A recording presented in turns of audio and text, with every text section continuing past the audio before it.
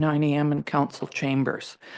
So first off, I need to have the special open meeting agenda approved, please. Councillor Bennett, Councillor Poderica, all in favor. Thank you. And the adoption of some minutes. The special open minutes from November the 15th, 2024 be adopted.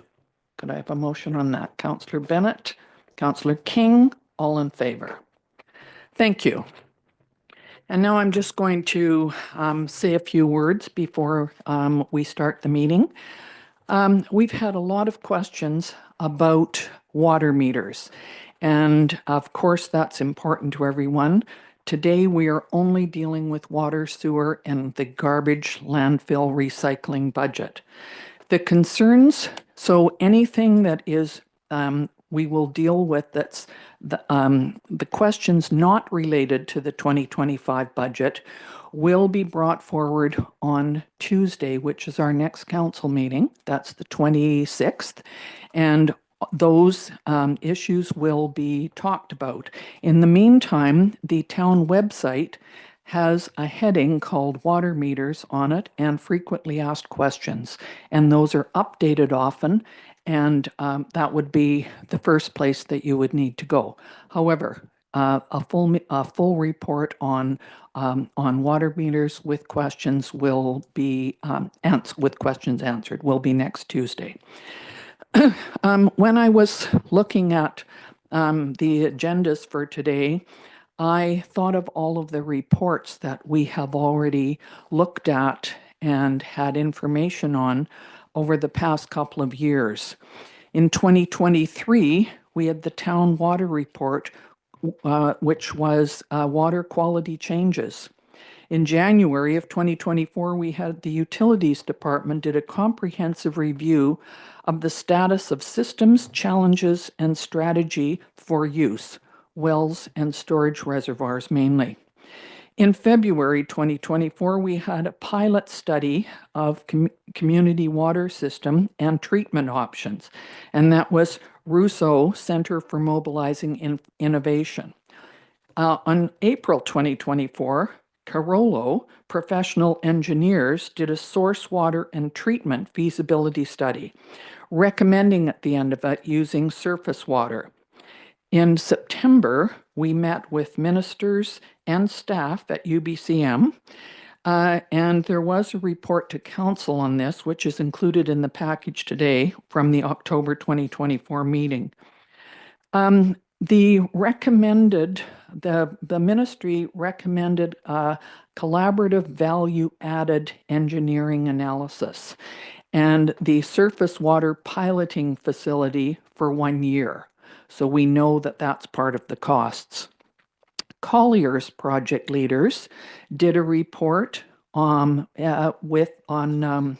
October the 22nd, 24. That was included in the council report. And they were working with True and using True Engineering, who have been with the town for quite a while. They have continued to look after the town's best interests, assisting administration in all projects and meetings.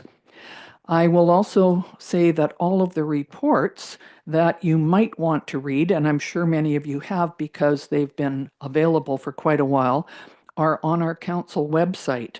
If you click under council, you will see reports and studies.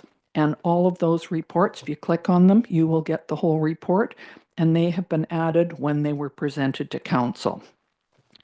So the other thing that we need to look at very carefully is asset management, and that means it's the sustainable service delivery, ongoing cycle of assess, plan, and delivery. And in Kelowna, when we were at a meeting not too long ago, a few of us, the Kelowna asset management person responsible for that on their director said, if you want more, it will cost more. And we certainly know that. Ashcroft, CAO, was also there talking about asset management. He said, taxes go up or service levels go down. So in the meantime, we are trying to cooperate. We are trying to coordinate things. And the bottom line is we are using all the information that we have working on ensuring safe, reliable drinking water. So that's just what I wanted to say at the beginning. And there will be lots more options for people to talk and respond today around the table. Correspondence, we have 7 pieces of written correspondence that that have been included in the package today. So we're now going to go down to new business, and I will turn over to the microphone to Director of Financial Services, Mr. Jim Zackel. Thank you. Thank you, Member Kordoff. So our 2025 to 2029 water operating budget is seeing an increase in user fees of $467,630. Operations increase is $218,844, which is a $34.06 increase to the user fee to the average single family resident. An increase of $3,016 for funding available for capital projects, which is an increase of 47 cents for an average single family dwelling. We also have the inflation adjustment for the Water Sustainability Fund, $215,770 is a $33.58 increase, and a new reserve fund established for fleet, utility fleet, and that's $30,000 and an annual cost of $4.67. So the actual overall annual increase for an average single family dwelling is $72.78. Our operating expenditures, not including transfers to reserves, have increased by $218,844. The water operating budget is $2,775,300. Wages comprised of $102,750 of that increase. We have an increase in administrative costs associated with the quarterly billing starting in 2025 of $35,000. Maintenance has increased by $73,544. Power is increased by $8,550. In our reserve funds in our 2025 to 2029 budget include annual contributions for the first one is Water Sustainability Fund. So $1,337,000 plus the inflation adjustment of $215,770 brings that total to $1,552,770. We've got our capital contingency fund of $100,000, our PSAB 3280 fund of $100,000, and the fleet reserve of $30,000. Under our water capital projects, our 2024 capital projects are being carried forward for 2025 for completion, include universal water metering, water service extension, 74th Avenue water main upsizing on Heron and Loon, Magnolia Place water replacement, floodworks, East Osuis Reservoir design, and the 340-402 booster station and 340 reservoir PRV. At this point in time, I'd like to ask council if you've got any questions regarding the operational increases. Is this a time for our CEO and our corporate officer to talk about some of these things, or would you prefer to go through this first? It's up to council. Are you referencing questions? Or are you referencing? I think some questions from the meeting last week, and some of the questions that were sent in on correspondence. Would that be? Certainly, I can. Mr. Zackel can. Go ahead, please. Sure. Yeah, between all of you, could we do that first? Look at the questions that were asked. Absolutely. Thank you. So one of the questions that come out of the responses was the inflation adjustment for the Water and Sewer Sustainability Fund, and how they were calculated. is we used the report that we received from True in 2023, the asset values. We added a 3% inflation factor to those numbers.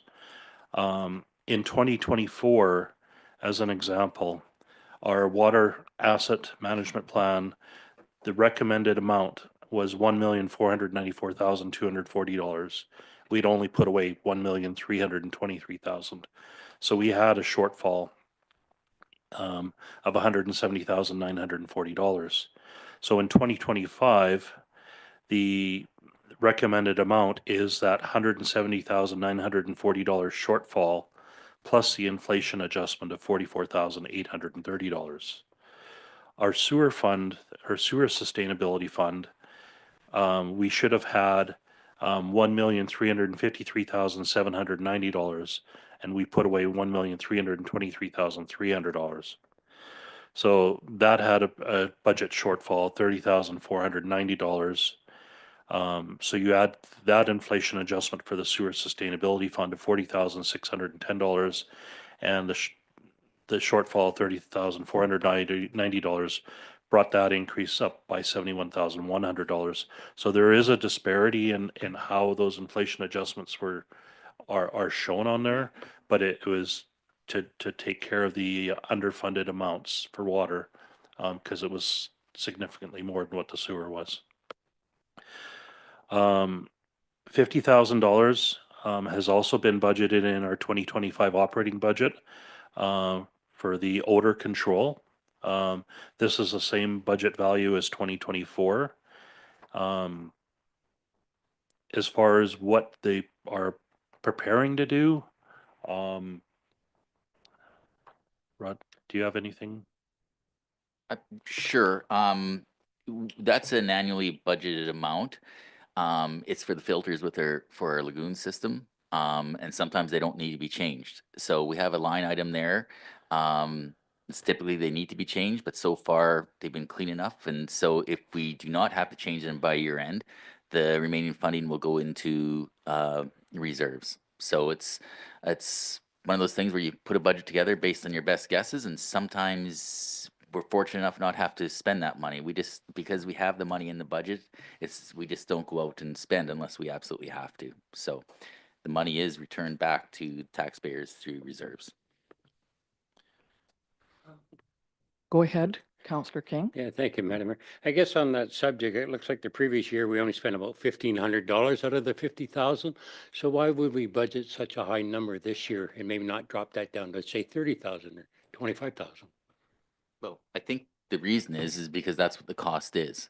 And so we can do various things. We can actually reduce things, and then when things occur, come to council for budget adjustment, just like what we did 2 months ago. We know that Sonora, the HVAC system was basically at the end of its life. If we didn't make a budget adjustment to adjust for the $25,000 improvements, there would have been no heat in that building at some point over the winter. So we can change our approach to go to that type of a situation where every time something arises that we come back to council. The carbon filters are something that does require changing. So if you reduce the amount, okay, we'll replace part of it, but then we'll be coming back to council. So that's council's direction. Could I just add on to that? And then the asset management plan, how often are these filters changed? So that wouldn't be part of the asset management plan because it's more of an operational expense. It's so it wouldn't be included in the asset management plan. But if Mr. Underwood would like to add additional detail. Normally, you only change the carbon in the carbon filters when you start smelling a breakthrough. So you basically wait till the carbon's consumed, and that will vary depending on lots of things, weather and temperature and so on and so forth. I would say, though, if they didn't get changed this year, it's more likely they will be changed this year, or last year, they'll be changed this year. Can I just add one more question then? All this money seems to go in one pool, and we never ever get a balance sheet. How many accounts do we have?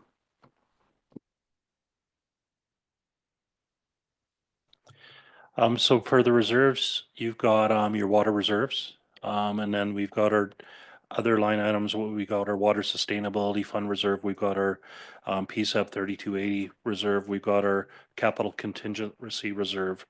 Those are all separate line item reserve funds.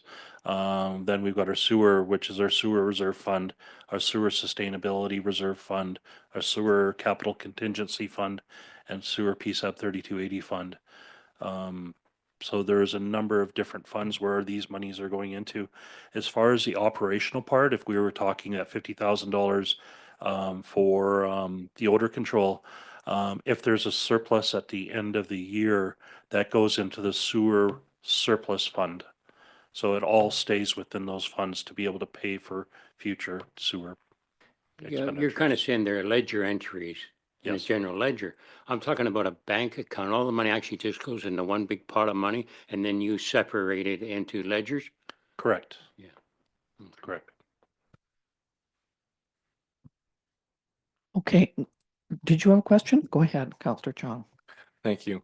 How much is it to change one of the filters, for example? You know, I don't have that exactly, so I'm not on operations, but many of them are different. Like the one at Main Lift Station is significant, whereas the Border Lift Station is quite minor, right? So a 1500 might be one of your small ones, whereas if we have to do Main Lift Station, which is in a public park, so they would definitely want to be able to change that immediately if you started smelling some sort of breakthrough. That one is probably the majority of the budget. And if we do not use, and if let's say it's, for example, this year where we do have a surplus in that in the 50,000, I know odor it's a hot topic with the lagoons and within the Tiverton Ridge community. Is there a thought process towards looking towards a proactive approach with smell reduction up there with this budget of the odor control? Yeah, we do have line items in future years in the budget to add more odor control enhancements. I guess that money could be repurposed to maybe move some of those initiatives forward sooner if it was forecasted to still have that same surplus. You could repurpose that money for the same purpose, but different project. Thank you. The next question, funding going into the capital contingency fund for $100,000 was set up in 2024 and will continue to be built annually. There's no increase, or there is no increase to that $100,000 contribution for 2025. So that reserve fund is continually projected to grow. At some point in time, council may determine the cap for that, but we're only at $100,000 right now. So I believe there will be a policy and a report coming forward for that. The other question, prior year's budget reports remain available on the town's website in the current budget package for 2024 to 2028. So anybody that needs to see those prior reports that gets referenced, that's where they are. Another gentleman had made a request on the water and sewer rates for metered usage. The water and sewer rates are going to be billed quarterly in 2025 based on a flat rate established by bylaw. The metering rates are going to be reviewed and the structure and escalation factors are going to be considered and updated in 2025. These recommendations will be coming back for council's consideration.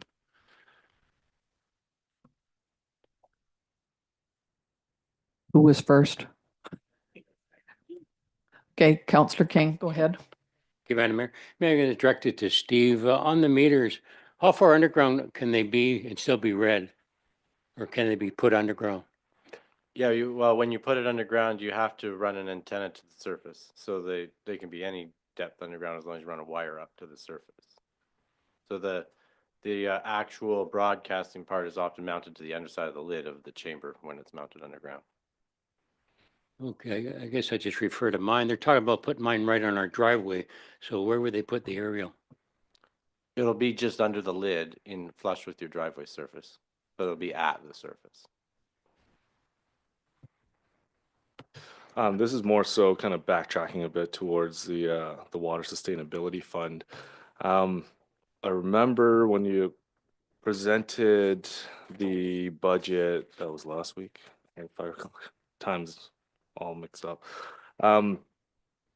Is there, I know there was a slide that said we'd have borrowing of 30 million, I believe. Is there considerations to some financial modeling? Let's say if we do decide to increase some of the sustainability funding, because my biggest concern with that much borrowing is debt servicing. Yep. And although we can borrow more money, the issue is now we will be feeling the pain for much longer, right? Have we looked at different models where if we were to increase, let's say, the sustainability fund by 20,000 or X amount, like do we know how much we would actually save in the future because we'd actually decrease our debt servicing by decreasing our borrowing amount? Okay. So for every $1 million of borrowing at 4.07%, which is the current MFA rate, it'll cost $519,221 in interest over a 20-year term. The cost to the taxpayer for that debt would be about $11.82. So we have about $30 million that we have for debt within our 2025 to 2029 budget. The majority of that is going towards the water treatment plant. But we've got one in 2026 for our well 10 implementation, which was $1 million and $1,038,730. So maximizing the use of reserve funds to lessen the impact in borrowing would save the municipality interest, but does limit the ability to save funds for eventually replacing aging infrastructure. An example here, by utilizing the existing reserve funding to pay for the well 10 implementation project of $1,038,730, we'd save $539,330 in interest over the 20 years. Plus, if the increase of $12.28 to the property owner was going into the sustainability fund rather than paying for debt, by the 20-year, the reserve fund would have had a balance of $2,120,150 or $53. The reserve of $1,038,730, if invested over 20 years at 3%, would have had a balance of $1,768,368 by year 20. So by year 20, there would be an additional $351,785 available in reserves. So utilizing reserves, if you have them, rather than borrowing, is definitely obtainable as long as you have that funding from the taxpayer going into there. So we get a far more benefit by utilizing it that way than we do by borrowing the money. So I have some more scenarios. The threshold of increasing our sustainability fund by an additional 10,000 or 25,000, we would never recover that $1 million payment. An increase of $50,000 per year at 3%. By year 2020 or by year 5, we've got $265,456. By year 10, we're at $573,000. That's an average, or an increase the average single family resident of $7.78, and it would take 30 years to replenish the reserve fund for that $1 million. At $75,000 per year, likewise, the increase to the average single family resident would be $11.67, and it would take 17 years to replenish it. Increasing the sustainability fund to $100,000, you would have the reserve fund paid back within 12 years. So quite significant utilizing the money that way and working it. So our reserve fund balances within our current 5-year financial plan, in 2028, we've only got $2.2 million left within the reserve fund. So there's a little bit of room where we could utilize reserve funds to pay for debt servicing, as long as we're putting money back in through the sustainability fund, so that we could look at a couple projects that way. Hope that answered your question. Go ahead, Councillor Poderica. Thank you, Richard, through you, Director Zackel. On page 50, where we have our our reserve balances, do we earn interest on those balances? Yes, we do. Okay, they just don't show. I'm just not showing it on that. Perfect, thank you.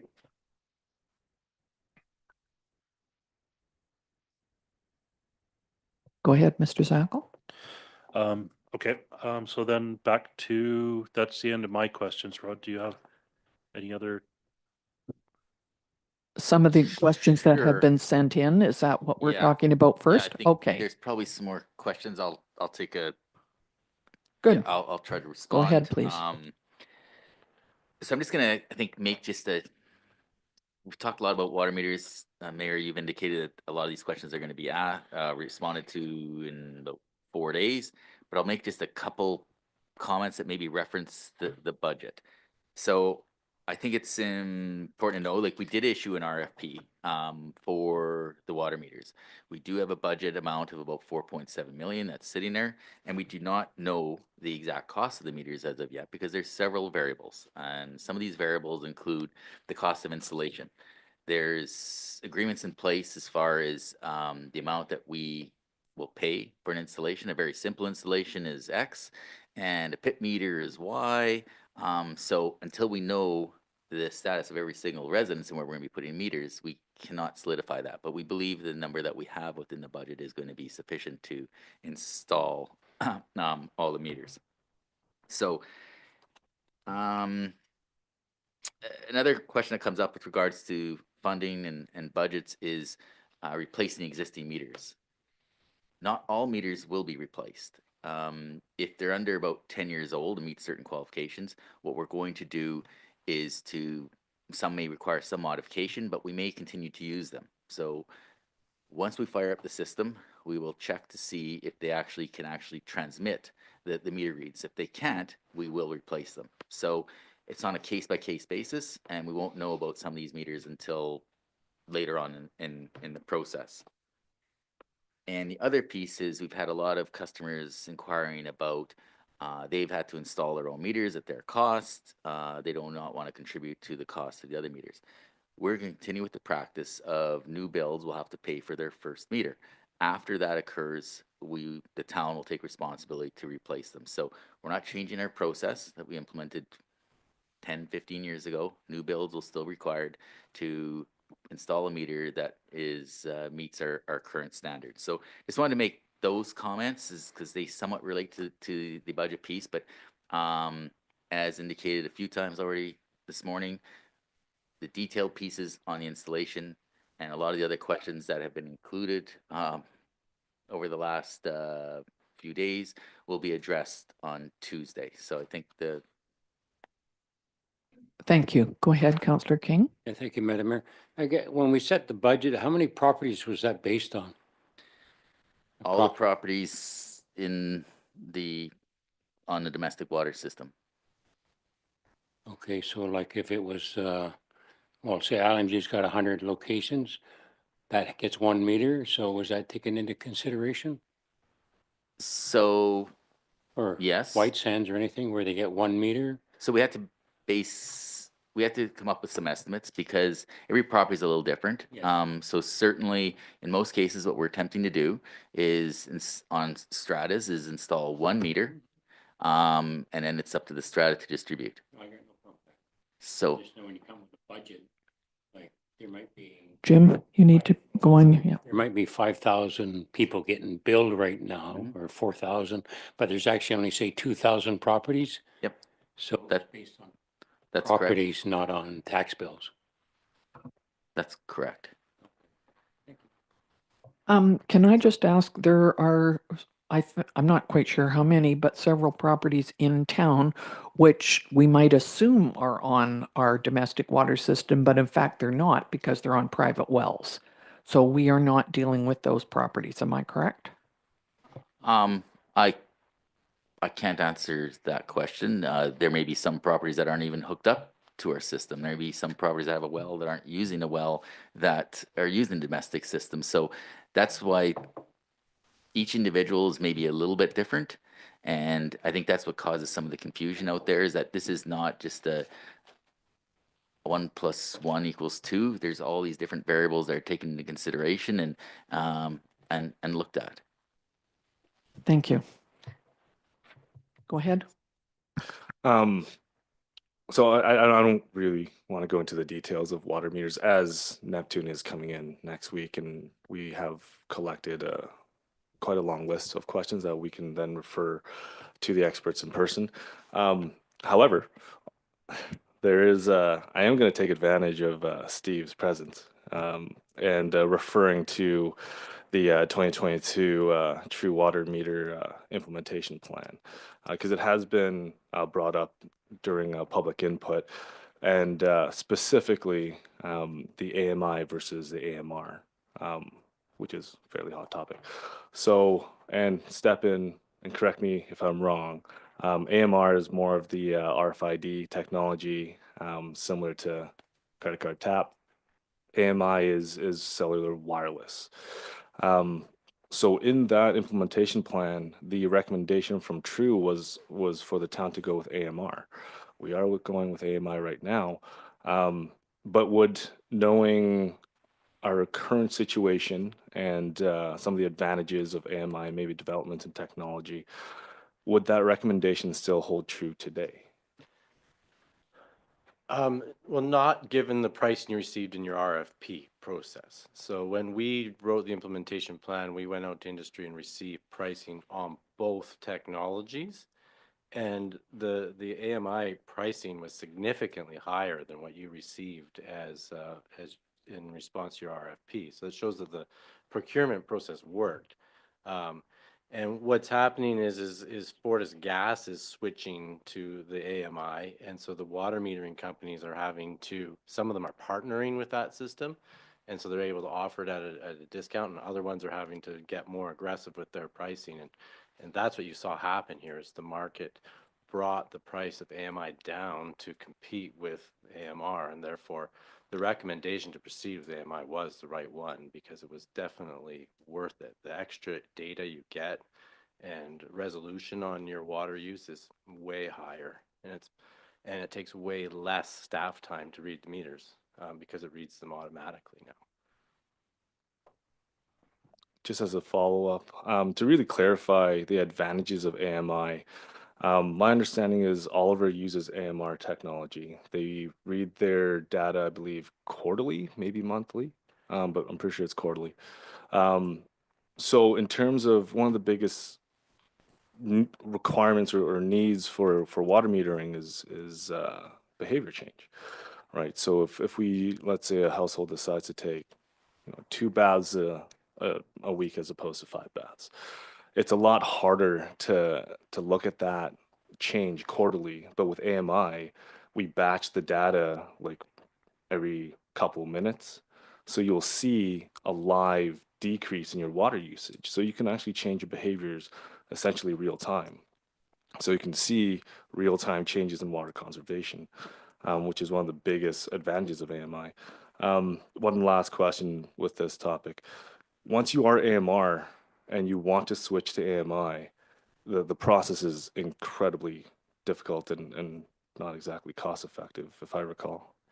Yeah, and all the different metering technologies are slightly different in manufacturers. So, that statement might not be true for, a different manufacturer. But yes, when you have what you're getting and it's broadcasting to basically towers, and the towers are taking the data to Public Works, it's all automatic. Oliver has to get their meter reader out, turn it all on, and then drive around town. So they have a drive-by system, and then they have to come back and check to see if they got all the reads. And if they didn't, they have to go try and get the ones that didn't come through for whatever reason, didn't wake up and send its read.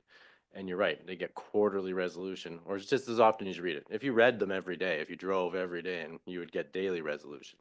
Whereas what we're getting, we could ask for hourly resolution or minutely, really, right? If you really wanted to just continually ping the data, you would be able to get it. And for purposes that I use it for, that's going to be amazing.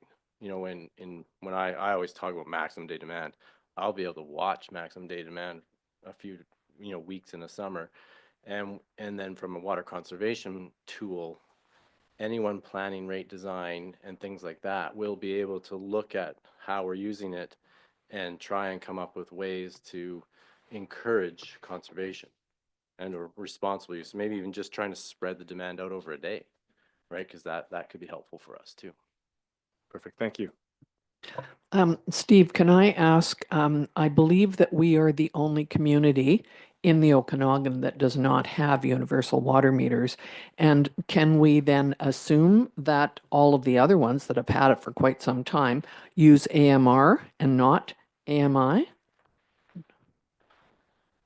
I can't say I'm the authority on that. I'm pretty sure we researched that in our implementation plan, but I don't have that memorized. I'm pretty sure Penticton is AMI, but a lot of the other ones are AMR. But yeah, I think as you move forward, you'll see everyone switch as this cost is coming down. If it stays this competitive, everyone will be switching when they switch out their meters. So it is a big change, and so that's on a 15 or 20-year rotation. But when that happens, the next round you'll see this, or what the newest technology is then, because who knows how technology will change. Thank you.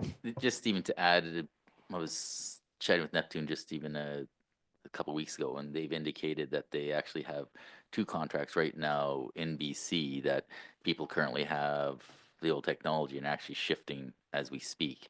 I think one of the other positives is because we are in the infancy stage as far as water meters, it makes sense to do it all at once. Otherwise, you're carrying 2 technologies. And so, yeah, maybe we're fortunate that we're so late out of the gate. Now's the time to do it, and say others are transitioning as we speak. Thank you. Go ahead, Councillor Chong. Not a question, just a statement.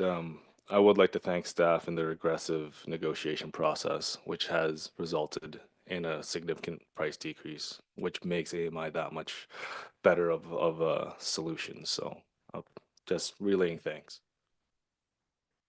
I appreciate that, and I know this was in working with our procurement officer on this project. This was, he's indicated, one of the most difficult, comprehensive negotiations that he's ever gone through. There's a lot of moving pieces, there's a lot of moving parts, and there was an incredible amount of work that went into this program. And I think you just got to emphasize again, there really is no choice to move to water meters. I mean, most jurisdictions have already gone there. I think there's 2 big carrots here. Number one is it enables us to qualify for grants into the future, which we desperately will need. And second of all, just good conservation measures can be implemented to conserve the most valuable resources we have on the planet, is the water, and we do not have enough. So, so thanks for those comments. Can I just jump in and say that last Friday I was at a collaborative leadership table where we signed, all of us in the Okanagan and the Similkameen, signed that we would work together to protect water in the Okanagan and the Similkameen.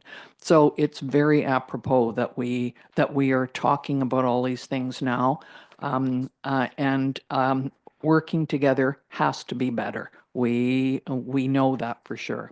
So just wanted to throw that in there. Thanks. That's one more question. Go ahead, Thank you. Councillor King. Maybe you know, Steve, on these cell or reading these kind of from the office per se, do we have enough bandwidth to handle like a couple thousand coming in? Yeah, the towers that they're putting up have the ability to read them all instantly. Well, we haven't passed the towers yet, so what if we said no to them? What happens? No, the towers are up. Okay, but I see in the budget for sewer, there's more towers. Or there's something else, CCTVs, Yeah, no, 140,000 each. yeah, that's different. That's That's not different? towers. Yeah. Yep. Go ahead, Mr. Okay. Risling. Yeah, I think there were a few additional comments that we can provide some responses to. Some kind of generalizing statements, just some of them are statements, some of them are questions, and a couple of them were asked in different places. So I'll try to formulate, I guess, some thoughts to address various comments that have been received here over the past week or so. Just regarding the water plant itself, the town issued an RFP for the water engineering, water plant engineering. Carrillo Engineer was awarded that contract. And I think it's important for people to know because there's a lot of criticism as far as like how things are being done. They are an engineering firm that is known across North America for their specialization in water plants. We've also have Colliers assisting us with the project management. They have people on their team that have expertise in water plants. And of course, True Engineering. They've been with the town for a long, long time, have an incredible amount of expertise with regards to how our system operates. And everyone is working together to deliver the best possible outcome for the community. I think it's also important to note that we're also in discussions with Interior Health. We're also in discussions with Municipal Affairs, and we're also in discussions with the Water, Land, and Resource Ministry with regards to our project. I can't understate how important that is. We keep them updated on where we're at. We get feedback from them. They've done a lot of this type of stuff, and so we're also utilizing their expertise to assist us in the project. So we meet with them regularly, providing them updates. Obviously, it's important to have that relationship. Two reasons. Number one is they do have some expertise that they can bring to the table, and second of all, it's important to cooperate with these ministries. They're the ones that have the money, and I can't emphasize enough. There's been a ton of effort that's gone into building those relationships over the last 2 years, and we have seen success already, but we're hoping for more, and we're going to continue to work collaboratively with our partners within the various provincial ministries. Transparency is important to administration, I think council. This project should have started a decade ago, maybe 15 years ago. Reports as early as 2007 have identified some issues. Unfortunately, things were not done to rectify where we're at today. But would have, I mean, that's in the rearview mirror. You know, it would have had water now. The cost would have been 50 to 100% less because of COVID has increased costs, but it is where we're at. And the speed that we're going right now is incredible. Again, this should have been planned over several years, but we know the urgency of getting water to our residents. So we are moving extremely fast. And in the planning world, maybe it doesn't appear fast on the outside, but it is incredibly fast for a project of this magnitude. As Mayor, you've indicated that we have provided several updates. Colliers was here only a month or two ago and provided some updates, and there have been some changes within the numbers, not completely, and they're a little almost misleading. There's the contingencies built into it that are a little bit different than before, but I think what we're trying to do is be as transparent as possible. And in reality, if we were doing this project over a time frame that would be more reasonable, we'd probably only come forward to council once every 2 years. So you wouldn't see all these changes all the time, at least from the public's perspective. Again, we're moving so fast and attempting to be transparent, and we're being transparent, providing the newest information that we have or building in additional contingencies or that type of thing. It seems to sometimes backfire. Again, if we were doing this as a normal process, updates would come less regularly, but we'd have a lot more solid information to provide. But we've chosen to do the opposite and provide information as soon as we know it. And as soon as we do that, there's a possibility that can change along the way. Every day, people are working on this project and different scenarios and information comes available. So are things going to continue to change over the next year or two? Absolutely. As we get the piloting study is being conducted as we speak with regards to the groundwater, and another RFP is going to be awarded within a few more days to do a year-long project on the lake water, and things are going to change. And again, but we are committed to providing you and the community with their most up-to-date information as regularly as possible, if it's good or bad. Thank you very much for saying all of that. I think that's really important, and we all need to remember that that is sort of our job and our staff's job to make sure that we are bringing things when we know it, and certainly appreciate the fact that we're doing it quickly and things may have to change for sure. Thank you. Thank you. Just to add on to Mr. Risling's comments, the issue of transparency has been a large one, rightfully so, right? So, again, Steve, if you want to jump in whenever I get something wrong, that'd be fantastic. Essentially, with the water treatment plant, it's a huge moving target. I'm going to start with essentially what is seen as a cost escalation from our initial water treatment plant estimate of about, I believe it was 55 million, and now it's about 81 million. To really clarify, the update that was in October, with the update report that was presented by Carrillo and also our staff, there is a breakdown of all the numbers. And numbers are by definition fact. So this is what we need to work with. And when you look at all the contingencies, when you add them all up, that's about $20 million in contingency. And what contingency really is we don't have enough data to say that this is going to cost this much, but we believe from historical projects and other knowledge from industry leaders like Carrillo, which have 1,400 staff, and Carrillo as well. No, Carrillo and Colliers. There's a certain process with regards with cost estimations, right? And then this process is industry standard. It was determined by the Association for Advancement of Cost Engineering. These aren't just numbers that we've made up. So currently we're at a cost estimate classification of 4. So there's 5 of these classes, 5 being the most inaccurate and 1 being the most accurate. So at 4, the allowable kind of wiggle room would be minus 15% or plus 30% of what the cost estimate is. Now, the caveat is that that doesn't include the appropriate contingency. So right now we fall well within the range of a class 4 as cost estimate, classification. But we just don't have enough information, which is why in the update there are additional budget lines for geotechnical studies, sampling, piloting services, etc. And this gives us the data we need to build this plant correctly, because we get one shot at this. So we need to do it correctly. And with that said, there is a method to the madness, and these projects have been done and built multiple times over municipalities with different sizes.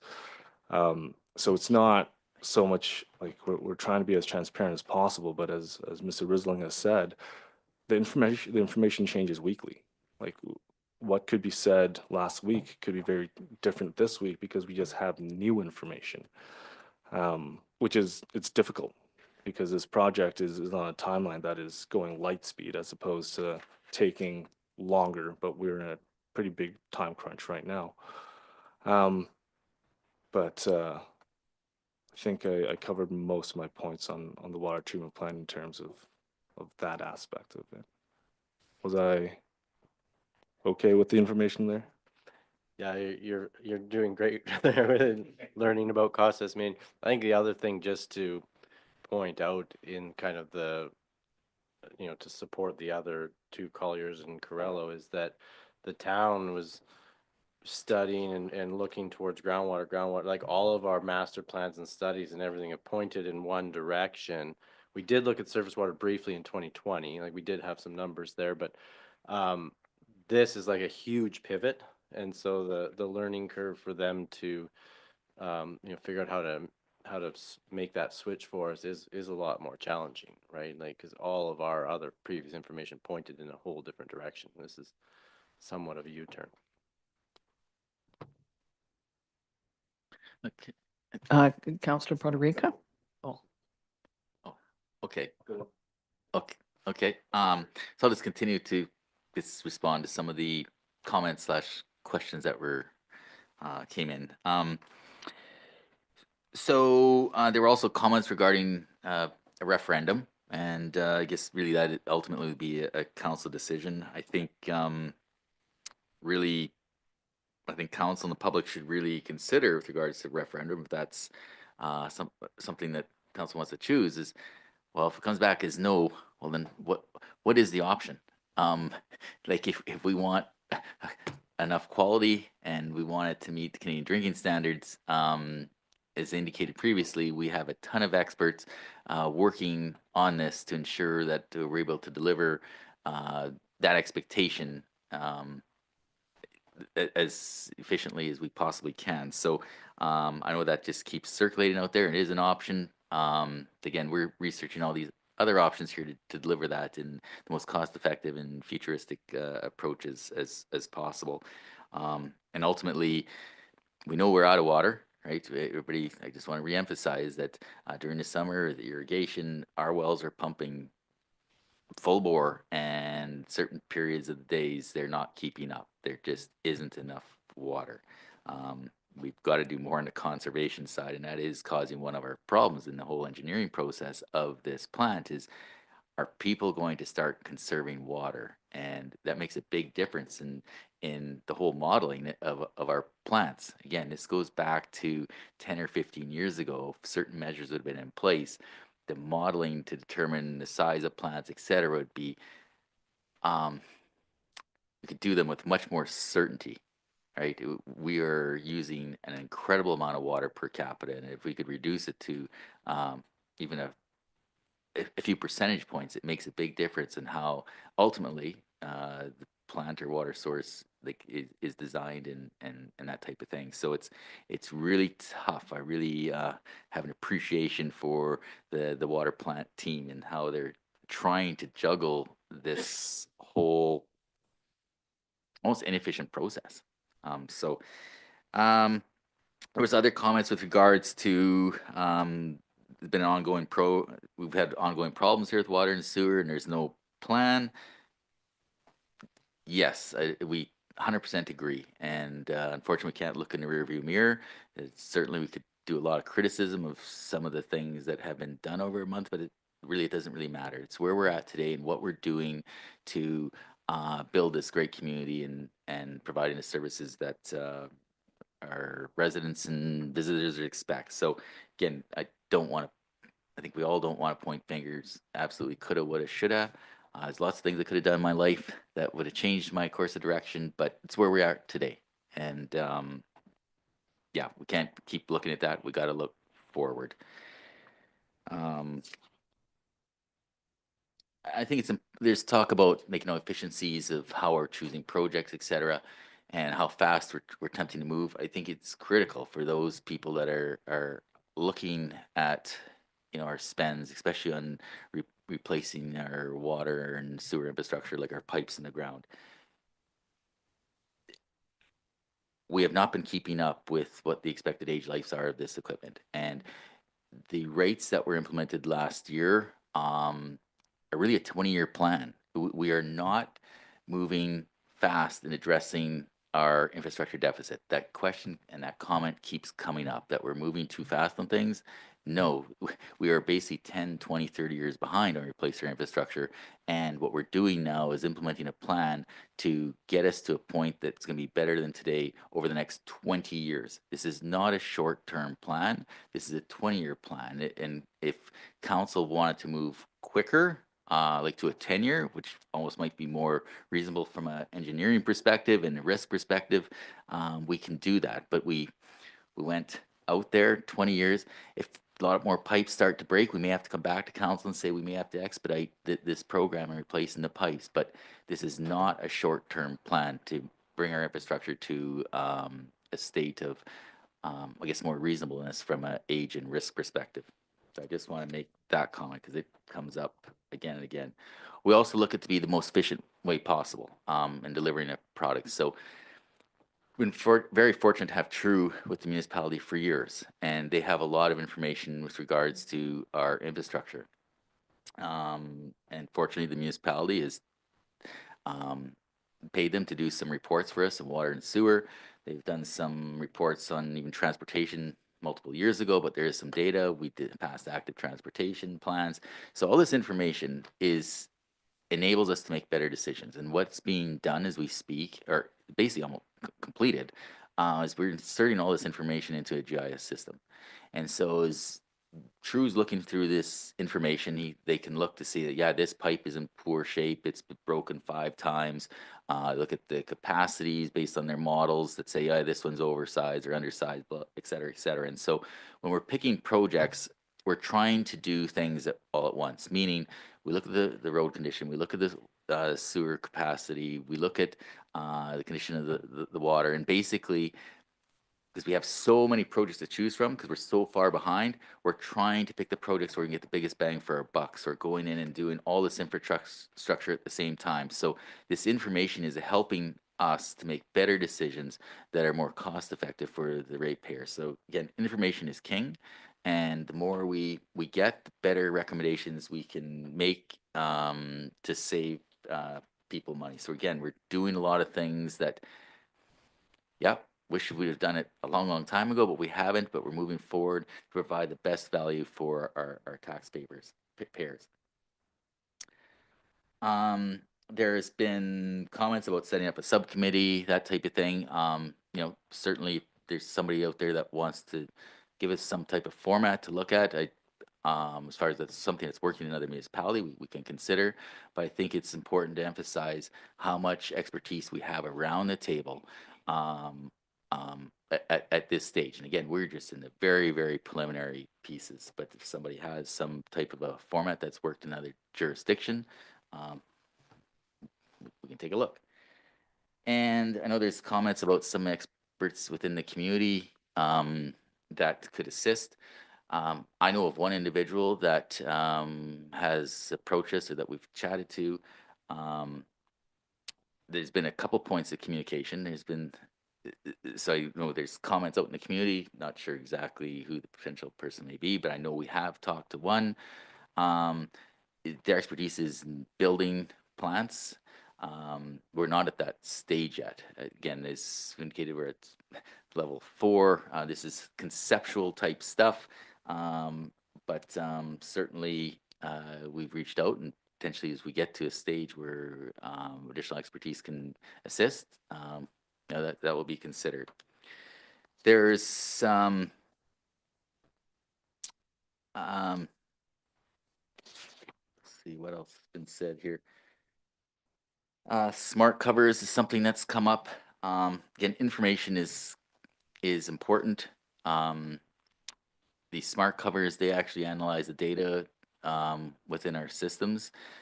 True does their best. They did, and definitely I'll get Steve to contribute here, but this technology enables us to make better decision making. It tracks how much flows, and so rather than replacing a pipe, maybe we can save money and reline it. That's the whole intent here, is to make the most cost-effective decision.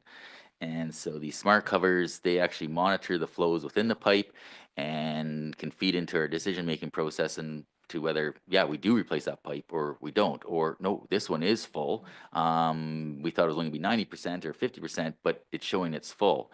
I mean, True Engineering, and definitely Steve, you can contribute to this, but they base it on engineering criteria, like models.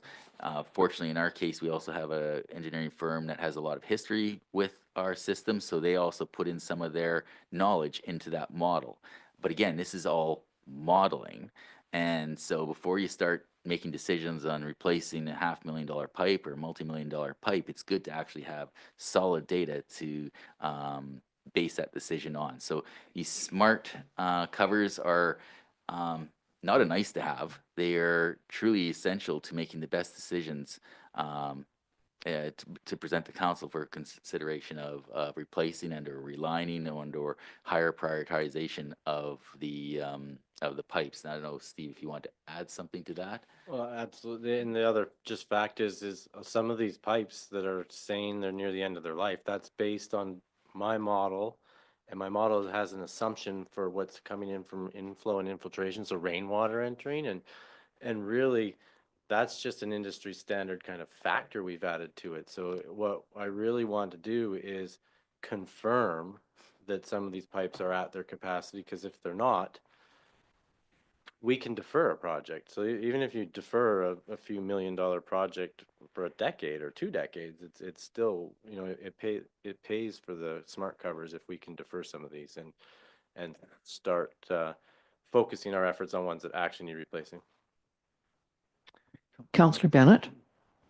Thank you, Madam Mayor. Steve, also, if we don't have those smart meters, we're gonna be bringing in people, engineering firms that could come in with trucks, and they're gonna go in and have to measure and check those out every 2 or 3 years anyway. So that's an extra cost to the town that, you see the engineering trucks around that put their stuff down in there to measure the flowing. Yeah, you know, frankly, what we have right now is we're blind, right? And we only know what comes to our lift station. So we have lift station data, so we know how often the total lift station catchment or how much is flowing there. But even at every lift station, the sewer mains tee away right away, and so I don't know what percent is coming from each side. I have really good estimates because we have good models that are running, and we do trust them. But the last thing I want to do is tell you, you have to replace that pipe right now to the tune of $4 million when it's not actually at capacity yet. So I do want to field confirm some of these large pipes that are at capacity before like they are in your current capital plan to be or upsized, like they're in the capital plan, but that I'm trying to the smart covers in front of that to say maybe we can defer one because they're not there yet. So Steve, can I just ask, I know that we're looking at a report on smart covers further along. How many, if we were to, I mean, I know we can't afford to do it, but how many smart covers would we need in this community to deal with this issue? Is it 5? Is it 500? Well, you know, more data is better than no data, right? And so last year I had recommended you purchase 3 smart covers. That is my recommendation, because I wanted to deploy them in 3 different spots, get the data, and then move them. They're movable, right? Like we can study an area and then move it to another area. And so this year I've come back to you with just 1. It's almost a plead. It's like I do want to like go to the area that, you know, is literally in the budget for say next year, you know, being triggered based on undersized pipe, and confirm it, because if I can come back to you at this time next year and say, no, turns out it wasn't, it's only at 75%, whereas my model had it at 100, that means we got some more years and some more growth. Thank you. I'm sure we'll go through the report later, but I mean, we're at this point, so why not? As you said in the request, it's only 1 meter, but when you compare the cost of, or not 1 meter, one smart cover, but if you compare the cost in this year's report, there's a discrepancy, right? So what else is included? It's because it's not just smart meters. Yeah, so the other key piece of data that we're missing for Osoyoos is rainfall data. The data we receive from Environment Canada is Penticton's rainfall data. Trying to correlate rainfall data with sewer flow needs real time. Like I need to know when it rained in Osoyoos. You know, ideally I'd have 2 rain gauges, one on east and one on west, right? Because it does actually rain that. And so what I'm trying to do with this data is correlate rainfall data with sewer flows, as well as, you know, population, you know, with sewer flows. So even water, this AMI data is going to be amazing too, because I'm going to correlate it with sewer flows. Like when we start feeding that data into these models, the models will get that much better, and the models are all set up to be able to take it. So as soon as we have it, we'll start feeding it in. But the rainfall data is a key assumption we're making. We're just using an industry published standard that says, here's how many hectares of land is in that lift station's catchment area. Therefore, that's how much rainwater is coming in. Some places are way better than others, and And we tested, when we built the Cottonwood Interceptor along Hotel Row, Public Works was certain there was inflow there, and we tested every hotel's connection for their roof leaders and their parquet leaders, and none of them were connected to the sewer. And so, but like, that was it. As I was told, this is the worst inflow, this is the worst inflow. It wasn't. But that means it's somewhere else, right? They know it's on the east side, but we just don't know where. A brief follow-up. I'm sure there's been many a time many of our residents have been driving from Penticton to Suias. It's coming down hard in Penticton. Come down to Suias. It's a magical barrier, bone dry, right? So the key with everything is as Steve said, data resolution and data quantity. We can't make informed decisions without information. And the smart cover singular and weather station allows us to be even more certain with our decision making, with the timelines of asset replacement and things like that. Which for this for this relatively nominal cost, we are looking at significant cost savings to the taxpayer. Potential, yeah, and or Potential. at least focusing our money in the right spot. Because I might have said my model's saying this pipe is your the most one at capacity, whereas actuality it could be a different one in a different part of town that I've maybe put in the budget 3 years from now. We might discover through using smart covers that we should reverse the order of those because one's more critical now. And really, we don't know that. All we could do is go open the manholes and see if there's a water line in the manhole, which means it's surcharged up. But that would require a works guy to go out and manually just open all the manholes, and that just doesn't happen on a normal basis. So can I ask, the weather station you're referring to is the one over in Kinsman Park, correct? We need Or do you have we need a new weather station with a rain gauge data that's in the smart covers estimate, so that's connected to real-time acquisition. Jim's laughing because when I was first elected to council in 2011, I asked for a new weather station. We tried everything. We went down to the border to see if we could use that information that they had, but it was on, federal government land and we couldn't. And it ended up that it was going to cost way too much. And they all said, sorry, Sue, you can't have it. And I've been asking for 15 years. So The other thing is stormwater design. Right now, we are again designing from the Penticton rain gauge. That's what we use. So we're interpolating rain in Penticton out into climate change, whereas we're not using Suias rain data because we don't have it. And all we have is anecdotes as how much came down on the, when that flash flood came in July, but we don't have solid data. So what we want to do is start gathering it, and so we can even do better in your stormwater planning. So it might make a difference that we've got a ton of sand here, and so the water disappears pretty quickly. Does that make a difference when it hits the Absolutely, yeah. ground? So what are a lot of the problem is in several lower mainland places is really roof leaders are connected to the sewer line, because number one, in the past they did that, or number two, there was a puddle there because it rains so much, whereas here you are lucky. Most people can spill it out on their lawn and it just goes away, and or you wait an hour and then it's gone, right? So most people haven't connected anything to the sewers, but we need to use these tools to try and find those so that we can seek them out and disconnect them. Sure. Did you have something else? Go I've ahead. got more. If there's more questions. So I think it just emphasizes how important data is, and yet we're just doing catch up. It's catch up, and we're doing our best to provide the best value for our customers based on the situation we are today. There was comments with regards to implementing parcel taxes rather than going in and say paving a street or that type of thing. Be nice, but it's basically illegal. So basically, there's comments that say that let's go into an area that if we're going to pave the street, let's make those properties pay for that paving. You cannot do that under parcel tax. A parcel tax is at council's discretion. We do have a parcel tax.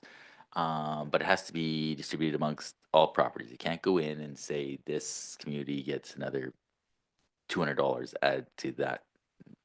That's for that street. There's local improvements that's a whole different process, which includes petitioning, and projects can be voted down. So there's that parcel tax idea is not really available to ask. I think the question was specifically with Harbor Key, make those people pay for the road repairs if they want to. Absolutely. If somebody came to us and wanted a street repaired and they were going to pay for it, I think we put it into high priority and get it done if they're paying for it. And fortunately, I've never heard of that in my career, but I'd sure love that to happen. Let's see here. And let's talk about ensure there's needs, not wants. I think as we just keep talking about the items here and in more detail, I'm hoping the public realizes that the things that are put into the budget are not wants, they are needs. There's multiple reasons as to what's included in a budget. If we include all the wants, I can assure you they'd be substantially more. And so yeah, these are needs, not wants.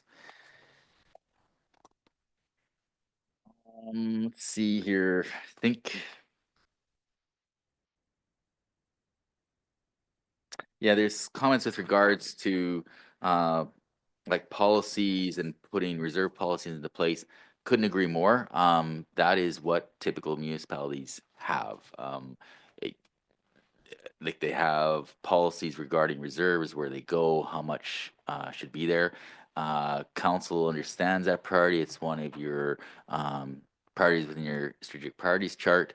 There's a ton of work to do with regards to asset management. It is a cultural change that organization undergoes that if they take this program seriously, which is needed. So there are definitely policies that are required. There's planning that's required, and again, it's in council strategic priorities. And yeah, so I think that was a good comment. Again, it certainly would have been good if it was done before, so we'd have some direction. We really are building the plane as it's flying.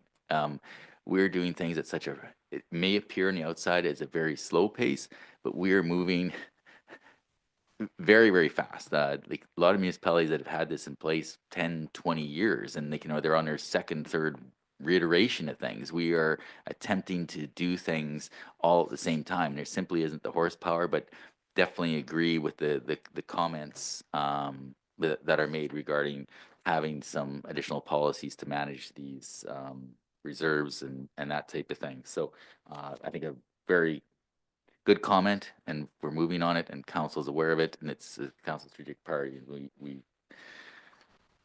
We will move on those types of things. Can I just throw in too that asset management is looking at all the assets in a town, and that includes some, streets, sidewalks, lights, but half the assets at least are underground and we can't see those. So they're harder to manage, which is why we have to do the water meters and the smart covers and all those, because that allows us to have better information below the ground. And that's, I remember hearing that years ago from some people that were talking about asset management when it was sort of fairly new. It is now mandated that we do asset management. We can't not do it. So thanks. Yeah, thank you, Your Worship. And yeah, and I think we've got good asset management plans in now in our utilities, water and sewer, not our ag system, but our domestic system we do. We do need to do additional work on our transportation. That is a very costly asset as well. That includes roads, sidewalks, streetlights, catch basins. That is going to be a big number as well. We are hoping to present a report. It might even occur next Tuesday. We've done some work on buildings. Council had an update a few months ago regarding and that we've started that on some of the buildings. So we're going to present that to council hopefully next week. I'm just giving you a status of a majority of our buildings. So this all helps in decision making. It's not a scare tactic. It's factual. It's a proven methodology. It's a required methodology, and ultimately, it's council decision on what they want to do. But again, it's about information. It's about transparency.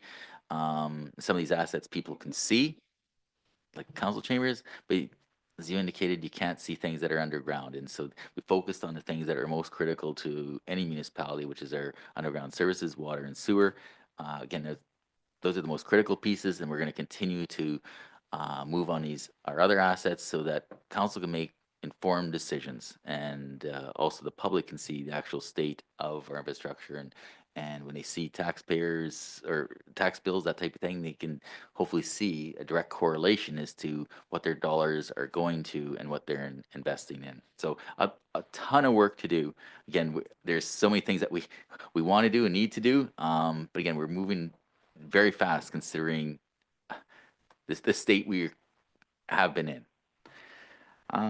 Some other comments.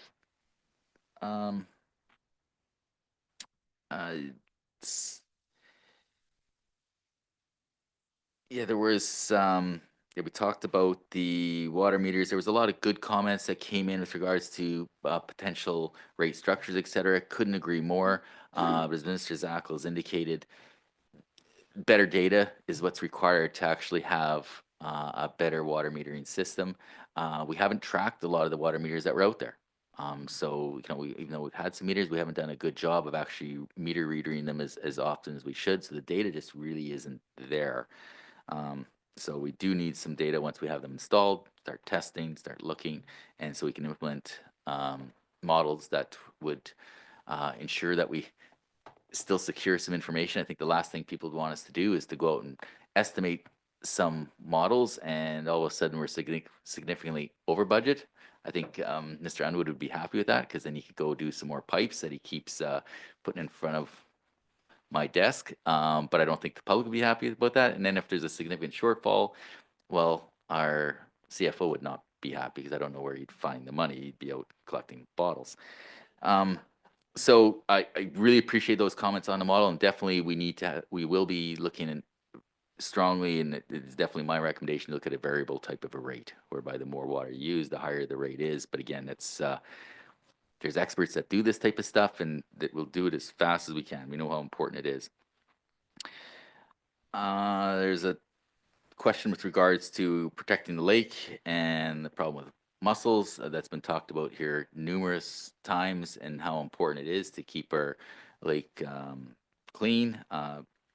So there was a comment here with regards to actually lobbying the federal government for more resources here, and I just want to indicate that this council did make a motion and a few months ago that went to the federal and provincial governments on ensuring that they continue to support and actually enhance the program to protect our lakes. And I know, Madam Mayor, you talk about that quite regularly in your updates, and it is critical, and we are concerned from an administrative perspective on especially if we're going to lake water, and so we're aware, and I think it's a good comment from the individual. There's also comment with regards to short-term rentals, potentially changing fee structures.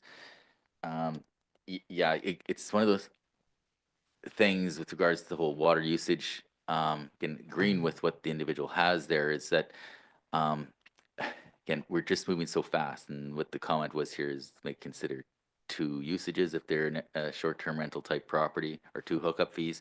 Well, I think the council knows we're hoping to have a report from our consultants, Urban Systems, to help guide us through how we're going to implement a STR program.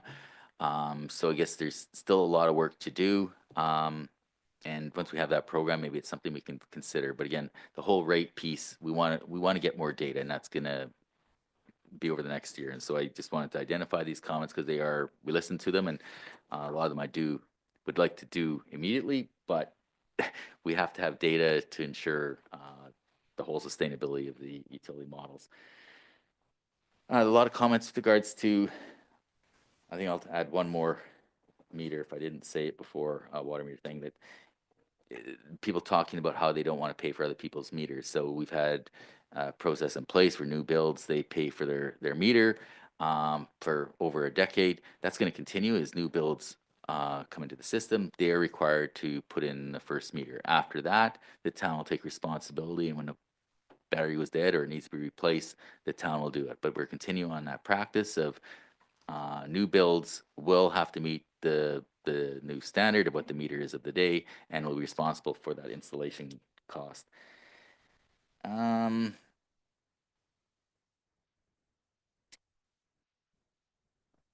Go ahead. Thank you. I know it has been mentioned a few times already that it's a requirement for a meter to be installed for occupancy. This was before my time. I think I had just graduated high school when this bylaw was maybe passed. So just some insight.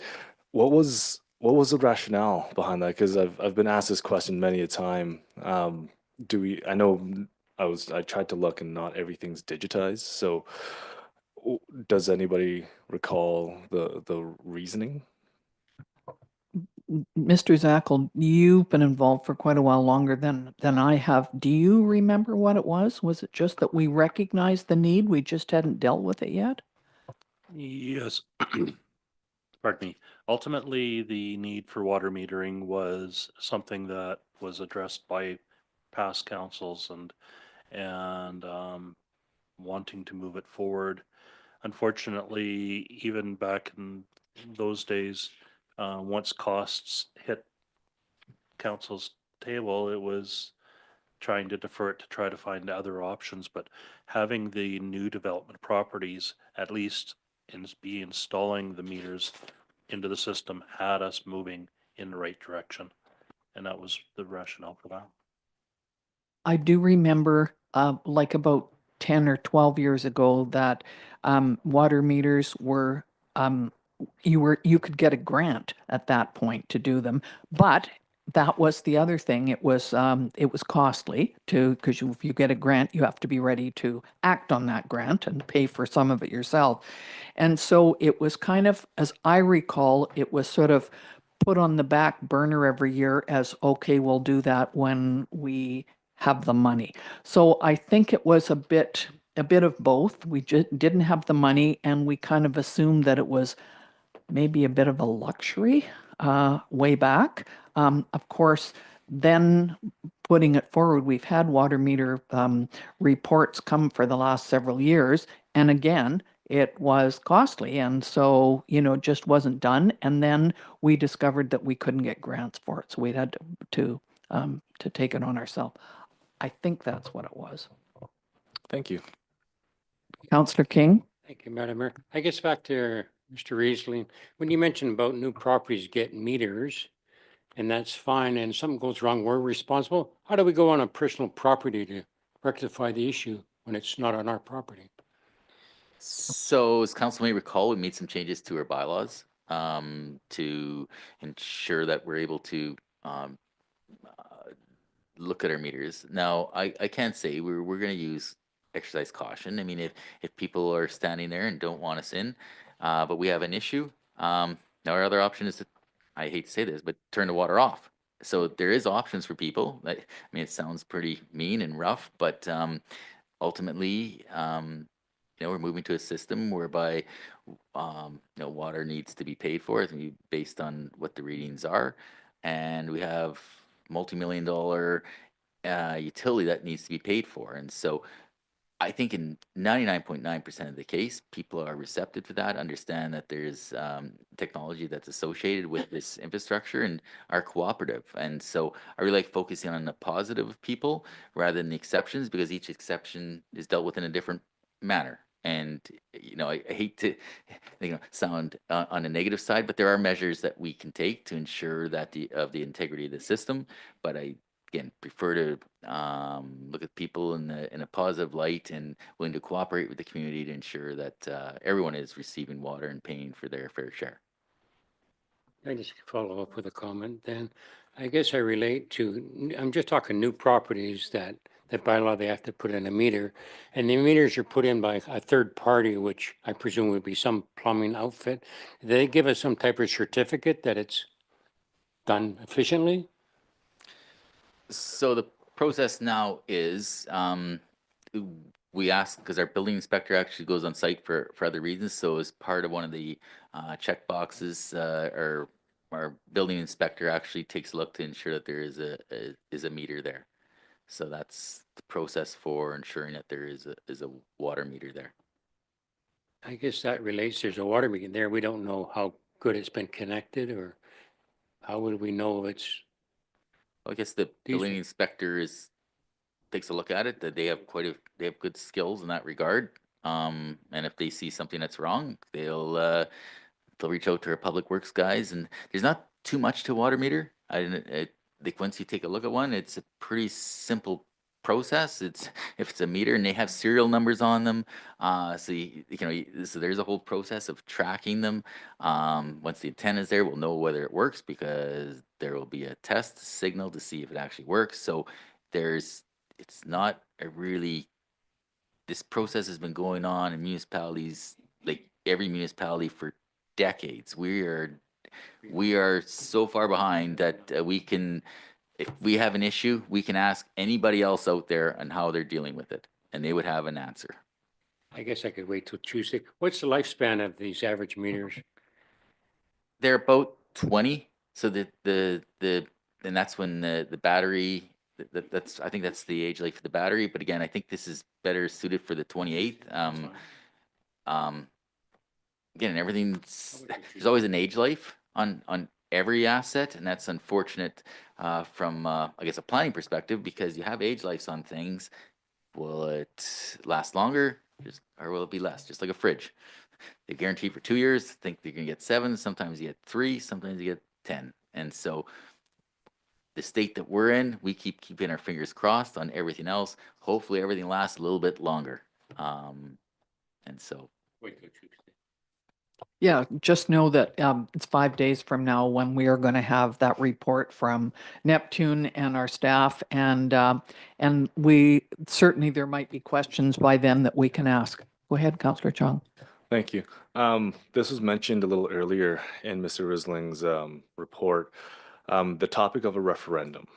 So really, with a referendum, there's 2 options, either yes or no. So in the case where, let's say we go with a referendum decision-making process and it's voted down, my understanding is we do have a water license, and there are like legal mandates for us to supply water. What would happen then? Well, I think what would happen is, one of the things that we've been doing is really working with Interior Health and talking about our progress in moving forward. And I think everybody knows that our water quality is not fantastic. And we also know that the quality of water has been deteriorating over the last couple of years, especially with associated with a couple of wells. So hopefully that's deterioration stops, but it is on a projectile that's getting worse and worse and worse.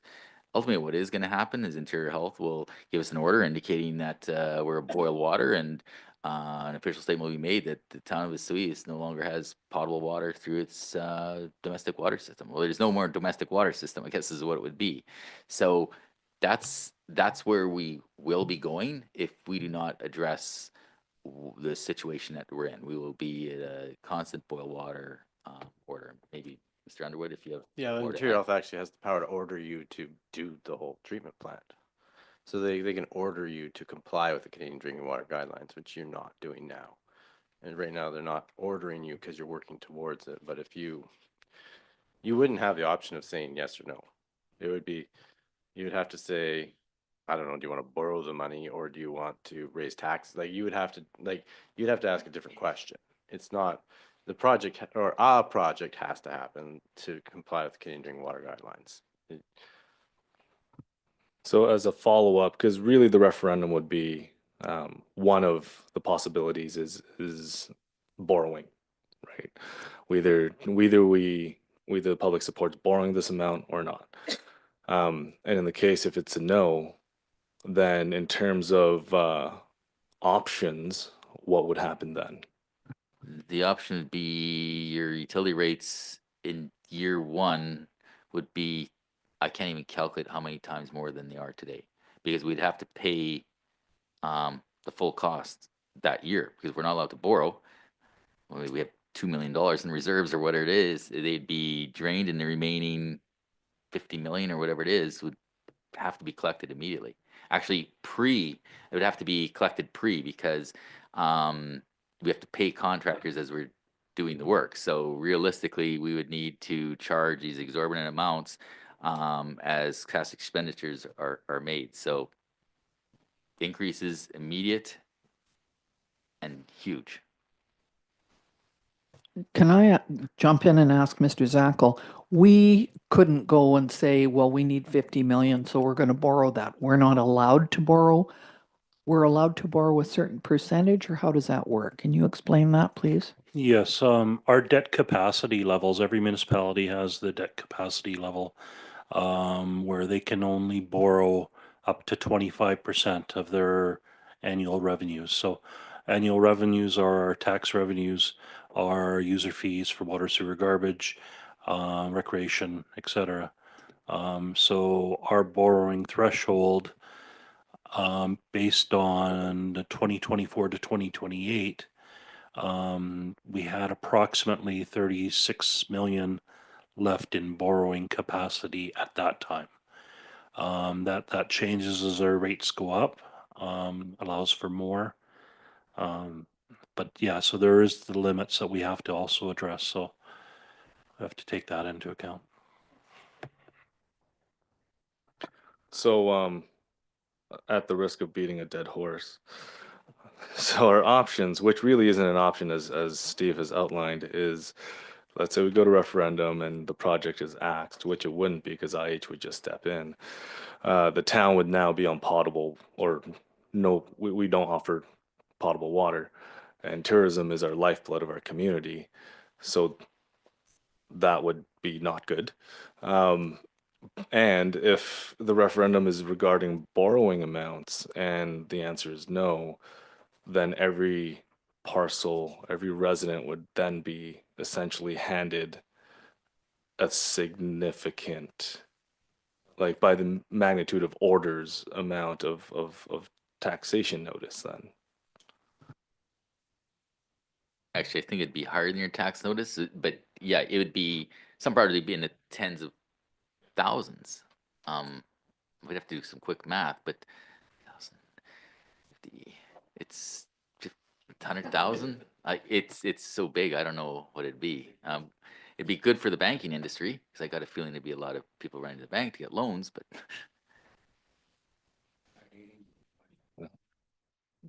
Thank you. So, Steve, can I ask, I do know that at the regional district table, we're talking about several water systems that the regional district has to run. And so, and some of the things, the amounts are not disclosed because it's in camera. But, you know, is there not, can we not just say that if it's water issues, you don't have the option of going to a referendum? I thought that was that on water issues, you Yeah. can't do that. Am I correct? Well, that's almost, I think, a question for Jim. My understanding is the way that your structure works with when you took over the solid system, that you don't have to go for public permission for borrowing for water projects. Like, so this referendum, it's not required to borrow for water. Like so the town doesn't have to do that.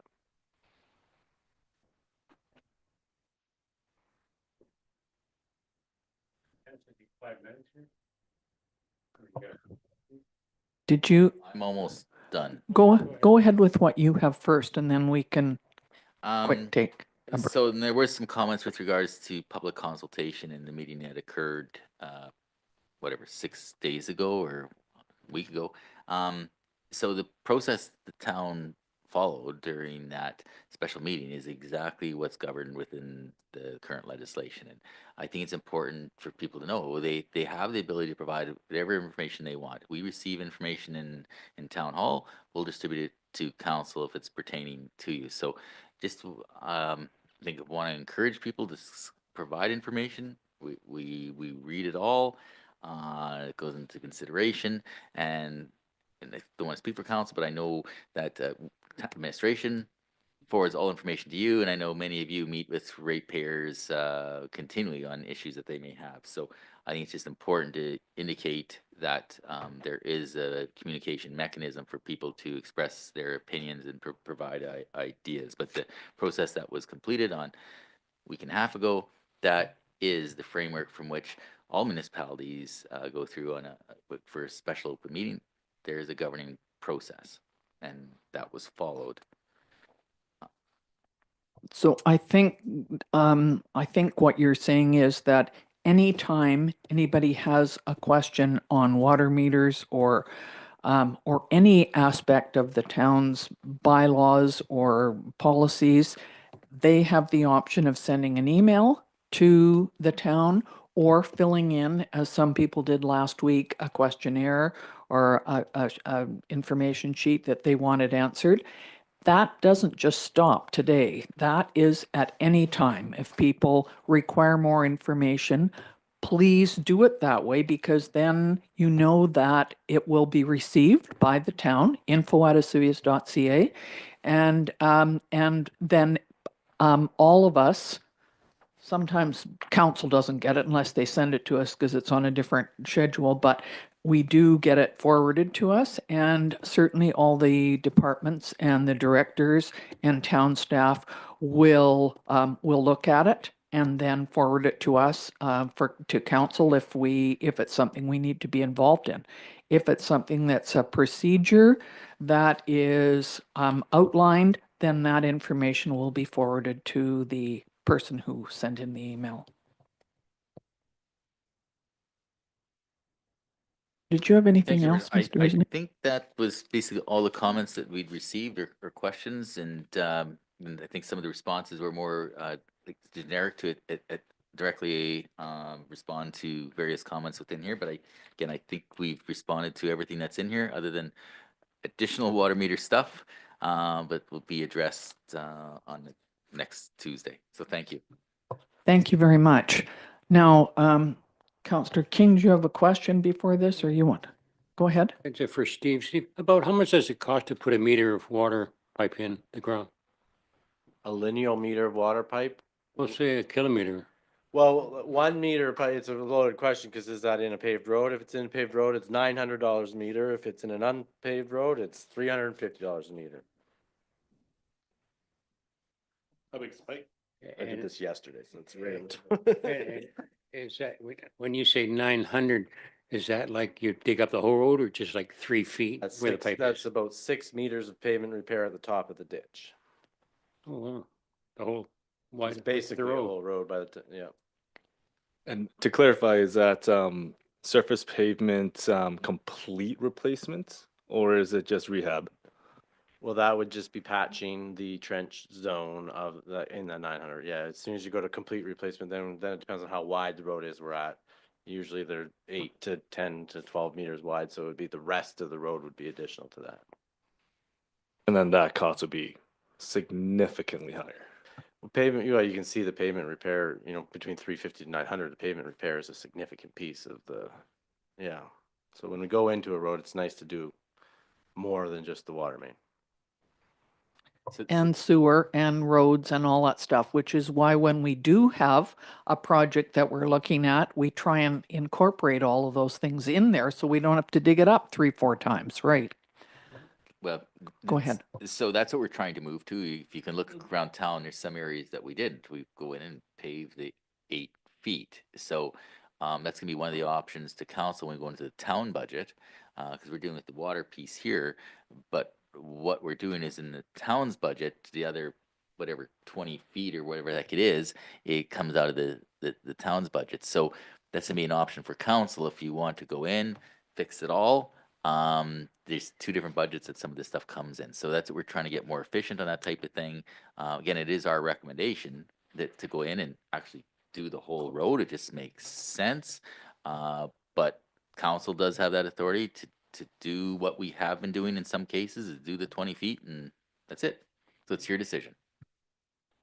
Thank you. Now, it was mentioned that could we take a recess, and how do we officially do that? We'll vote on a recess, and then is it a specific time, like 5 minutes? Is that, Councillor King, what you had in mind? Did you have that in mind? You're younger. I just had before we end, I just had one last thing to mention too. Is we've I think the underlying theme here is speed. We're going through these projects very quickly, especially the water treatment plant. And one of the questions that's come up is why are we proceeding so quickly? My background is in health, so I did my own research, mostly from Health Canada, and there are studies that show that high levels of manganese consumption, either through food or water, there are very real mental physical effects. And one of the studies I do want to highlight, they assess children ages 6 to 13 who have been exposed, chronically exposed to higher levels of manganese. And they, on the highest level of manganese, they've seen a difference in 6.2 IQ points. They've seen differences in reasoning, in cognitive impairments, behavior issues. Like these aren't, it's not just brown water. It's not just brown water. There are very real health implications. So every year does count. And I want to end off with that before our break, because it kind of just brings context to why we're doing what we're doing. And that is to take care of our community and ensure the health and safety of our residents. So let's take a break. Thank you very much. You're the expert on that, so we appreciate your comments. So could we have a motion, please, to recess for 5 minutes? Councillor King, Councillor Chong, all in favor. Thank you.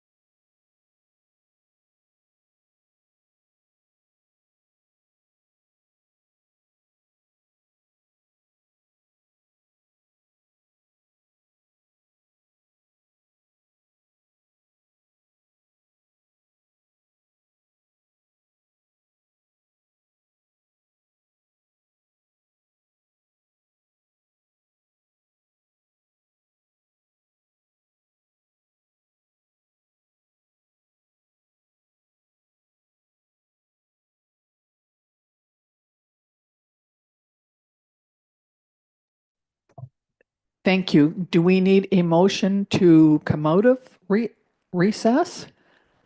No? Okay. We will just start with the meeting again, and I'm going to start with Councillor Poderica, who wanted to say something first.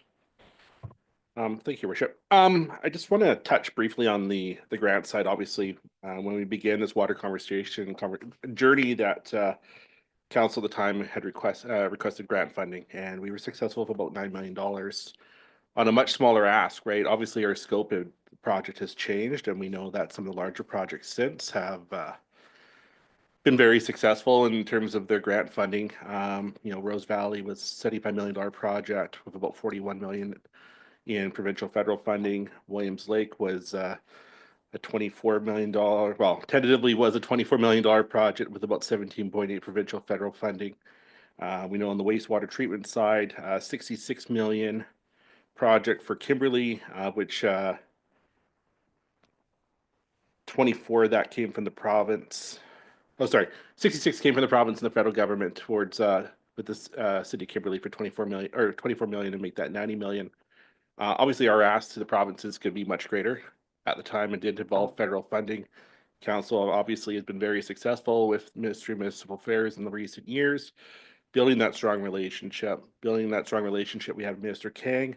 Obviously, as of this week, we have a new parliamentary secretary and a new minister, Mrs. Anderson and Rabbi Callan.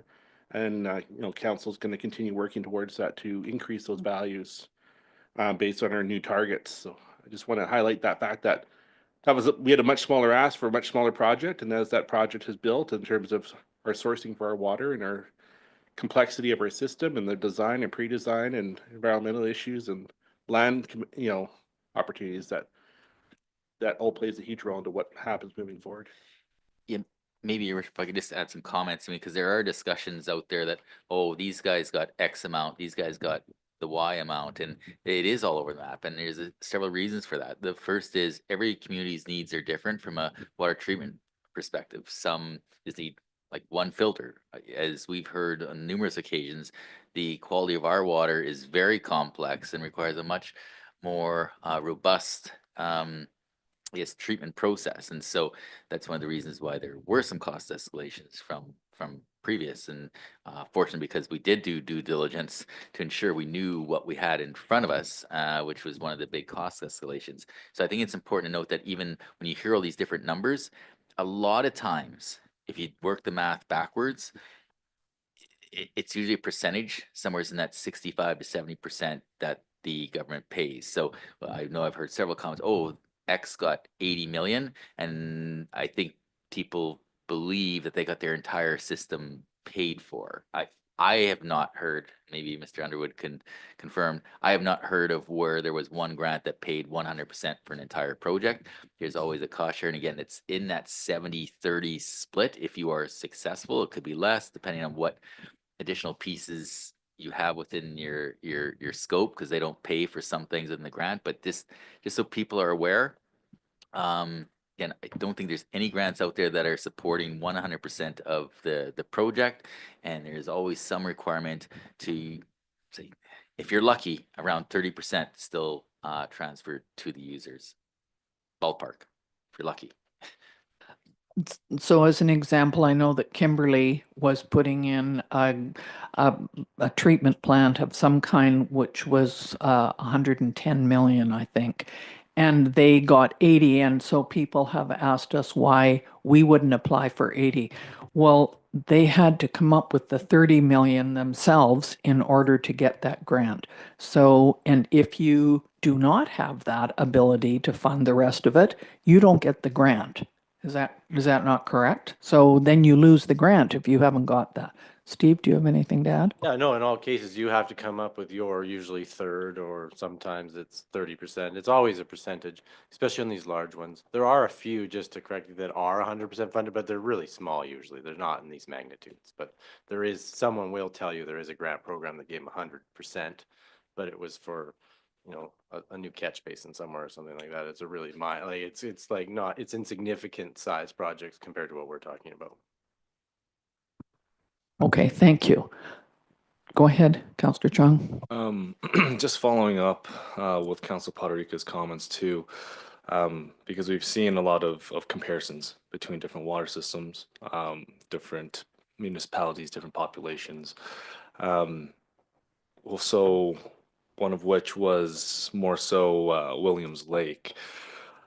Now, I pulled up the water report and tried to find as much information as possible. They seem to only be dealing with manganese. That's one component. Now they're dealing with TOCs as well, which are known carcinogens. We are dealing with manganese, iron oxide, ammonia, TOCs, and I mean, the whole world's probably dealing with PFAS as well, but that's not currently in IH's mandate to filter out.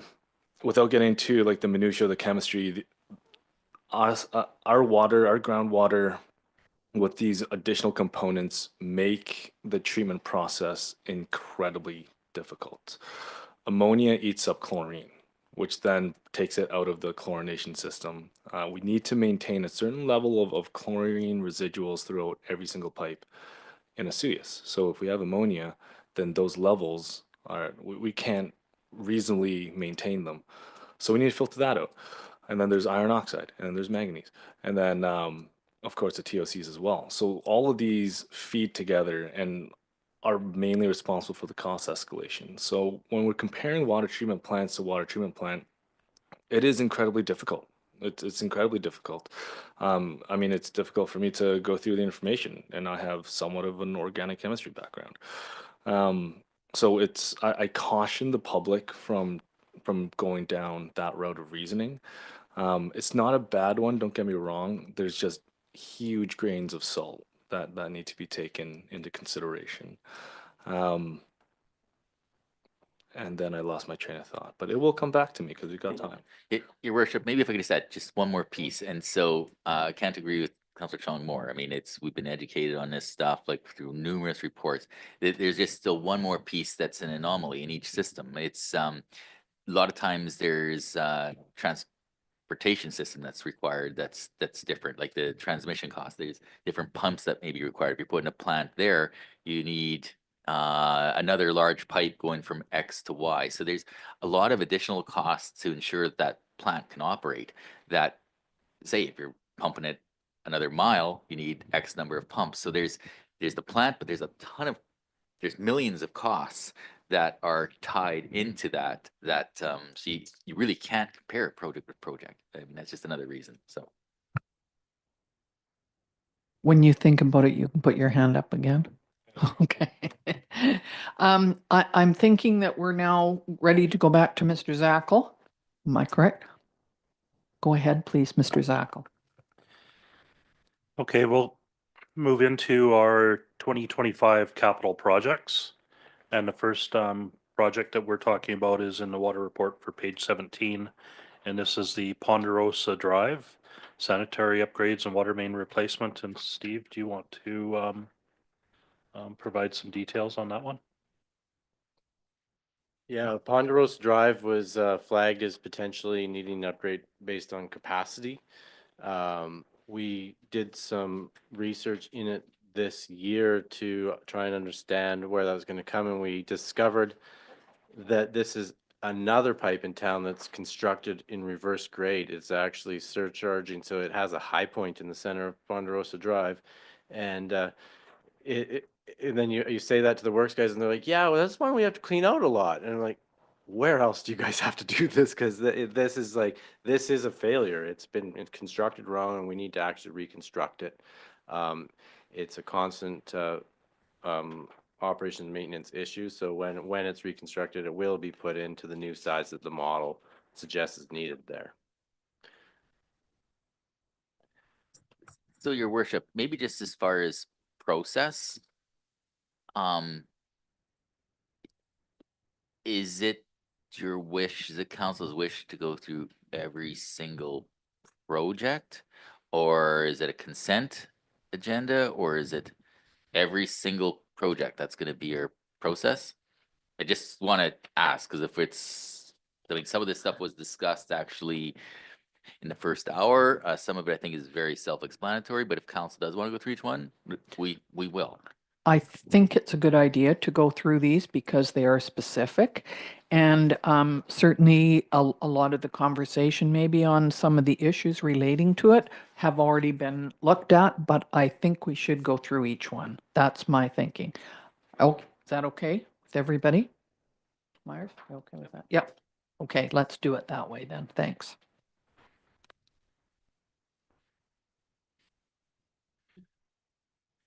So this ahead. project budget for the water fund is 394,000 is what's budgeted. 492,000 we'll be discussing within the sewer budget. So would you prefer that we take a vote on whether to move forward with it? Is that the? I had a Yeah, question. go ahead, Counselor. No, just a minute, Counselor Poderica, then Counselor King. Thank you, Your Worship. Through you to Mr. Underwood. Would the improvements made on that on Ponderosa, that would reduce or eliminate the localized flooding that we see there during water events as part of the sewer, Like, like a storm sewer upgrade or to be storm sewer repairs? Because I know just driving through there the other day, there was probably about 10 inches of water that accumulated in that corner there, and it usually does build up there. And I know talking to some of the residents in there, that's always been a concern of theirs is why does it end up pooling there? And I know we last year made some corrections on 85th,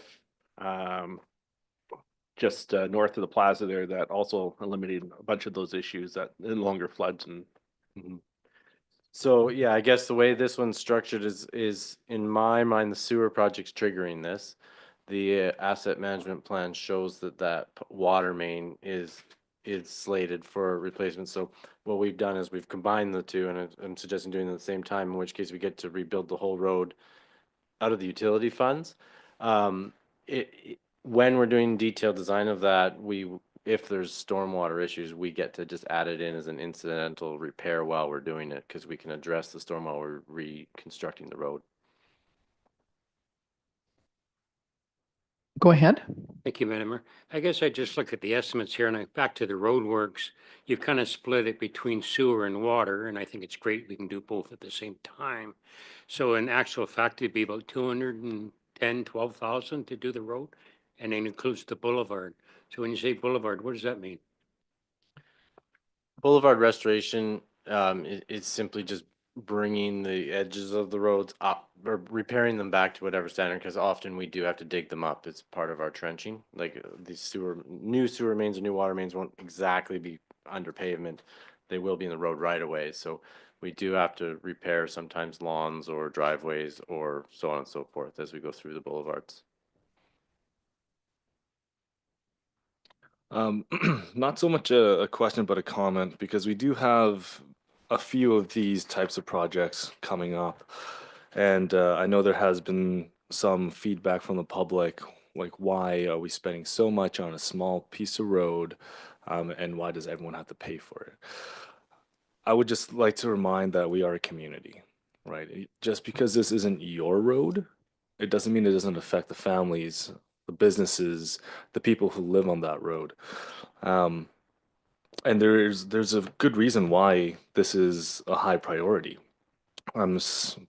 It requires replacement. Like there's no ifs, ands, or buts.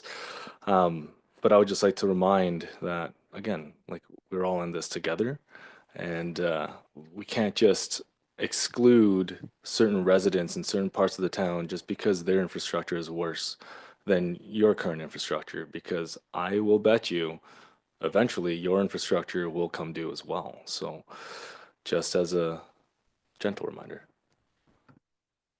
Good point. So, are you, and I know that there's a piece in the sewer fund that also goes with this, but we're just dealing with water at the moment. So, I will then ask for a motion to accept to move forward with this. Does that make sense, Mrs. Coulson?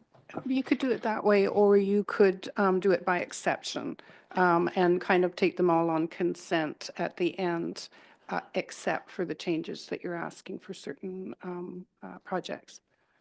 Okay, Councillor King. I'd rather do them individually. I think it makes it easier from Yeah. our point of view. I think that was the idea, to do them individually. I just didn't know whether we needed a motion or we all just by assent say, yes, it's okay. I would say it's fine to just do it by assent unless there is any opposing views that need to be recorded. Is that okay, or did you want to say, go ahead? This is just actually a question regarding this specific case, not the procedure. Okay. But why don't we deal with the Go. procedure first, and then I can ask the question. Okay, so what I'm going to do is ask if this, is this an acceptable project to move forward on with this budget? That's one question before we decide Yes. to vote on. Thank you. Is there a way to complete the necessary infrastructure repairs without doing the road work and essentially decreasing the cost of this project? Unfortunately, because the sewer is reverse graded, we can't do any trenchless repairs on it. We have to dig up the sewer. In which case you could just choose the sewer component of this cost estimate and defer the water. But now you're in the situation where you've repaired half a road, or maybe even when you do the water, when it does come up, you're actually redoing pavement that you just did in the sewer. So it is beneficial to the both utilities if we do them at the same time. So I wouldn't recommend deferring the water, but you could defer the water. But the road work over the sewer, you can't defer. So does that make a difference to what people have suggested? Are we okay with this, or do we want to just leave out the water and just do the sewer part, which obviously has to be done? I don't know. My recommendation is that we go through both parts. Otherwise, we're digging it up and it may cost more in the long run, but. So go ahead with the water part right now. That's all we're dealing with right now. Okay, thank you. We're good. Let's go ahead. No, okay. Mr. Zackel? Okay, the next capital project that we've got is our Water District Agricultural Asset Management Plan. And this is a $100,000 project to create a master plan as well as accompanying asset management plan for the town's agricultural system. The project will address the following for the community, and that's a master plan assessing present and future requirements, identifying and prioritizing capital improvement projects. Under the asset management, it's reviewing existing infrastructure, assessing the lifespans, and identifying the replacement schedules. Both with the master plan and the asset management plan will provide funding related information to achieve the specific goals identified in each plan. So that's now for council consideration. I think that we had agreed that this was something we wanted to work on, so I'm okay with it. How about the rest of you? Go ahead. I think it might be a point of clarity if we do a brief overview as to the difference between the agricultural assets versus like domestic water. Like what are we actually looking at with this asset management plan? Just a brief overview. Okay, so the agricultural system is our water district systems 8 and 9. So irrigation pump houses that pump out of the lake. These are this infrastructure the town took over in the 80s from the province. Province mandated that the town take over this utility from Solid.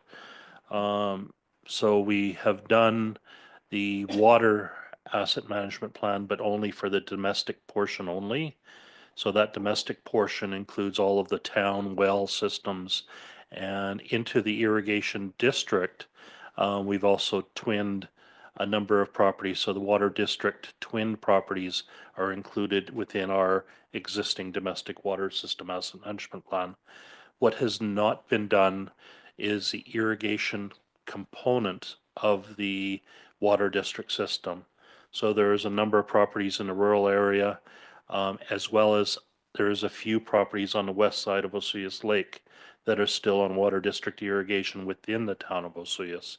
So this asset management plan has not been completed, so we don't have the data or the numbers to be able to provide for council. So this is the one outstanding item that needs to be completed to provide detailed information. Thank you.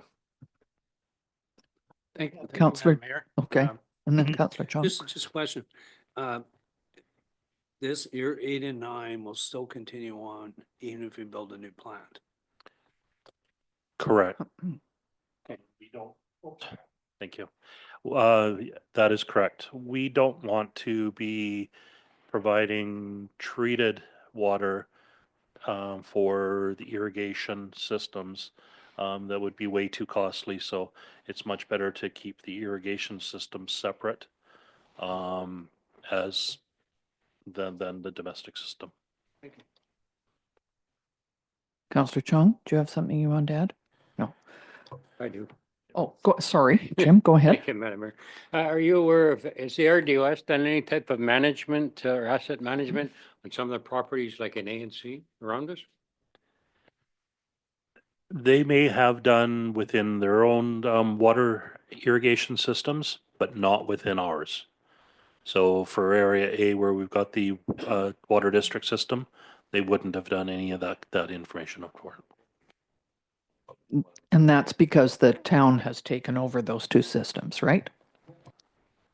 One of the key reasons why this needs to be done soon is the System 8 intake is scheduled or currently proposed to be reconstructed as part of the new water plant. So the source would be combined System 8 intake / domestic intake, and then drinking water would be teed off of that. But one possible concept too is to abandon the System 9 intake and move all of our eggs over to the System 8 in like one brand new one. So that study has to be done sooner than later so we know how much water to design the intake for, even if we don't proceed with some of the implementation of what's going to happen in the rural area. At least if we know that in the future all the water is going to come from one intake, we can build it the right size now. And maybe just one more piece. Madam Yeah, Mayor, go if I could ahead. just Does add. that mean that you all put the water intake there plus it goes for system 8 and 9? It would be large enough to fit everything? The way the configuration is proposed now, it is going to be large enough for System 8 and domestic for sure. We just need to know whether it needs to be large enough for 8, 9, and domestic. So that decision has to be made as part of this planning. Yeah, Go ahead. Maybe just one more piece. The importance of this, obviously, is information so that we can develop an asset management plan. The system is old. The big piece here is that we know that there's tons of pipe there that are well past their age life. Doing this will hopefully position us again for grants, and so everything goes to making the best use of our tax dollars and positioning us well for opportunities whereby the government's providing financial relief. So again, it's twofold. It's so that we can start planning, and number two is, almost more importantly, is to be able to position us well for grants to start replacing some of the components of that system. Thank you. Thank you, Madam Mayor. No, I support an asset management plan. I'm just curious, how did you come up with $100,000 as the magic number? Yeah, generally these plans in the last 5 years have been costing the magnitude of 75, and so we proposed 100 just to put in the budget this year. Obviously, we'd have to come up with a procurement method to actually come up, but that's kind of the magnitude of what this will cost. Well, this one's complex in that you're gonna have to look at replacing systems as is, combining the systems, and I think a lot of research in this one needs to be done on how much of this could be trenchlessly replaced, because there's miles and miles of pipes. So we're gonna have to look at the alternate methods of bursting these pipes and the feasibility of replacing them in those methods. That's the only way this will become economical. And I think I just want to add one more piece. So within this entire budget, we try to come up with a cost that we believe is reasonable. We don't go out and spend money that we don't have to. So just because we have 100,000 here and somebody bids 85,000, we're not going to give them 100. We're always looking for efficiencies. And any money that isn't spent, it doesn't get spent and goes back into that fund. So just really want to emphasize, it's just because the number's there, doesn't mean that's exactly what we're going to spend. It goes back to the taxpayers.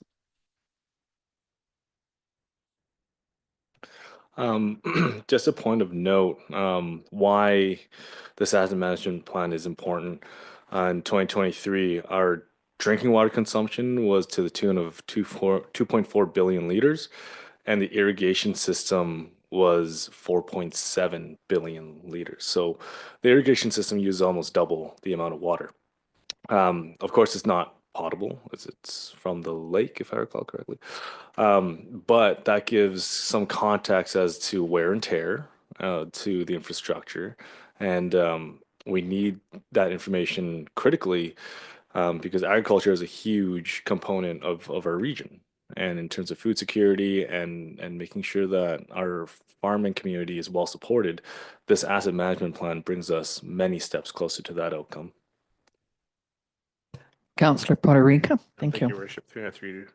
Underwood. Do we have an approximate understanding of the current pipe system underground in terms of, let's say, age or product or material?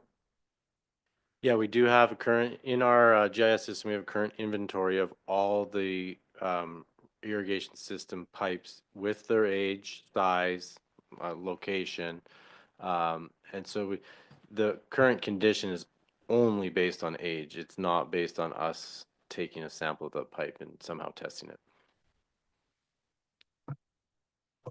Okay, so again, we will look at this. Is everybody in agreement that we will spend the 100,000 out of operating for this asset management plan for agriculture water? Okay? Okay. Thank you very much. That is okay with everybody.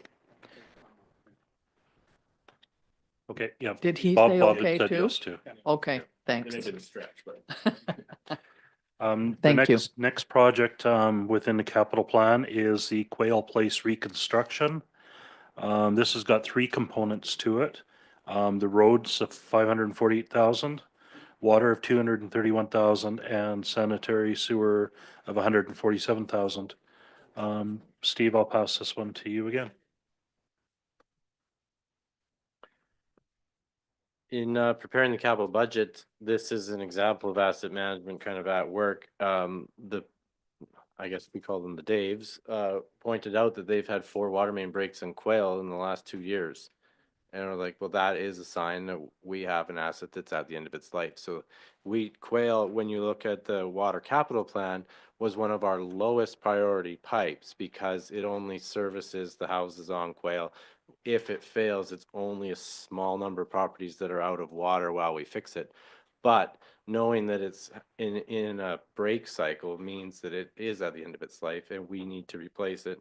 So this project has us coming in there and bringing all the infrastructure up to, I guess, new standard. And really, I think the debate that we'll have is in a future budget when we're doing, I guess, the general budget, when we talk about roads, is whether or not we rebuild this road just to as is standard or whether we build it to a higher standard. But what we've tried to do is give you the 3 numbers here is kind of the water stands alone, the sewer stands alone, and then roads would be to increase the standard on the street.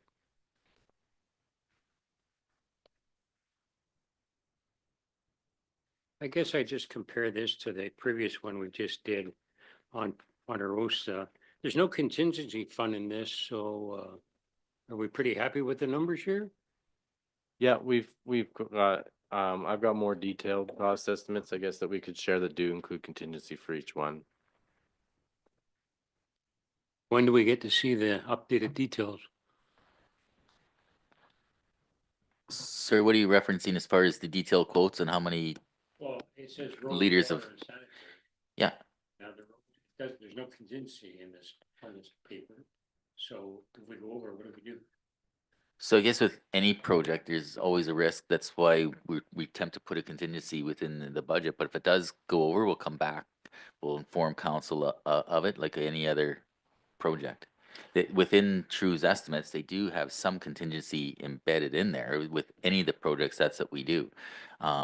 Sometimes they do come in over budget because of materials, that type of thing. But for the most case, we're hopefully confident that that number is okay. If not, then we have to come back to council for money. Yeah. I just want to follow up.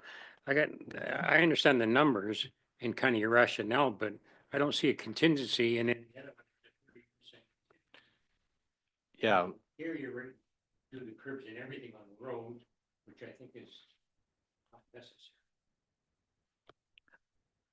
Go ahead, Jim, and then, So Steve. within these reports, we did have the detail costs of each of these components.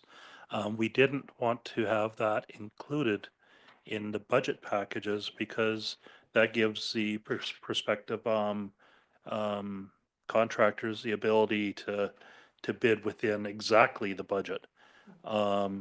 Contingencies are built within each one of these components. So what you're seeing is the summarized values.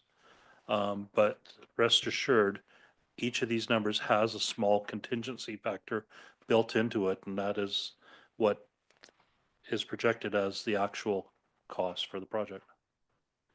I still got to kind of disagree with you because in Ponderosa, you're showing people the actual numbers with contingency. Now you're not showing me. So why is the rationale we're not getting seen this time? Ponderosa has contingency 30%. yeah, I think some of it's in the way I sent it to Jim. So I have so what I sent Jim for this was 200 pages though. And what Jim's done is taken sometimes my detailed cost estimates out, or it seems like most of the time. And sometimes is in this case, when we did the estimate, we did all the estimate as one project. Whereas in other estimates that I sent Jim, I did a sewer estimate and then I did a water estimate. And so some of our way of approaching it was different, and what Jim's done is combined them, but there is the same 30% number in this cost estimate that I'm looking at that is the full breakdown. That, and then how it gets allocated to water, sewer, roads is was done, not the same way as it was with Ponderosa. So it seems to me that it might be helpful going forward that we do have a similar type of project brought forward so that we can compare one to the other. But I appreciate the fact that Councillor King brought up. So in the 231,000 for water, that has obviously got a 30%. sorry, that shouldn't go on because I've got it turned off. I don't know why it's coming on. So there is a contingency of 30% built into the 231,000. Is that correct? Yeah, so Yeah. in the way this estimate's built that I sent Jim, the total 972 has a 30% in it. So it wasn't a contingency specific to water and then a contingency Okay. specific to sewer. But yes, it would be back calculate that same way. Could I just follow up on your comment then? You mentioned 972 and we're presented 926.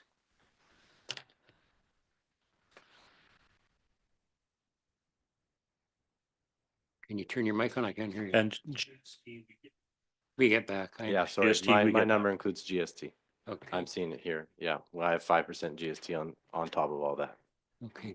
I just asked a rationale mainly on the roads. You're talking about curbs and everything in this quote. And how necessary would the curbs be? No, so that's historically in Osoyoos, we've reconstructed lots of roads to a pretty high standard. And so we wanted to at least give you that choice again. If that's something, recognizing the way things have been going, recently, I doubted that would be what you wanted, but in case it is, we do have that full cost estimate for you. But So I'll that's ju- not in this budget because that's in general. Yes, So so you- council will have that opportunity to debate within the town budget as to what standard you want to do that road. So again, we're trying to be transparent and show that it's a budgeted approach, right? Because water is separate, utilities are separate because those are cost recovery, and then there's a town portion. So we're trying to be transparent to show that if you do this whole project, you're proving from the water and sewer side in a month and a half or so, you will see this project again, and it will say to, if you want to do sidewalks, I'm making this up, but if you want to do sidewalks and these types of things, here's the additional cost. If you just want to do the minor piece, it would be X. So you'll have that decision, you'll be making that decision 2 months from now on the standard you want to make the rest of the road. I just want clarity then. So you're saying if we say this is okay, the 926, that doesn't necessarily mean all this is going to get done? Isn't that kind of agreeing that it is? What we'd be approving right now is just strictly the water and next step sewer. But the road component, we will debate and discuss and decide within the general component of the budget in a couple months. So then what you're saying, we're just passing, if this gets past 231,452. Correct, correct. Yet on the earlier one, we passed the roads and everything in conception. So that's going to come back next week? No, on the- that one, it was built within that project itself, so there will not be any general component of that. But we did not do the sanitary sewer system of the first one, Jim, that Ponderosa, yeah. What's happening with Quail is there's additional roadworks that would need to be done over and above where the utilities are being constructed. So Okay. that's why there's additional costs, and you can't attribute those costs to the utilities. So that's why there is a road component built into this where general taxation would have to pay for that. So the other one that, the Ponderosa one, the roadworks had to be built in at the same time. So did anybody else have any other concerns about this one? So I think, just to be clear, Yeah. I believe, so we're going through water, and Mhm. I believe the water piece includes, like, 10 feet of pavement, or 8 feet. The sewer part, if you want to do, when we go to the sewer budget, is going to replace 8 feet. Then in the town's budget, to do the additional, making this up, 15 feet, it's going to be in the town budget. So if you'd approve just the water and then not the sewer, we're going to go in and do the line and 10 feet of pavement. Then now you're going to debate whether you're going to do it on the sewer side, and within the sewer numbers, there's another 10 feet of pavement. If you want to do the whole road, and the option will be there when we bring the town budget in a month and a half, there'll be a number there to say this is to completely redo the pavement on that road. In addition to that, you'll be given some opportunities in some cases, which can likely not going to recommend in a lot of these cases, to do a sidewalk or whatever that could is. Does that help? One more question, Steve. Is this a high priority, medium, or low? It doesn't say. Well, yeah, so I regret that some of them say high, medium, or low at all, because that's just that's a copy from when we had these project sheets in the capital plans. So this one in the capital plan was not a priority. Now it's a high priority. So the reason it's become a priority now is that it's failing. And it's showing that it's failing by the fact that it's broken 4 times. And so, but until we had that data point that it's broken 4 times, we considered this a low priority. Okay, go ahead, Councillor Bennett. Do you have something? Oh, so we're ready to okay this one, the water part only. That's all we're saying yes to right now. Everybody's okay? Thank you. Next one, Jim?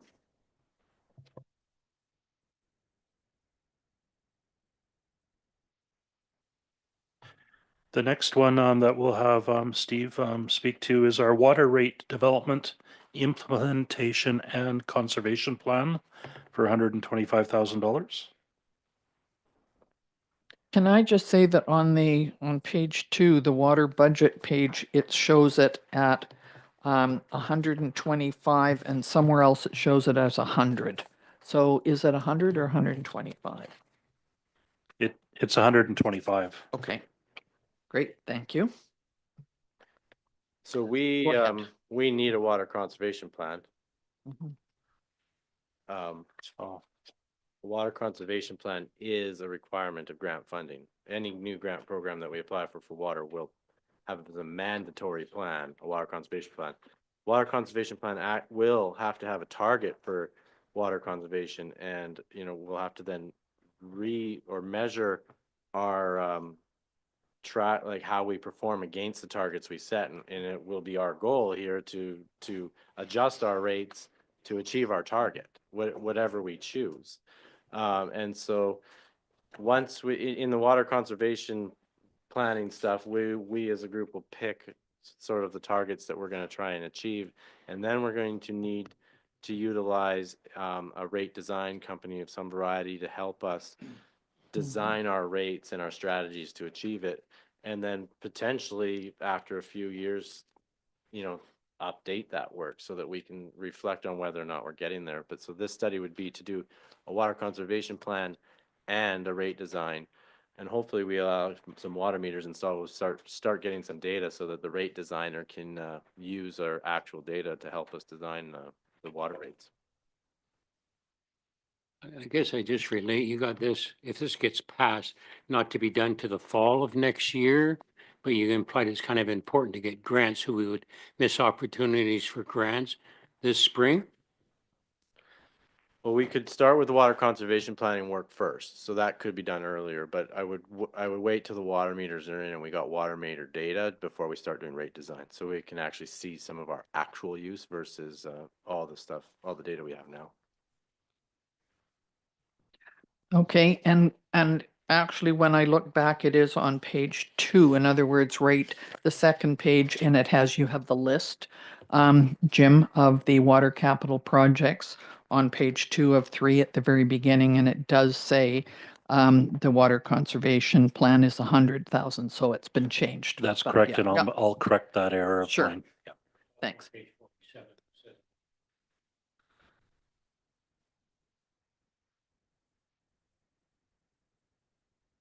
Page 47 shows it correctly at 125,000. Yes, it does. I see that. Yeah. Oh, yeah. So I Mine think, says Shouldn't have. so I think in it, yeah, so the actual, unfortunately, the financial statements on page 34, 120, et cetera, it does say 100. And so it will have to be changed. So the project itself is 125, but there will be, be needed to made Yeah. an adjustment to the actual budget Sure. documents, at least, right? In these sheets, it says 100. That's what we're referencing. Okay. So there will Yeah. need to be an I'll amendment make to some it. corrections. There'll Yeah. be Yeah. an- So It is 125 is what we're talking about. That's the correct amount. Okay. Anybody have any concerns? How about this one?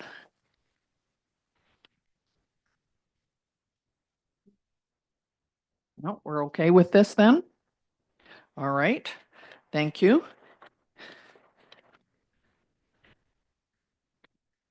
And included in this was the Committee of the Whole report of October 22nd, Surface Water Treatment Plant Update. So that's just part of this, this particular report. So the next project, that was the costing estimates for the surface water treatment plant. Just wanted to have something within our budget that showed that total cost, which is spread out currently over a 4-year period. I mean, as things evolve and the numbers get updated, we'll have more accurate information. But this was what was proposed as the distribution of costs over the next number of years. Go ahead. Thank you. We've gone over this quite substantially already today. There's one kind of budget line on the Committee of the Whole report that I do want to highlight, which was a concern with some of the residents that have reached out as well, and that's regarding the land acquisition at $3 million. I would like to highlight that we are still in that conceptual design period.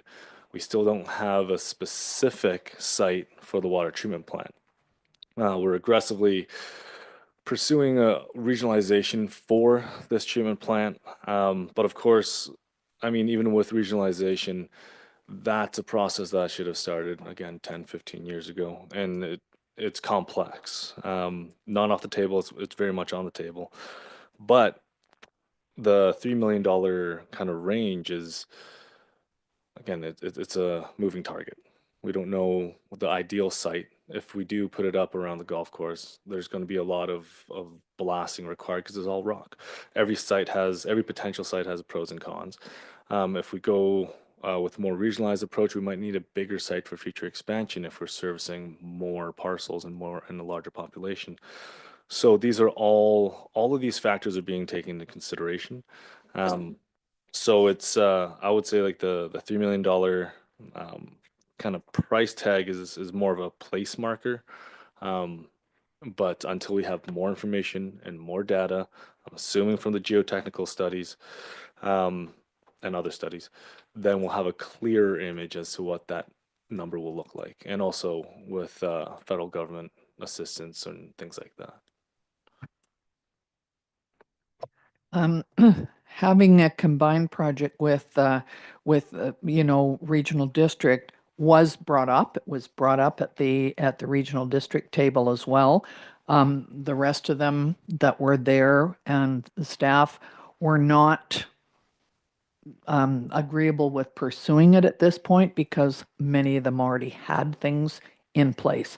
So it was suggested, it was brought up, but I think at this point it's not going to go ahead.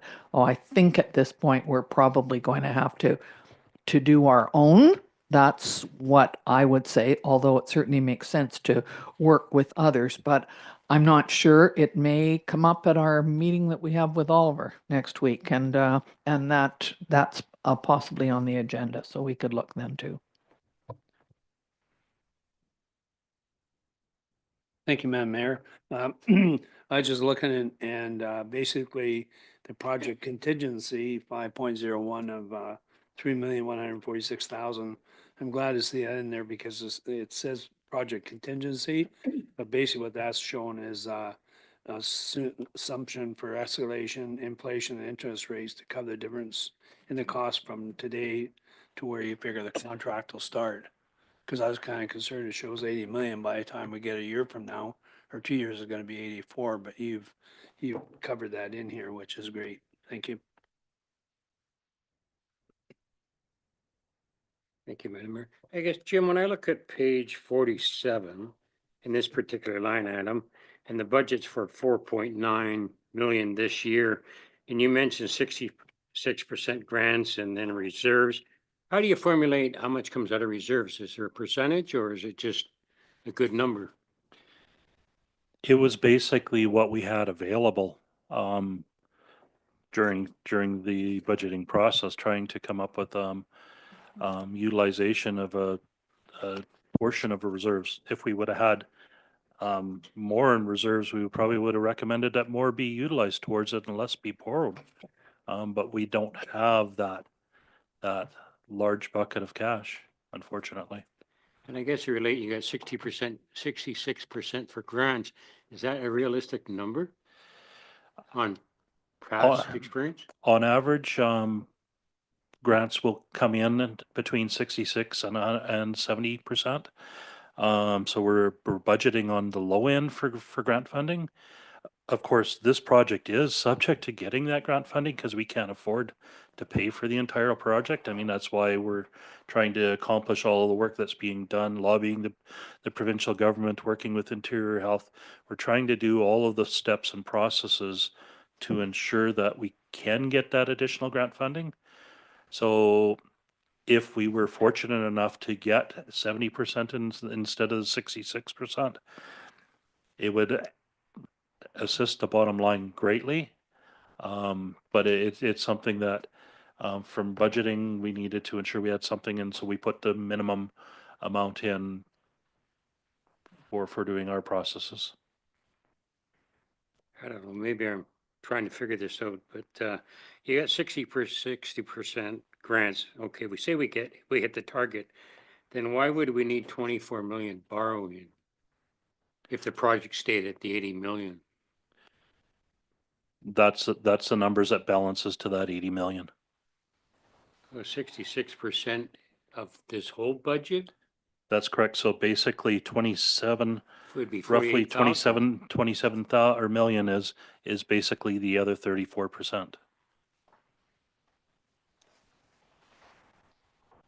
66% of 80 million is how much? Well, it's like 2/3 of it, so that's like 40 million. 52.8. Yeah. And then you add the other 27 in there.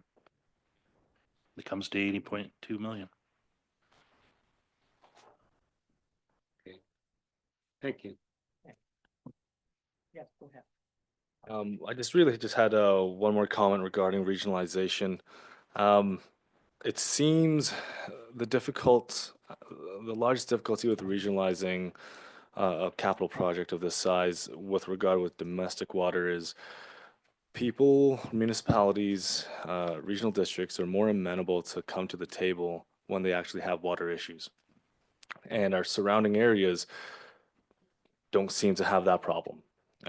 This would have been a great project to regionalize, again, 10, 15 years ago when there was a collective need for more water supply. But unless the sky is falling, there's always it's difficult parting municipalities with taxpayer money. So although we are trying to address every avenue for regionalization, there are some significant challenges. And even if we have groups at the table, then there's contract negotiations, MOUs, there's funding models, that would just be the start of the conversation of a lengthy negotiation period. So it's not as simple as knocking on the door of Oliver and being like, "Hey, do you want to hop on?" So there is a lot of nuance to it and complexity. But again, it's not off the table. We're trying to find every single solution to ease the burden from our own taxpayers as well. Okay, so we've okayed that. We're going ahead with that one. And the conservation plan first is what you're suggesting. All right, next is the portable electronic signs.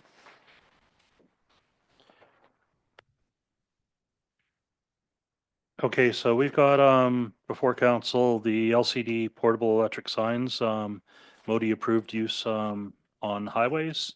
So basically, we've got a project cost of $55,000 for this, with 50% of the funding coming through RMI fundings and a balance of 50% coming out of the water budget.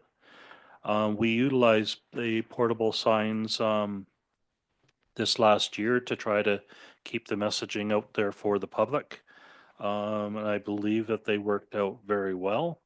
But the cost of renting them is fairly significant. So what we're recommending is we actually have our own signs to utilize. And that's before council right now. Maybe I can just add a couple Go ahead. pieces. It's we've had water restrictions for several years, but it really hasn't hit home yet, and with a lot of property owners. And every year bylaw has issues. I mean, we go out and monitor, and people say they weren't aware. We advertise radio, paper, e-news. People still say they're not aware. So we tried this the signs this past year, and it works substantially better. A lot more people appear to look at that, and were more aware. So we had fewer violations. We still have a problem, but it is fewer violations. But I think the proof in the pudding on this was when we took them down, because they are expensive. I think we can pay it back within just a few years, the cost of actually purchasing these. Even though the water restrictions were not reduced or lifted, people thought they were lifted when we removed the signs. So even though we continue with e-news and it was, again, advertised on other sources, people thought because we took down the signs, the restrictions ended. So it's how valuable they were. I will also say that, if we were in a perfect world, I think administration would like the true answer, which would be professional looking signs at our various entrance points. We have the one nicer one at the Sun Bowl.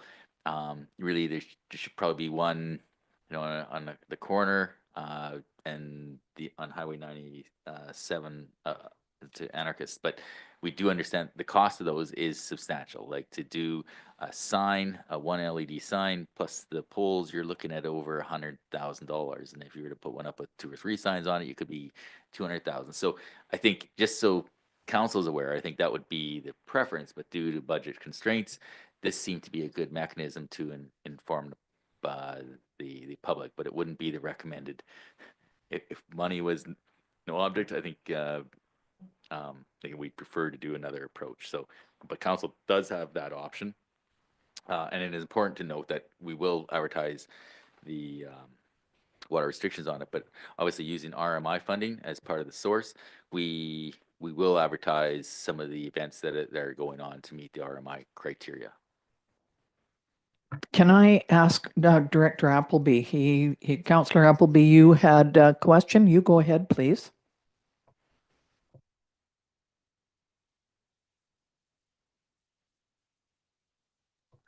We cannot hear you, Bob. Yeah, it's straightened out now. My concern is how the water budget's going to pay 50%. I'm not against the signs. It's just that once we have them in the town yard, anybody can use them for various things, you know. So I think the water budget's taken a hit that it doesn't need to have. So, Your Worship, so last year we rented the 2 signs and 100% of the water budget absorbed that cost. So, and it did have an impact, as I indicated, on educating the public. And so that's why this is coming forward. The cost to rent those signs is quite substantial. The payoff is with a few years. And again, we're using actually additional funds, RMI, to actually subsidize this requirement for actually informing the public of the water restrictions. So it's actually 50% off from a water utility perspective, and utilize another grant source. I made my comment. And I think that it's important too that people know that the resort municipality funds can be used, and that's based on our tourism, and that can be used for water restrictions because that's got a big part of it. So I'm totally in agreement with that. No, you're not? So correction, yeah, Your Mayor. So really the intent of this sign, if we utilize RMI funding, we will need to advertise events, that type of thing. So the water restrictions, you know, we tell people we're going to stage 1 or 2, whatever it is, that piece is kind of funded through the water fund, and the sign will need to be used for advertising things like Canada Day or other events. So we will have to utilize that sign for you know, we'll advertise events, much like what we're doing with the Sun Bowl sign. That sign is advertising the events that are going on throughout town, and that's why RMI funding was permitted to be used for that sign at Sun Bowl. Got it. Did you have, yeah. Go ahead, Councillor King. Thank you, Madam Mayor. I just want people to realize this is for 2 signs. I think it's definitely a need. I would support the signs. I'm just curious though, why don't we take more money out of the RMI and a little less out of the water? If we're allowed to take more out of RMI.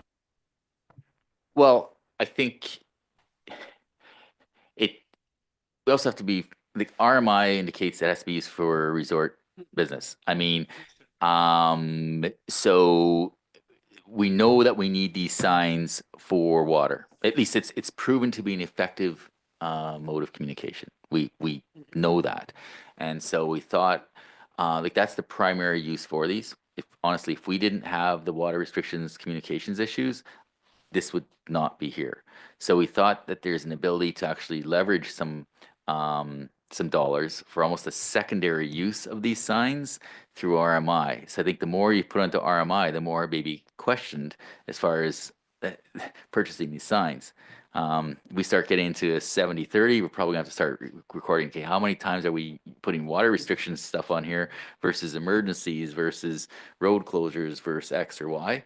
So, I mean, we're going into here like trying to stretch our water utilities budget, when in reality, this is the primary reason we're purchasing it, because there was success in educating the public.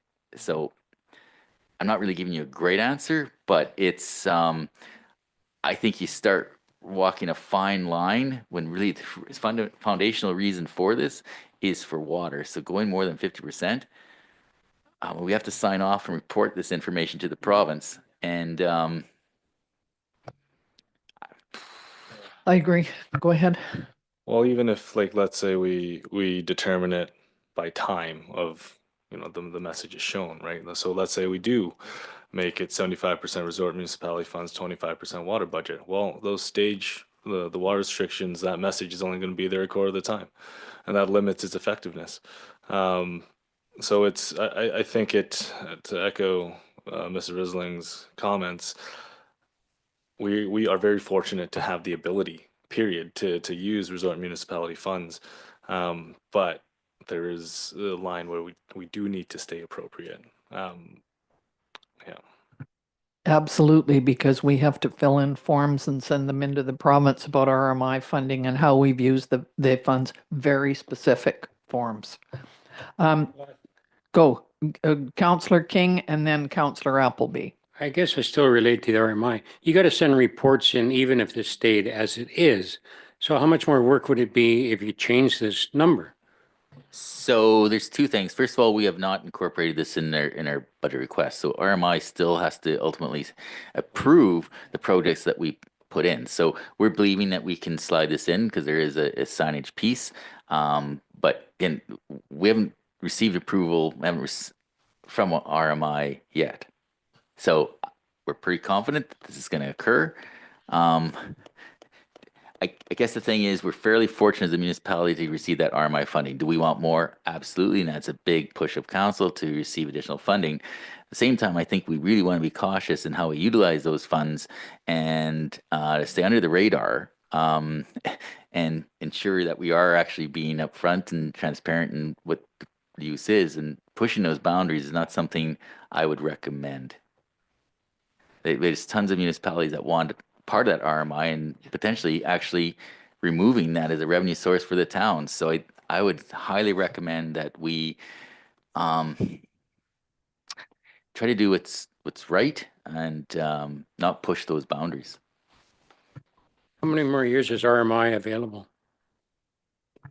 December 31st is all that's approved.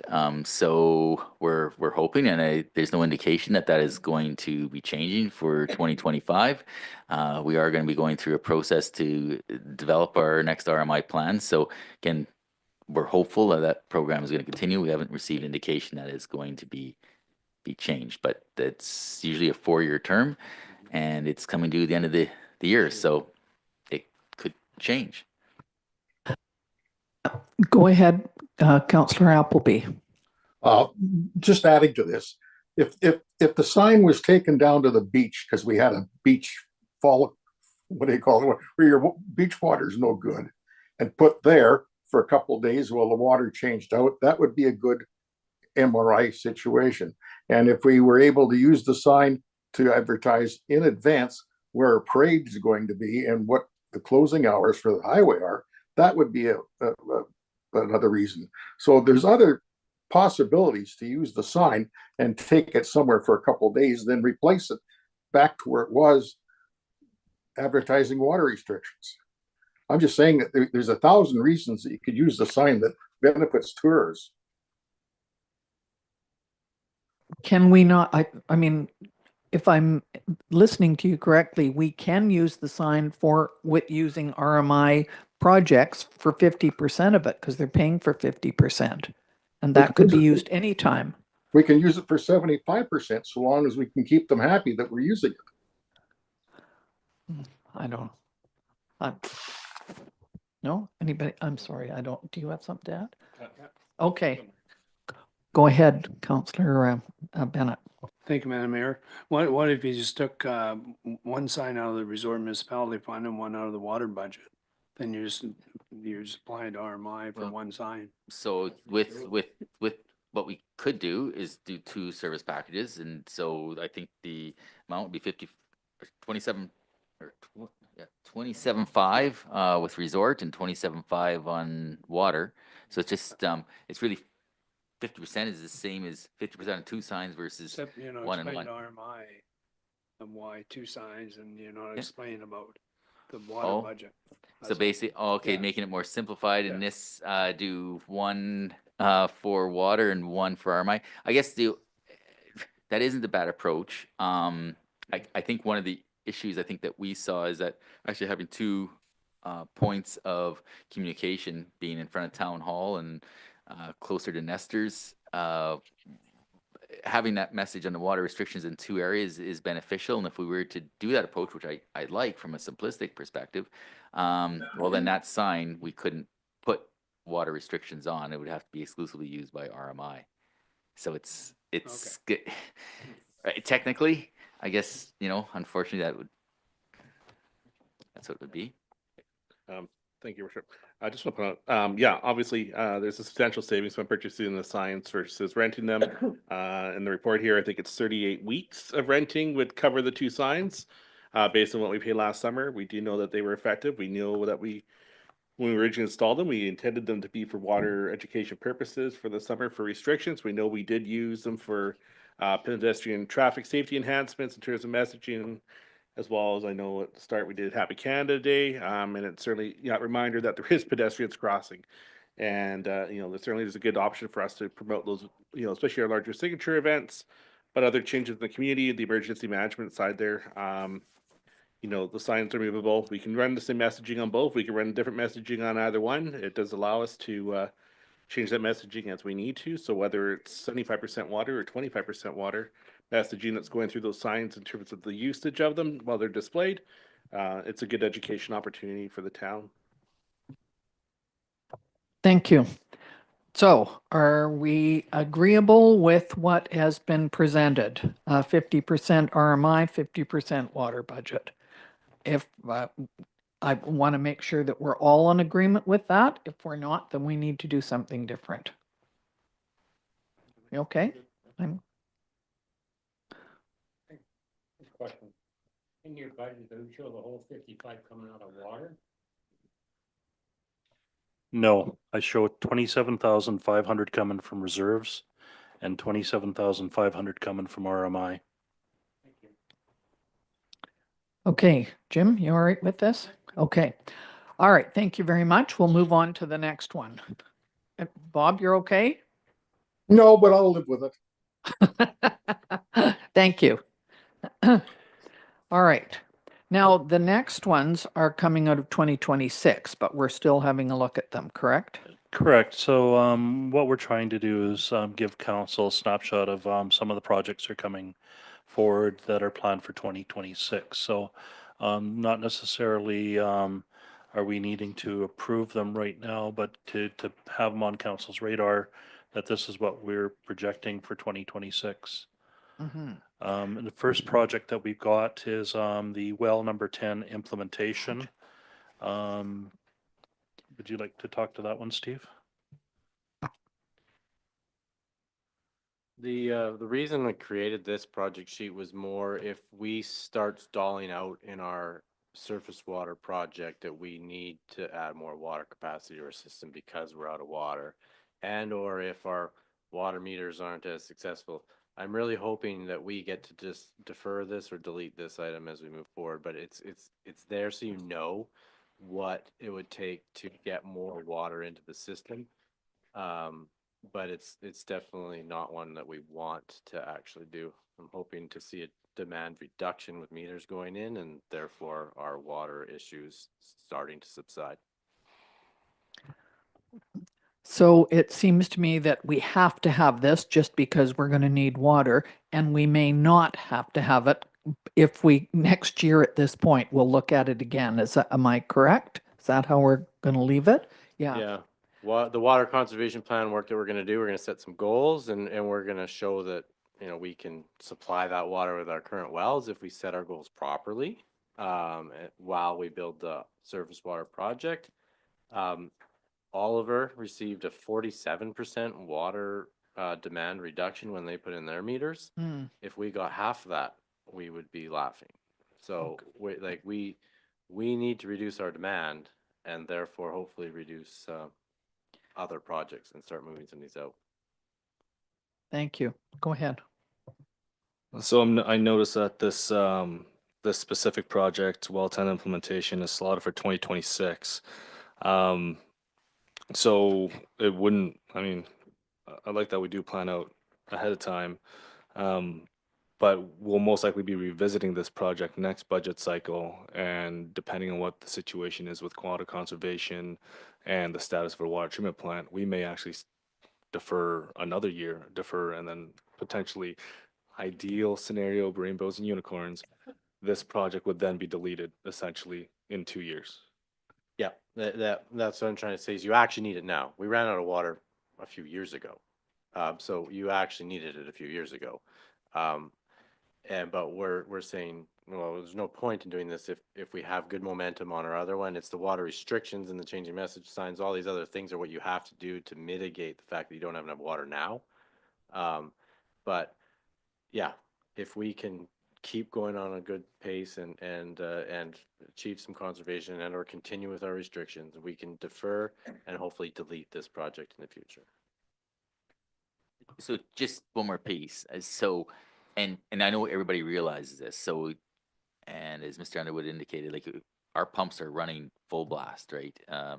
During the summer months. And so if we do have a problem with one of the wells, it'll be shut down and we will be going to massive restrictions. So just so that the public is aware that, this, right now, I really don't want to do this project personally either, just from a perspective, it's a lot of money, but this is kind of also an insurance program. As Mr. Underwood indicated, we've been at capacity for a long time. This should have been in place a decade ago.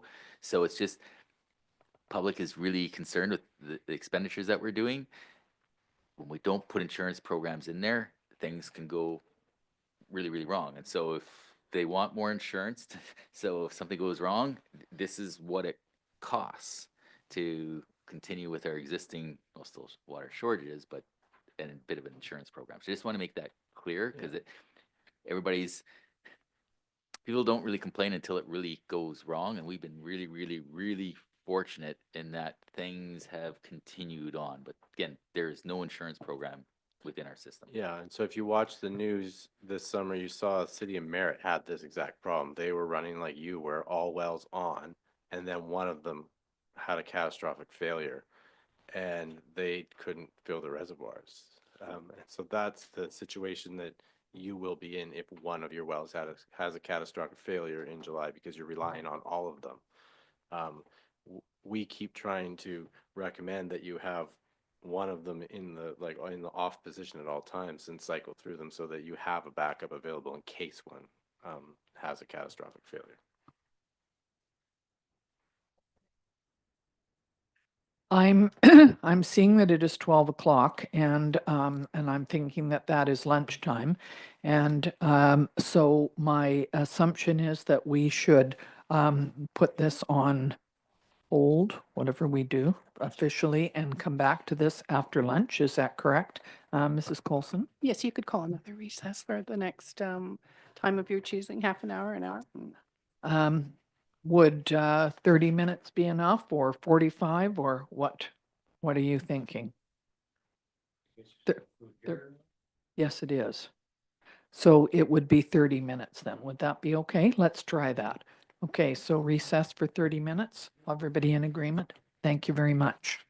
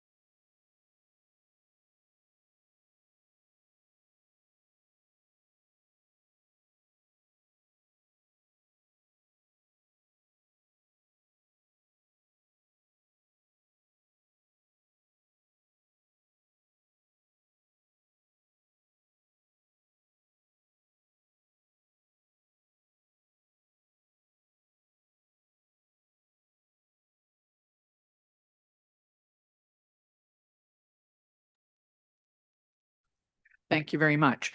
So we are back at the council table, and we are looking at the 2026 capital projects. And I'm just going to point out that we are going to go through these and look at them. They are not for implementation this year, but we are going to receive them all and not vote on them. We're just for information at this point. All right, so we've talked about well 10 implementation. We did that before lunch. We will now move on to the project W18 and R7 Gala Crescent resurfacing. Go ahead. Yeah, in the road condition plan, Gala is one of the higher priorities due to its current condition. So one of those ones under Gala, there only is a water main in for most of it. There's a small section of sewer at the one end, but so this one's showing up as a water project, but it's being triggered by a road. So as you know, as we start to debate next year, we'll decide whether or not we want to do the road. And if we're doing the road, we'd recommend doing the water. Okay. Question. Gala lift station is being replaced. Sorry, the Gala lift station would be replaced at that time? The Gala lift station is another project. It's actually been deferred out even further. Oh, okay. And so what we might do is break the Gala resurfacing into two projects. One small block to line up with the Gala lift station because it's just at that south end, that south short block. And Okay. but the priority to upgrade Gala got shifted by Public Works this year. They actually wanted us to move Piazza up and push Gala out. So Okay. that's what's happened in the budget now. Thank you. Go ahead. Question. When this come back, will you have the breakdown like with the contingency and everything in this? Like next year, whenever you come back? Yeah. The proper, Yeah, we can give you full breakdowns next year, and maybe what we could do is decide later, before next year's what the format should exactly look like. Because if we could standardize that format, we'd all be winning. Would help to have each one similar. I think that, yeah. Okay, now we're going to the Harbor Key Drive reconstruction and sanitary sewer. Yeah, so the utilities in Harbor Key are in difficult shape, and the road is in difficult shape as well. This will come up again next year, and you know, the question might come, can we defer? And this might be one you could defer, but there is a point where the road level of service has dropped below what you would consider your standard, and we have to consider doing it. But if we're going to do it, we have to do the utilities at the same time. So we have talked about this one for the last couple of years, actually. So we do know that that the actual road surface is eroding, and that's why it has such a high priority. Am I correct? The bank of, yeah, so during this a couple of flood years we had 17, 18, we started losing some of the land mass that holds the road up. It's a very interesting spur. Of course, you all are aware, but so yeah, part of this project is some erosion stability measures that would, you know, keep the road where it is, and those would be priced in the road budget. Go ahead. Just 2 points regarding this project. The first one is, I believe there was some possibility for grant funding regarding like flood mitigation through that stream of grant funding that could subsidize a good chunk of this project. I don't know if we actually went. I don't think we went down the road, no pun intended, of that of grant funding sources because, well, we deferred the project. We did look quite hard actually at raising the road so that it would get above the floodplain, because this proposal right here is to actually reconstruct it as is where is, but to some standard. There appears to be no gravel base under that road, which is why it's falling apart so hard after the flooding. But the elevation we had to raise it to get it above the floodplain meant that we would have these weird fills down into everyone's front yard, and every driveway would be now reverse grade.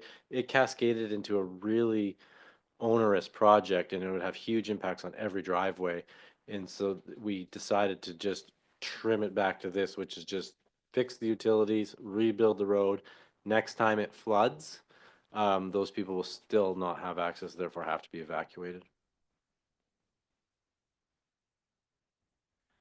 With, pardon me, with the project being in the 5-year capital plan, that gives us the ability of if there is that grant funding actually becomes available, we can be applying at any time. It's within our 5-year capital plan. Once something come into play, we could reprioritize at that time. Go ahead. Thank you.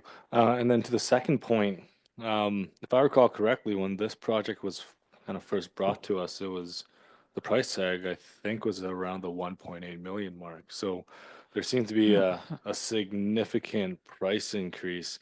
What would that be attributed to? All of these estimates that we've given to you in 2025 and 2026 are based on brand new detailed cost estimates that we've undertaken. Some of your previous stuff that was taken just straight out of capital plans are just generic lineal meter prices that are giving you the right order of magnitude, more of that class 5 that you were talking about. I call it class D. But what we've done so that we're trying not to come back. We're doing detailed estimates. We're driving the streets, looking at all the things, seeing is there catch basins that need to be done, street lights, and giving you a complete estimate. Whereas some of those previous estimates you had were straight out of capital plans, just here's the number from the capital plan, it's in your budget. So they were more class D level estimates. And just a quick follow-up on that. So if you were to defer it another year, we wouldn't, unlikely to see another $400,000 increase. It'd be more in inflationary pressure. Yeah, inflation has been ridiculous since COVID, but we finally are feeling a bit of a leveling off right now. I'd say this is the first quarter that we've actually seen a nominal decrease in the supply cost of a pipe, not the actual install cost, but it's like first time since in 5 years. So I think we're finally at that leveling off where the inflation might not be greatly exceed or like going at a rapid pace. So yeah, deferring this one if you defer it next year, it might be a 2.5% or 3% nominal increase. Thank you. All right, so we'll go on to the water main upgrades, 89th to 78th to Main Street. On 89th from 78th to Main Street.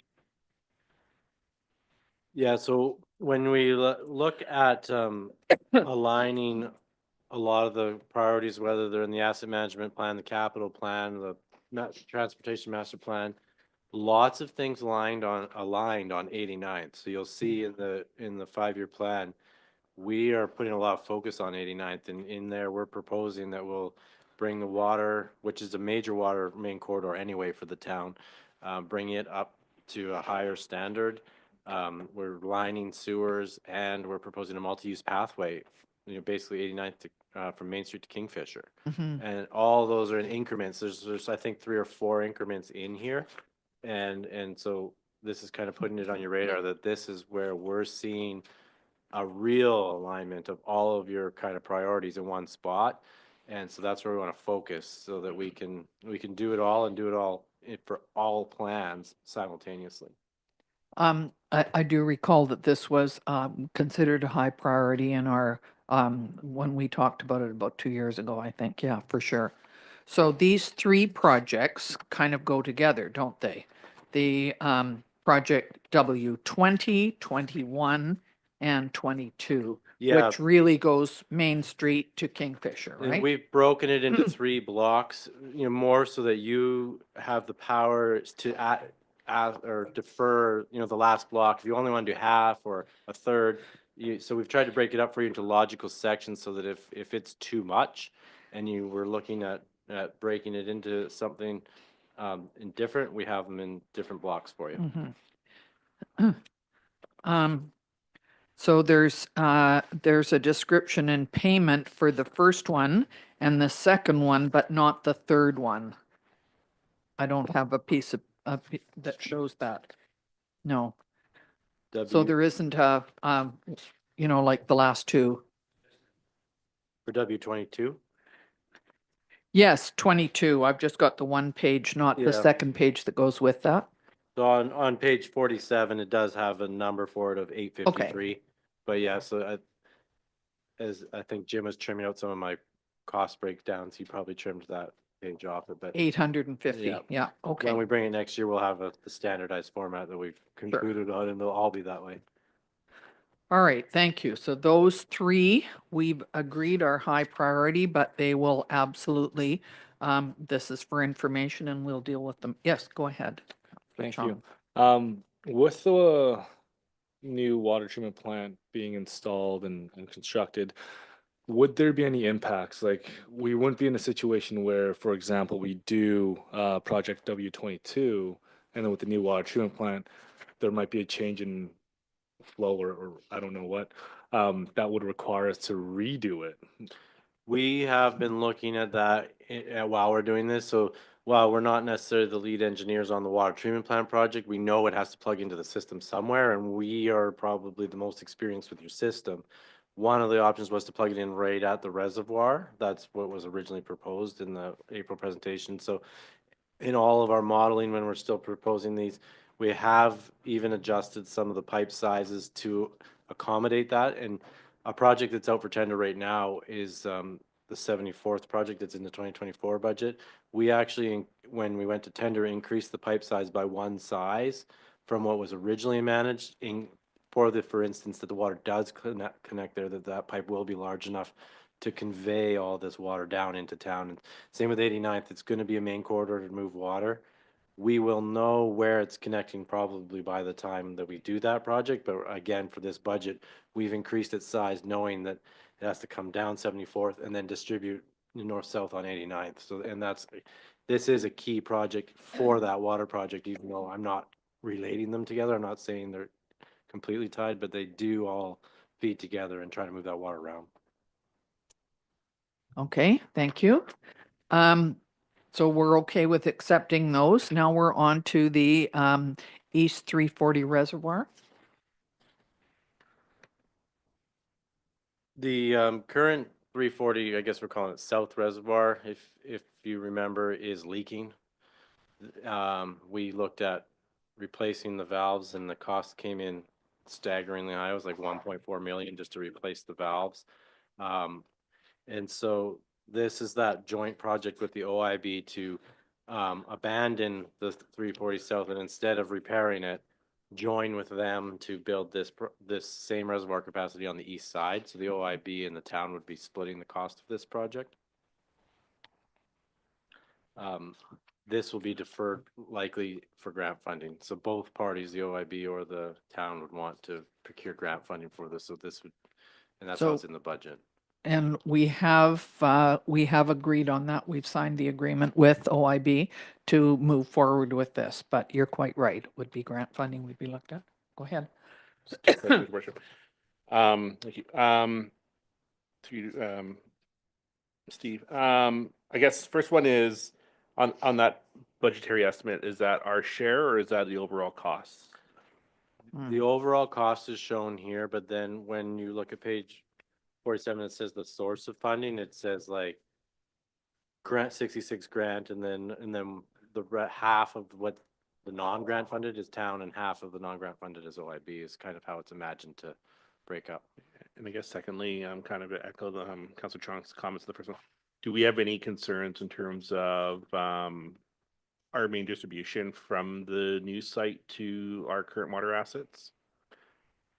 Yeah, it's going to, and that's part of the challenge that the other team is having right now, and that's probably why you see some bouncing around is they worked out well what it was going to cost to build the plant. That's a number, but now we have to figure out how to get water from an intake to the plant. We don't necessarily have a site, and then we have to figure out how to get it into the town. So it's going to be possible. We can get all this water down from the reservoir, so we know if we can get it into the reservoir or somewhere into our big distribution near the reservoir, that we can make this work.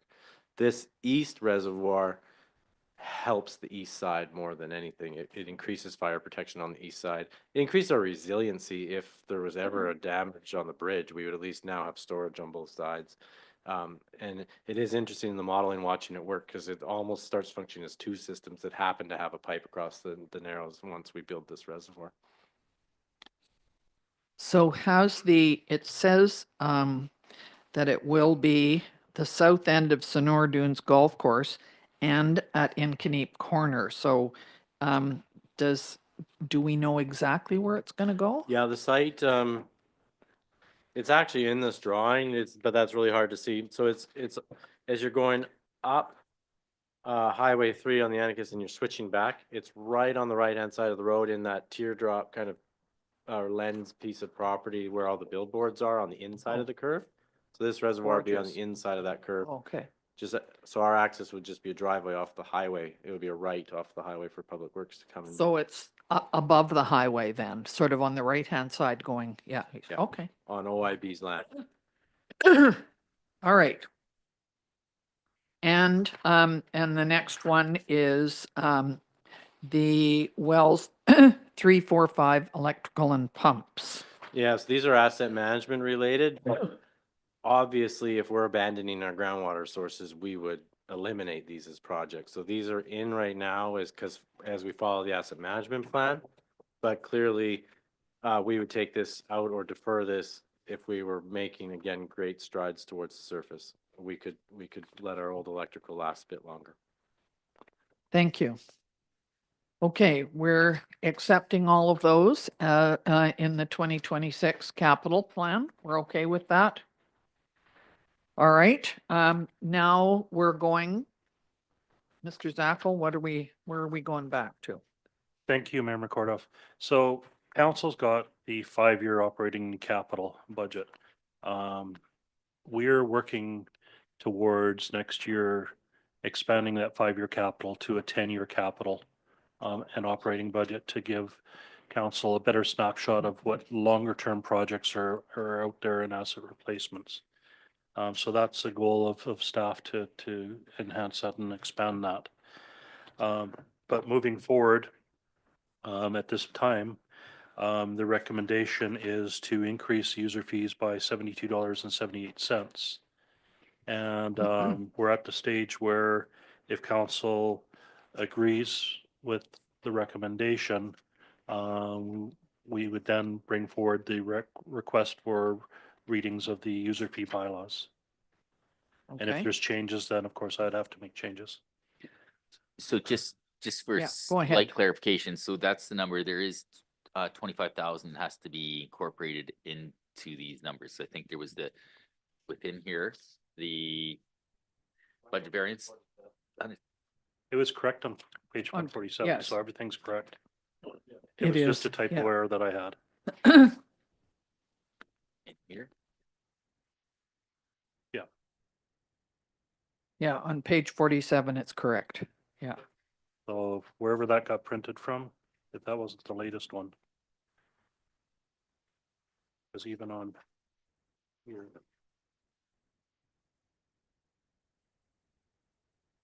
On here. 125. Or is this? Well, that's, You know what he's referring to? that's wrong. That's a budget variance. Where are you looking here? That's the wrong page. Okay. So what you're looking at, Rod? Yeah, no, you were just looking at the wrong spot. So we are correct with the numbers that are provided, okay?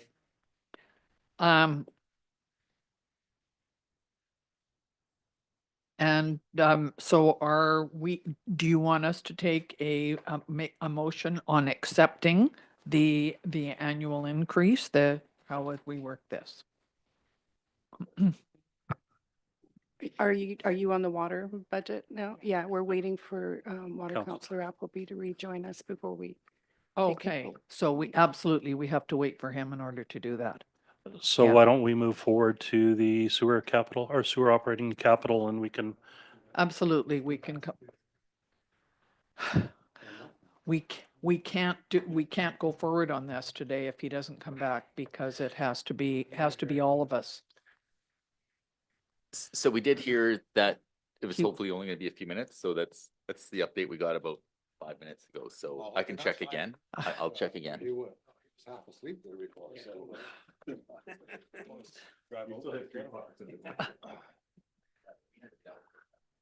All right, So we're going to, if he comes on, can we switch back? All right. So, Jim, let's go to the, highlights for the sewer operating budget. Okay. So the sewer operating budget has an increase in revenues of $289,656. That's a total increase to the average single-family residence of $44.98. Operations is increasing by $133,874, which is $20.79 for an average single-family resident. Capital projects, $54,682, which is $8.49 per average single-family resident. The inflation adjustment for the sewer sustainability fund, $71,100, is an $11.04 increase. And the fleet reserves is $30,000 for an increase of $4.66. So operating expenditures, not including transfers to reserves, have increased by $133,874. And the sewer operating budget is $2,180,900. Wages comprises $97,364 of that increase. We got an increase in administrative costs associated with the quarterly billing of $17,500. Maintenance is increasing by $26,560, and power is being reduced by $7,550. In our reserve funds, Jim, can you tell us why power is going down? Doesn't make sense. the cost and usage has reduced. So we were just adjusting the budget numbers to be more accurate of what we project the actual to be. Reserve funds in our sewer sustainability fund was $1,323,300. The inflation adjustment $71,100 brings that total to $1,394,400. Our capital contingency fund is $100,000. PSAP 3280 is $100,000, and the fleet reserve is $30,000. Our 2024 sewer capital projects that are being carried forward is our floodworks, and this is being renamed to lift station electrical raises, complete with portable kiosk. We've got our Magnolia Place reconstruction and the Marina wastewater pump station. Oh, okay. All right. Okay. Can we please return to the water budget and look at, can you explain what we're going to do next, please? So we're at the stage with the water budget. If there's no changes, to give first three readings to both user fee bylaws. Council, yes. Are you moving that? Thank you very much. Is there a seconder? Thank you, Councillor Bennett. Now, anybody have any questions or concerns about this?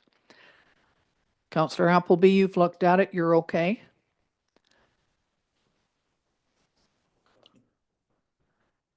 Okay, I think he says he's okay. Yeah. All right, so it's been moved and seconded that that the Town of Vesuvius Water Rates and Regulations Amendment Bylaw number 1388.03 be consideration to have a consideration of first three readings. All in favor? Anybody against? Thank you very much. That's carried. Can I just ask a question before Yes. you move on? Yes. Jim, can you just explain what the bylaw Schedule B is? Have a page with it on. Page 7. So ultimately, that is the metered water rates for the flat and variable rates. This will be renewed when we do our 2025 analysis and update. But we currently have one property that we are billing on metered, so we need to ensure that we've got rates in here. So what's happened is the increase that's happened to the flat rates has happened to the metered rates, so that keeps consistent. Okay. All right, go ahead. So just to make abundantly clear, with Schedule B, these are just the same rates we've had for ever essentially. But these are not going to be reflective of our water metering fee structure because we have not done that yet. Other than the one property that is currently being built for metered water, which will use this rate structure, the new rate structure should look completely different from what we have in our Schedule B now, Gotcha. I'm assuming. Thank you.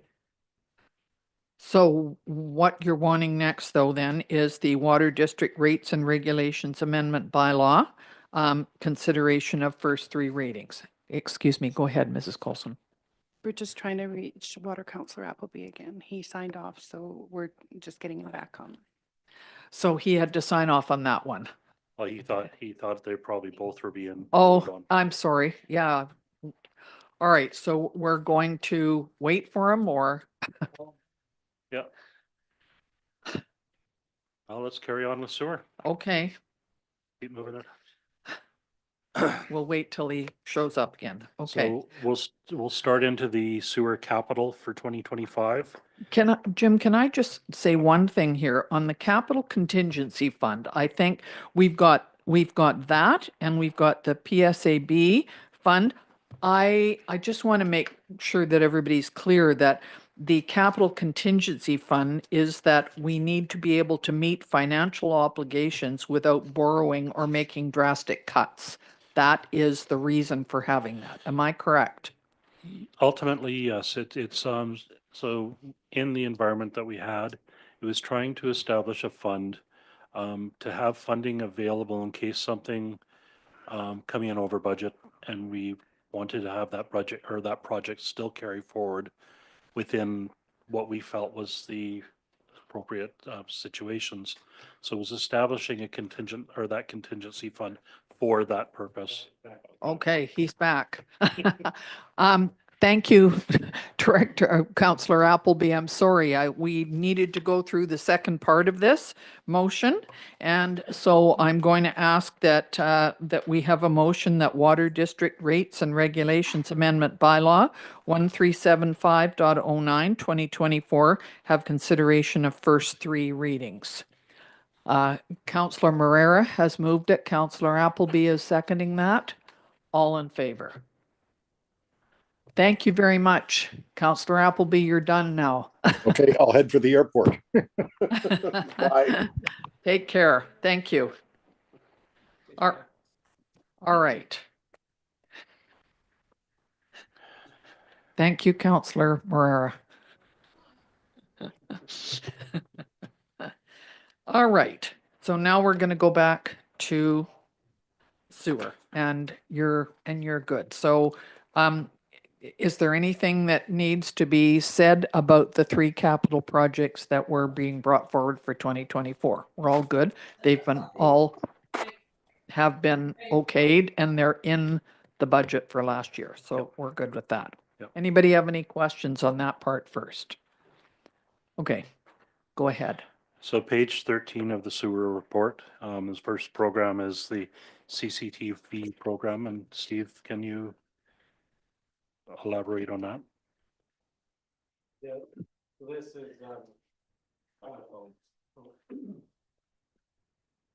just a continued asset monitoring of current conditions. So it's basically developing a annual CCTV program where we can inspect the condition of all of our pipes on some sort of cycle. So this is almost something that should be moved to operations eventually because it's going to be an annual program that someone's just going to have to run to continually monitor the condition of our sewer mains on, say, a 5 to 10 year cycle that will inspect them. So we're assuming that this is going to be put on to the budget on a yearly basis to do this. Am I correct? Go ahead. Clarity, so it would come off sewer and go over to the other side now? Currently, we're showing it under the capital plan, but what you'll see in the future years is it just get moved off of the capital plan and be incorporated and increased into the operating expenditures. That's correct. It is sewer. Yeah, so It's the inspection of our sewer it's a- sewer lines.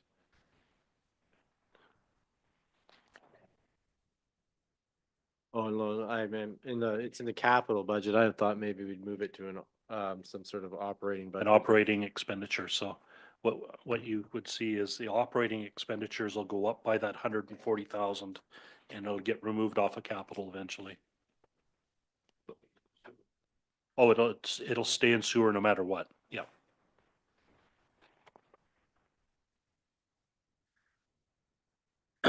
CD program, is that like a bunch of eyeballs going in the pipes, or is that one, or? Yeah, well,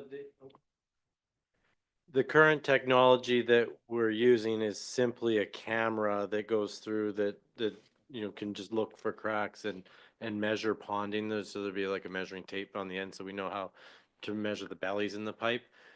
Some of the new technologies are coming out are more doing these 3D scans. As that becomes more mainstream, we will switch to that because it is a better technology. It's just too expensive right now. We're still trying to catch all of your infrastructure in some sort of cycle at an affordable cost. So it's just cammering right now. So do you own this piece of equipment, or does the town own this piece of equipment? We procure a contractor to do it every year, and so, some towns, I wouldn't say towns, some cities own this equipment, but most towns don't. And then the technology always develops, so that's why the contractors have the better equipment. So we usually procure a contractor. So this money's used to hire some other company okay, thank you. Thank you. Counselor Chong? So I know you said it's gonna be shifted to operational. Why is it a capital project period then? It was proposed in the asset management plan as something they should do to monitor your assets, so that we took it as a project out of the asset management plan and put it in as asset management is what it really is. But when you put something in the budget and you put it in every single year, that tells me it's not capital. So, yeah. So can we just move this out of the budget period? It's not a capital project. This to me sounds like a Director Zackel shift from one line to the other project. We can definitely move this out of capital into operating. There's no change to the budget or impacts. It was showing coming from the operating surplus revenues anyway, so it would work. So if that. So are you recommending that we do that right now? Yeah, I'm recommending we do that right now because Yeah. it just seems Yeah. administratively confusing because it is already coming out of operating. Yeah. Okay. Can we do, I'm okay with that. everybody okay with doing that? Yeah, okay, thank you. Thank you. Manhole smart covers. I think you talked about that already. Yeah, I'm not sure we have to continue on. Like, we Yeah. really beat this one up. Unless you're gonna support me in asking for more, but at least I would hope that we can keep this one in and I can show you the value of the one. So it's only covering one smart cover. And you also have said you want to install a weather station. So this is one cover and one weather station. Yes, so that's what You're not getting a weather station for this price. I tell you, they quoted me 100,000, and that's why they took it out of the budget. I'm not getting an Environment Canada weather station that's connected to Environment Canada's whatever system. I'm getting a Town of Osoyoos weather station that specifically has a rain gauge for the Town of Osoyoos. Sounds good. I want you to know that it's my project. I've been working on it for years and years. And so you've just come in and done it. Okay, go ahead. Thank you. Two things. One, I would almost kind of like to change the mindset of this capital project and see it as a pilot study. When the one smart cover is proven to be effective, then perhaps we look at the quality of the data and we can do a cost benefit analysis and we can potentially use 2 or 3 because then that would allow Steve to do his job faster and ultimately save us more money. Second point is Could we connect all that data and provide it for our residents so we actually have really good weather data then? We can, yeah, I guess when we start, I'm not a weather station expert, but I know like for our purposes, we need a rain gauge to make this data useful. But we can see what we can get and yeah, see if we can link it to your website. Why not? We quite often look at Oroville's weather rather than Penticton's because it's much better suited to the Osoyoos. What, I'm not kidding you. That's, yeah. Yes, go ahead. Yeah, Councillor Steve, do King. you have a breakdown? 75,000, the headline's Sure. man cover, but the small print talks about the weather station also. So is there kind of a breakdown of the two items? Roughly speaking? Yep. Smart cover is 20,000. The weather station's 40,000, and then the contingency's 15. So are you saying man covers come down? Because I think last year you wanted 3 for 115,000. And that also still included a weather station. I think that's what's bad about the title Ah. we chose here, was it says smart covers, but it's smart covers and a weather station was always in the other one too. Yeah. Okay. Um, so we good? We're all good with this one? All right. And how many, and I think I asked you this earlier, but you didn't tell me. Do you have any idea how many you would need? I know you can move them around, but would you need 50 smart covers? No, No, not three, that many. 3 would be ideal, Oh. but let's start with 1. Absolutely. Fine to start with one, but I figured you'd need more. Okay, go ahead. What's the approximate service life of each cover? You know, that's a really good question. They're a relatively new technology, so I haven't seen any data on how long they last, but they're also they're not in the flow or anything, so that I'm sure they'll have a pretty long life and be, yeah. So, I think it is a good idea to call it a pilot and like, let's see, because if the wear and tear is too high, then maybe it's the wrong technology to choose. Don't drive on. Put spikes on top.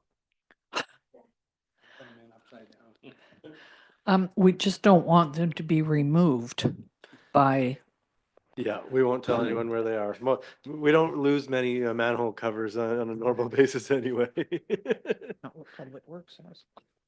Actually, we should let you guys know what they look like and maybe they can go missing from other communities. Probably not a good idea. Yeah, okay, I retract that one, yeah, yeah.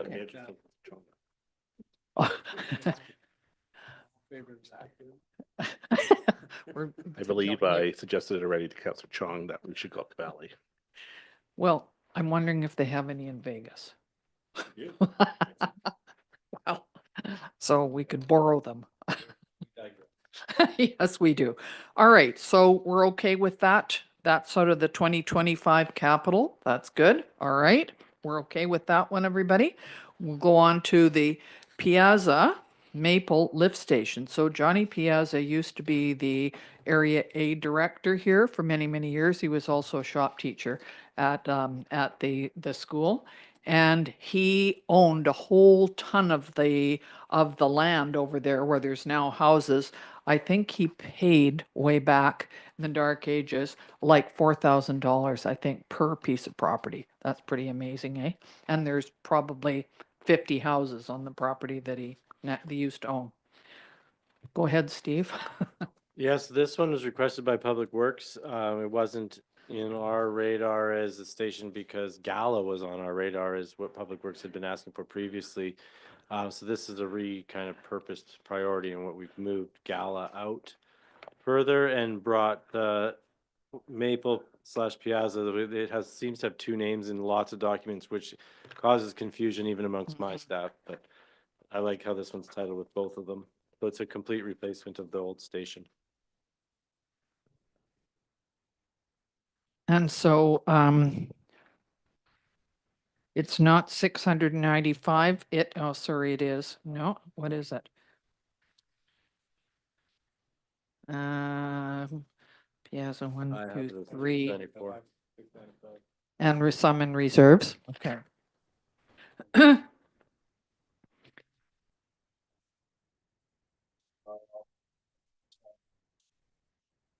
Okay.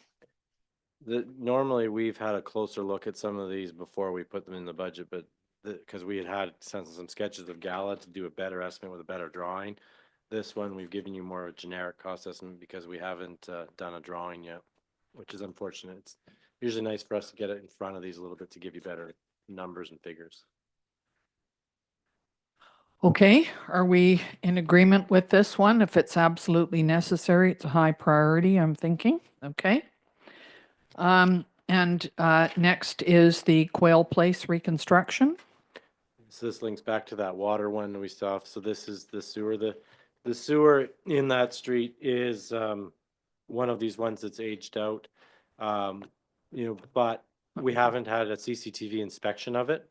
So one thing we could do is inspect it to, obviously before we just go ahead and start ripping it out to see if it is in somehow really good shape. But this is one that in that CCTV budget, we could have a look at before we just decide to remove it and see if we could do a more cost effective either lining of it or something. But this budget is enough to replace it as in parallel with the water project. And this one's driven by the water project. So we're out ripping up the street for water. We've put this in the budget to give us money to be able to do the sewer. But again, like Rod had said, or Mr. Riesling had said, if we don't need to spend it, we won't. But likely it is at the end of its life. So we've okayed the water, so this is 146,000 for the sewer. Go ahead. So I'm noticing a discrepancy between the two. So originally W13 and this would be S7, where the roads, so that would be R6 and R7, like there's a discrepancy between the capital cost estimate of the roads. So the Quail Place reconstruction sees roads as 548,000, and this one has 398,000. I'm assuming it's because the paved road surface width is different. No, I can answer this one. So this one's in the nuance. So we've prepared two cost estimates and Jim's kind of prepared both. One is for curb and gutter to full standard and one is replacing with asphalt gutter. And you'll see it in the text of the description. There is a difference in the road description. One is curb and gutter, that implies concrete curb and gutter, whereas the other one's just an asphalt curb, which matches what's there now. And so that's your lower road number. And so when we go to the roads budget in several months, you'll have to debate between potentially those two numbers. So to clarify, this 398 figure would be kind of like that low end bare necessities, and then the 548 is kind of bells and whistles. Bells and whistles. Yeah, and including that 398 and 548 is drainage because we have to lump drainage upgrades and repairs in with roads. Good. So we're all set with that one. We're okay to go forward with this. We did with the water, so now the sewer. Okay. And we will debate on the road issue when it in January. Okay. Thank you. Ponderosa Drive sanitary upgrades and water main replacement. This also goes with the Yeah, water we've already one. discussed this one. The sanitary is the requirement here, and we already voted on the water. Okay, well, we've discussed that. So is everybody okay with going ahead with this one? All righty. And Harbor Key. So now we're into Yeah. 2026. Yeah. Because Harbor Key aligns with Sorry, the you're other right. Harbor Key That was that is the end of 2026. 2025, yeah. So again, we discussed this. It's so it just sits in both spots. Okay, and those numbers are the same as the other one? Did you check, Councillor Chong? Yes, I think so too. I think it was that. All right, so this will just be for information for now, and we will decide next year how to proceed. All right, and wastewater treatment plant auxiliary power is the next. Yeah, so this one might be a duplicate, and lucky we're catching it. It might be in this year's budget. Do we know? Your worship, we do have a power in 2024. I don't know if this is the same one. I can go check. It may be. I think it was in 2024, but we didn't carry it forward. We pushed it out. Okay. We had pushed it out to 2026, so it got reprioritized. So it was in 2024, but we were just reprioritizing projects is why it got pushed to 2026. That's not, yeah, Rod and I met last week and Rod had asked if I could see if I could move some of the 2024 jobs forward, and that one came to the list. That's in my notes for like, but we cannot move that one forward if we're not going to, but, or, yeah. The other reason why it got moved to 2026 from 2024 was trying to utilize some DCC funding to pay for this project. So it was approved in 2024. But through the discussions with the operations department and that is where they said, priority wise, this could be moved to 2026. And that's what happened with that one. Cause it hasn't been done yet in 2024. No, there was nothing done at that point. So we're leaving it at 2026, and not 2025. No? What do you think, Mr. Risling? Well, we've talked about backup power quite a bit and the importance of it. We did have issues during our last power outage. Had staff here till I think it's 2 a.m. dealing with things, and fortunately it wasn't that long. It's just one of those things. It's risk tolerance. We do know, I think it was 2 or 3 that are pretty important to the overall system, keeping most of it running through power outages. But again, it's how much risk do we want to incur? I'm glad this discussion came up. Embarrassingly, we were proceeding with it. And so I'm glad we actually had this because that's what's actually in the budget documents. So I'm kind of embarrassed right now, but it's one of those things that it's just a risk perspective. Do most systems have backup power in their key pieces? Absolutely, absolutely. But we're catching up on a lot of things. And Do I not think that because of that power outage, that increased the odor at that time because it sat longer? Am I correct? Yeah. Well, to me, that's something we should try and deal with sooner than later, but go ahead. If council wants to move it back into 2025, it will not affect any of the rates that we proposed, things like that. We can make it still work within the system. Go ahead. Thank Councillor you. John. With the water treatment plant kind of encompassing most conversations, we do know we will have to address our lagoon system as well because it is over capacity. In terms of, I don't think we've really begun. I don't know if we've begun these conversations yet, but would it be prudent to push it back further because we're going to start looking at upgrading this wastewater treatment plant? And in that case, we could loop this project in with that. Like, do we have how we started that conversation?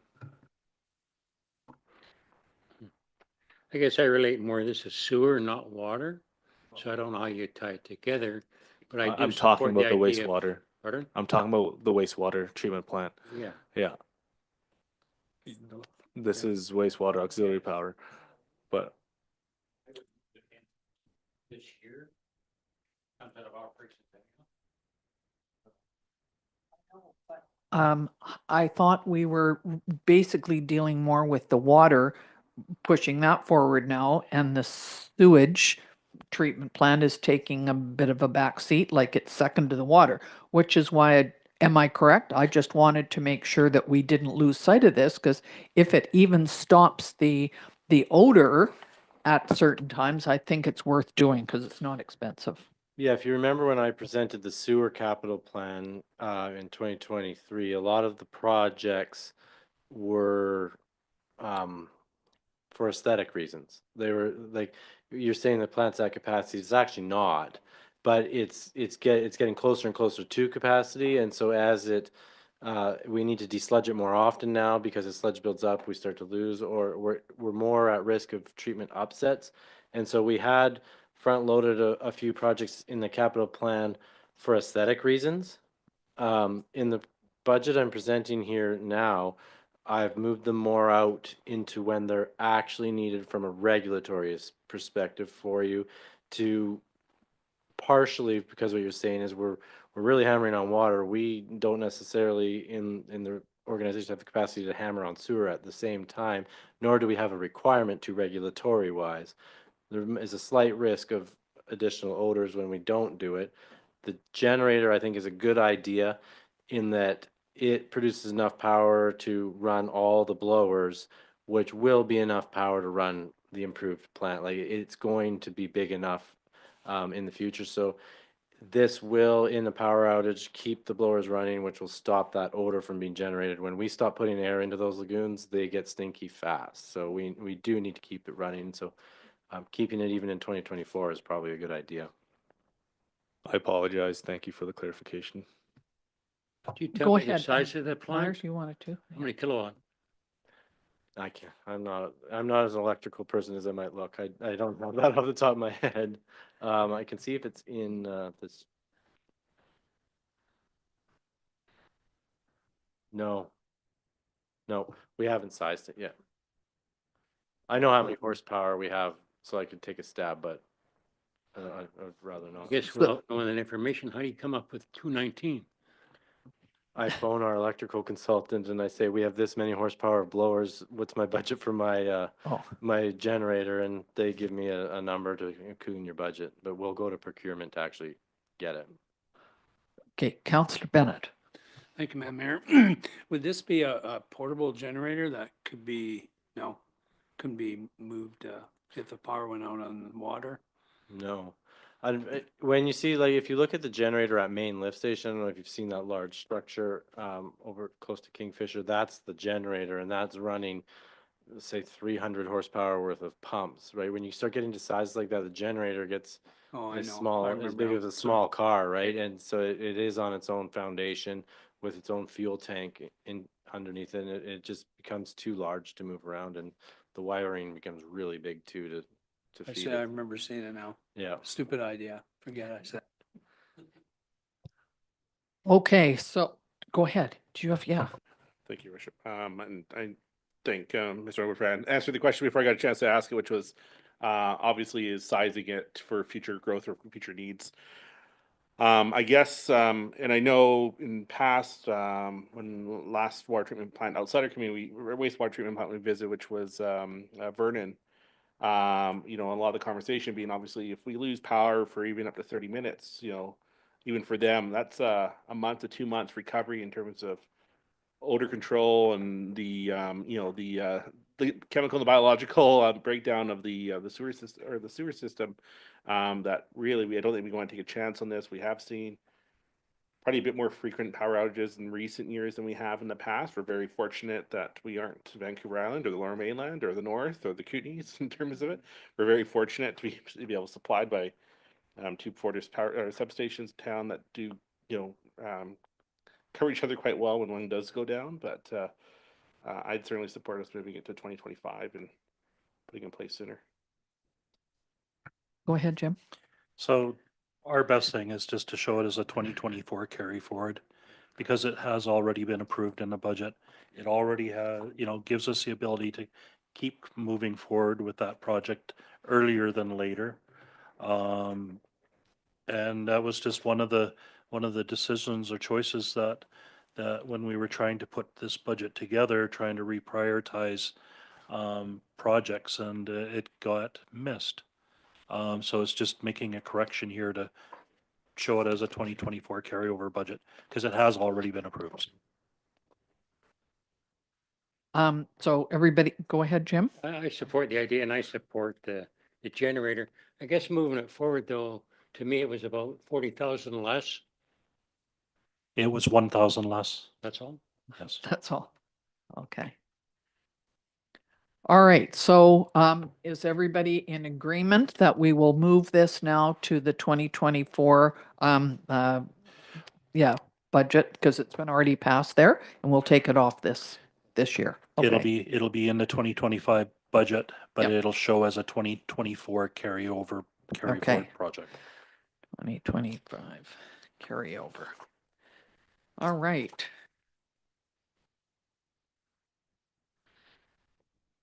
Thank you. Yeah. That's all. All right, now the next one is the wastewater treatment plan preliminary design and planning. So what we're, this, It was also a 2024 budget. It was a carryover as well? but it was like $1 million, I think is what had been put in the budget last year. What we're suggesting now is to do some sort of pre-design study for the full wastewater treatment plant upgrade. Okay. And that's what we're proposing with this line item, is to figure out what the future plant's going to look like, to have capacity into the future, and do it early enough so that it can be implemented on the time schedule to meet regulatory requirements. So that's Okay. why we pushed some of this stuff out, is the plant can still survive. And with water meter coming, we might actually, again, I go back to Oliver, they saw a 20% reduction in sewer flows when they put in water meters. If we get something like that, we will have the ability to start deferring some of this stuff.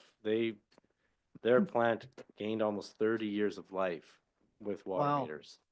And Wow. so if we can get more out of our plant and push some of these stuffs out, it'll show you. I can't wait to show you the benefit of meters. But it ripples into the sewer and the sewer treatment plant. So we're leaving this as a 2026 capital project? Yeah, we basically have pulled it out of 2024 and have reprioritized it and redistributed it within the 5-year capital plan. Thank you. Everybody okay with that? He's not. So just for a little bit more clarification with wastewater treatment, because that's also another hot topic in our community. In your opinion, then the status of our current system, it serves our current demands, and there is actually some capacity left over as well. Yeah, your current capacity, and again, it's in the capital plan. I'll misquote myself, but it is a number. We're good till about 2038 on our current capacity for treatment at a 2% growth rate. 2% growth rate is conservative. We're going to only see 1.5. We still have life there. The problem is the sludge buildup. The first time we desludged, those lagoons have been running for 25 years. And then we had to desludge after 10 years after that. And now it's going to be 5, and then it's going to be 2.5. At some point, the desludging is going to be our issue to try and keep the capacity where it's at, and because the desludging is expensive. But one thing you have to look at is the operator involvement to run a lagoon system is very limited, whereas these more sophisticated plants have full-time operators. So as soon as we start creating a more sophisticated treatment plant, it comes with higher operations costs in the form of human capital.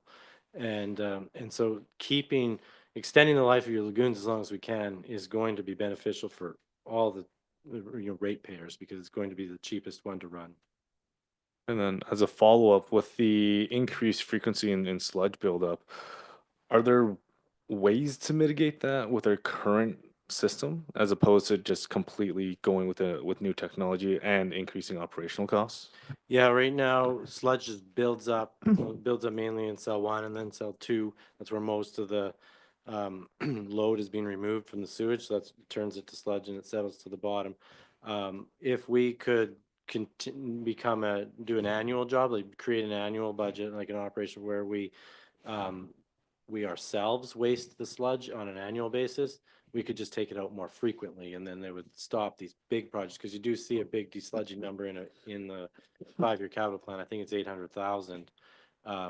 We would take that desludging number and then move it just to a operations thing, but we would have to buy specific equipment, and the work staff would have to learn to operate it and do it. But so it would be the difference between creating a contract or hiring a contractor to do it every, say, 5 years versus having Public Works try and do it every year. Can I ask, I thought that the sewer lift station had much better technology in sort of reducing the sludge and the junk that gets piped up there. Am I not correct? You're not quite correct. So the screening plant at the main lift station screens out all the solids, but then it washes, I guess we're on the fecals back into the flow. So we take out the plastics and the solids, the stuff that can't be treated in the lagoon, and it's then dewatered and bagged and hauled away. But the actual, anything that can be washed back into the flow is put back in the flow, and that's then treated at the lagoons and basically turns into sludge.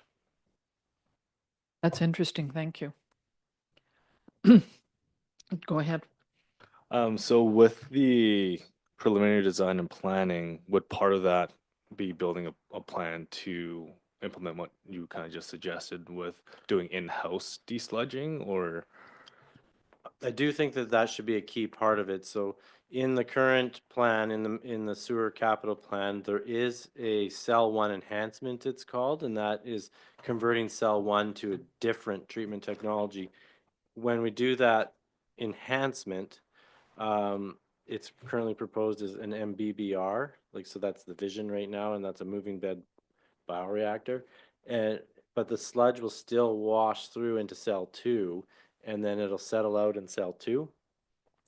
We could look at the cost benefit at that time when we're doing that planning of installing some sort of sludge removal system to capture it before it goes to cell two, or take it out of cell two.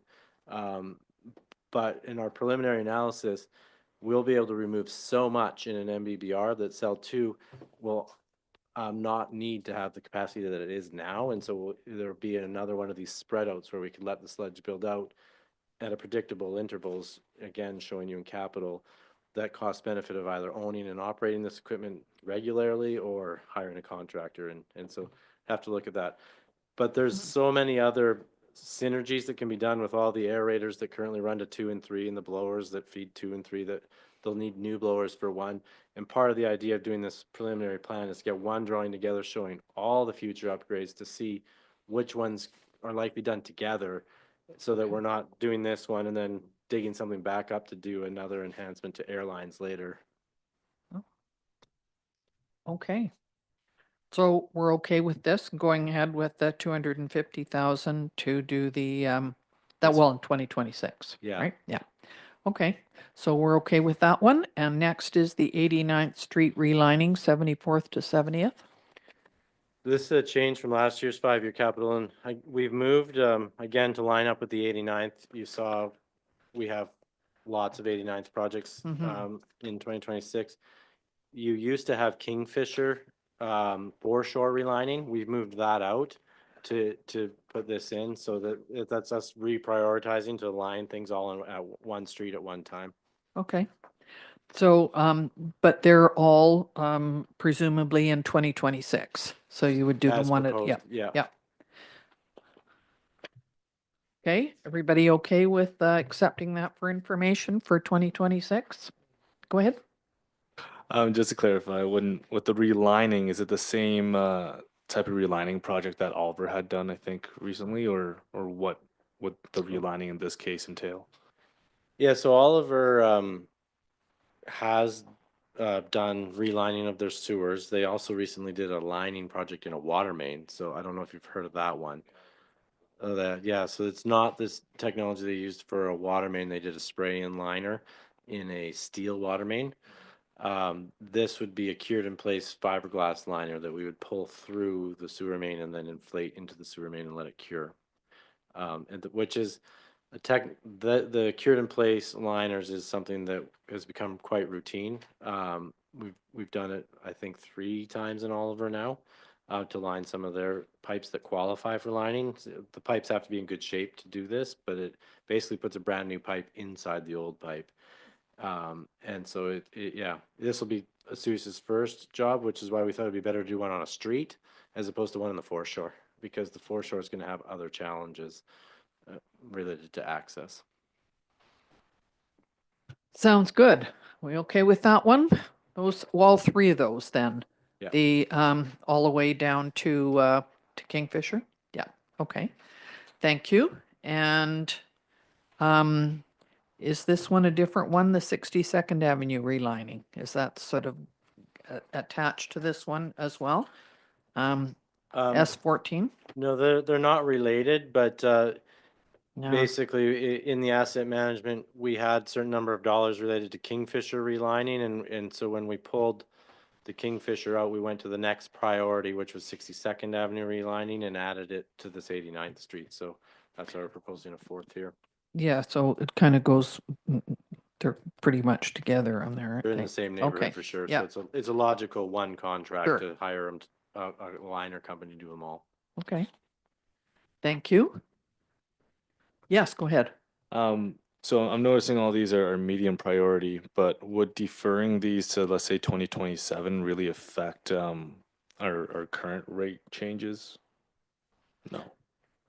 And there is a unique nuance here too, in that I'm proposing it on 89th, even though with the cured in place liner, we won't have to dig up the sewer line to do this. So, so in theory, it's deferrable, but what I absolutely want to do is camera it now as part of the construction design process, so that if there is a repair we have to do to make it qualify for lining, that we can dig up that road while we're doing the water. So I want it in the budget.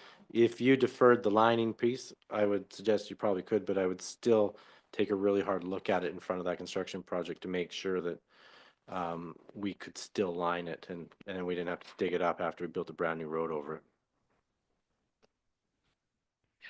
Okay, we're okay with that one then. We're moving on to S15 SCADA system upgrades.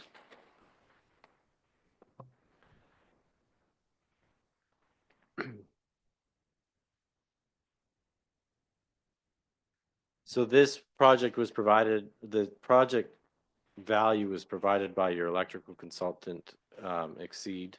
We've just carried it forward. We agree with it. There are several lift stations in this town that we can't get data from, and it's frustrating. We have instruments on, like flow meters, but we don't know what the flows are. And so we've asked them for a budget to upgrade the station so that we have real-time data on all the stations. And this is the budget that they've prepared, but I don't have a breakdown for it. So go ahead, Jim. Yeah, thanks, man. How many SCADAs this be? Like how many? We have 18 stations, or, yeah, I don't know how many. I don't know what the actual upgrades at each one are, but I do know that there's probably 7 or 8 of them that we don't see regular data from. Hmm. Again, I find it's hard to come up with a number when we aren't presented with how many. I can get more information out of the electrical consultant, but I was only given a number too. So yeah, we can definitely get that. So we're just sort of looking at it and it'll come back next year, and presumably we'd have the numbers next year if we decide to go forward with it. Okay. Yeah, I'd hope they would write us a report and a little more description. Here's what we're doing at this one. Here's what we're doing at that one, so that Sure. we all knew. So we'll just accept it for information then right now. How about? I'm really glad it's 2026, so gives me another year to come back. I can rewatch this myself. Okay, chlorine contact tank recirculation. Yeah, this was one that we had recommended deferring, but work staff wanted to bring up. So there is a bit of arm wrestling between us. We thought it was more nice to have, and they think it's more have to have. So we'll put together a solid rationale before next year's budget deliberations, so that we're both on the same page. Right, because we don't have any numbers or anything with this one, just a $370,000 cost estimate. So we certainly need some more information on this one before we proceed.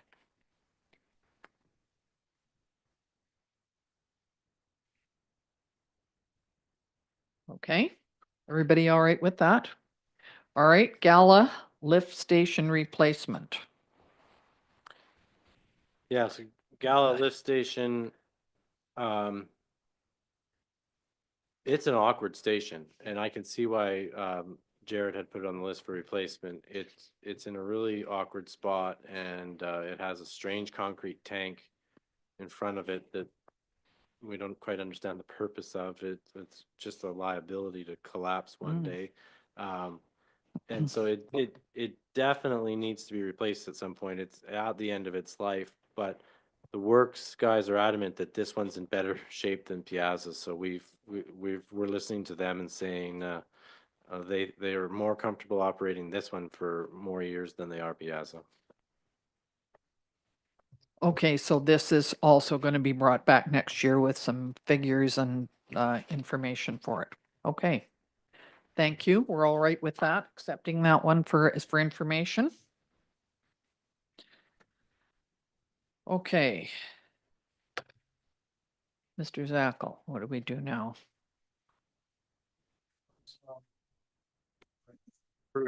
Thank you. With respect to the water, our goal for 2026 also will be to be providing 10-year operating capital budgets rather than 5-year. But moving forward, at this point in time, if there's no changes other than the one noted to transfer project, we would be voting on the user fee bylaw to increase sewer user fees by $44.98. Okay. And that transferring that one from 2024 to is not going to cost any different. Okay. Not at all. All right. Is there someone who would like to make that motion, please, that the Town of Vesuvius Sewer Regulation and Rates Amendment Bylaw be consideration for first three readings? Councillor Poderica, Councillor King, all in favor? Thank you very much. And the water management services, is that two? Wastewater, waste management services and regulations bylaw? We have to talk about that one first. Okay.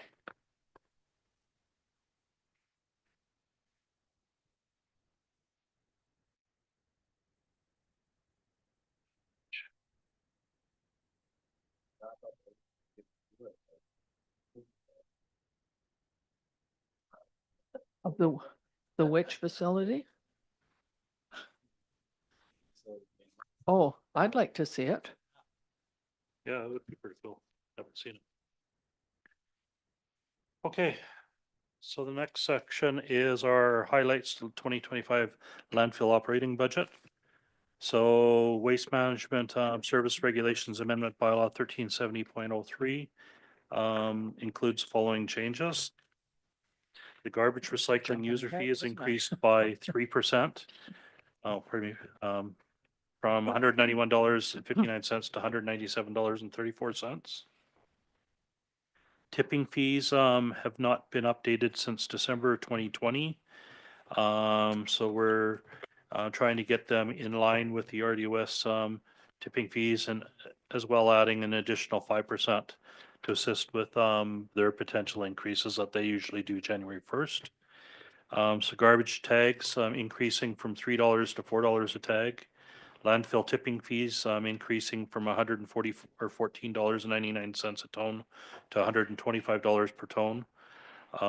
Increasing the minimum charge from $6.50 to $10. Tipping fees for yard waste increasing from $60 per ton to $75 per ton. And likewise, the minimum charge increasing from $6.50 to $10. Compostable waste sales increasing the revenues from $60 per ton to $75 per ton for volumes less than 5 tons, and increasing from $30 to $35 per ton for volumes that are greater than 5 tons. And likewise increasing the minimum charge from $6.50 to $10. Mattress and box springs increasing from $15 to $17.50, and the liquid waste handling fee increasing from $40.50 to $42.50 per ton. Our 2024 landfill capital projects included solid waste projects for landfill design, operations and closure plan update, open face berm development and waste containment, and solid waste program.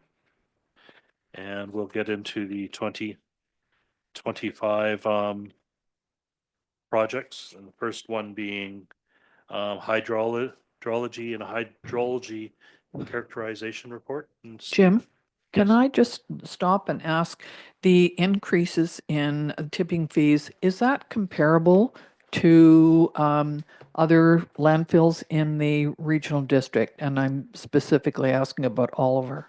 So comparable plus $5. So we've taken the landfill tipping fees because their rates were increased the beginning of last year. So we've increased them. They're currently at $120. So what I'm proposing is ours be raised to 125 so that we're not falling behind again within our rates. Great, thank you. Okay, just pass it over to Steve to talk about the page 9, and that's the hydrogeology and hydrology characterization report.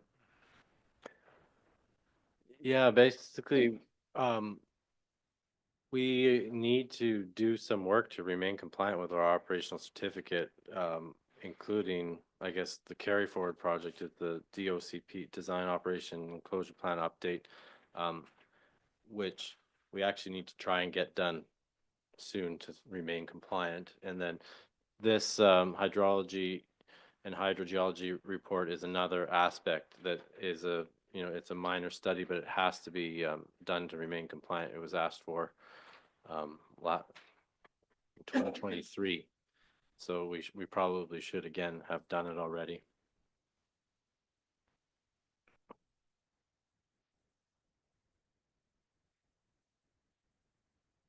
And the cost of this is 15,000? Yeah, it's quite minor. Okay. Go ahead. Thank you. What happens if we remain uncompliant? They ultimately end up getting fines, but that's not, we don't do that. We remain compliant. So we have had a bit of a resource hiccup this year, and we maybe missed some deliverables or some deadlines, or misunderstood who was doing what, but we can explain that in our annual report and tell them we're going to do it and that we are doing it, and show that it's in the capital budget, and be nice.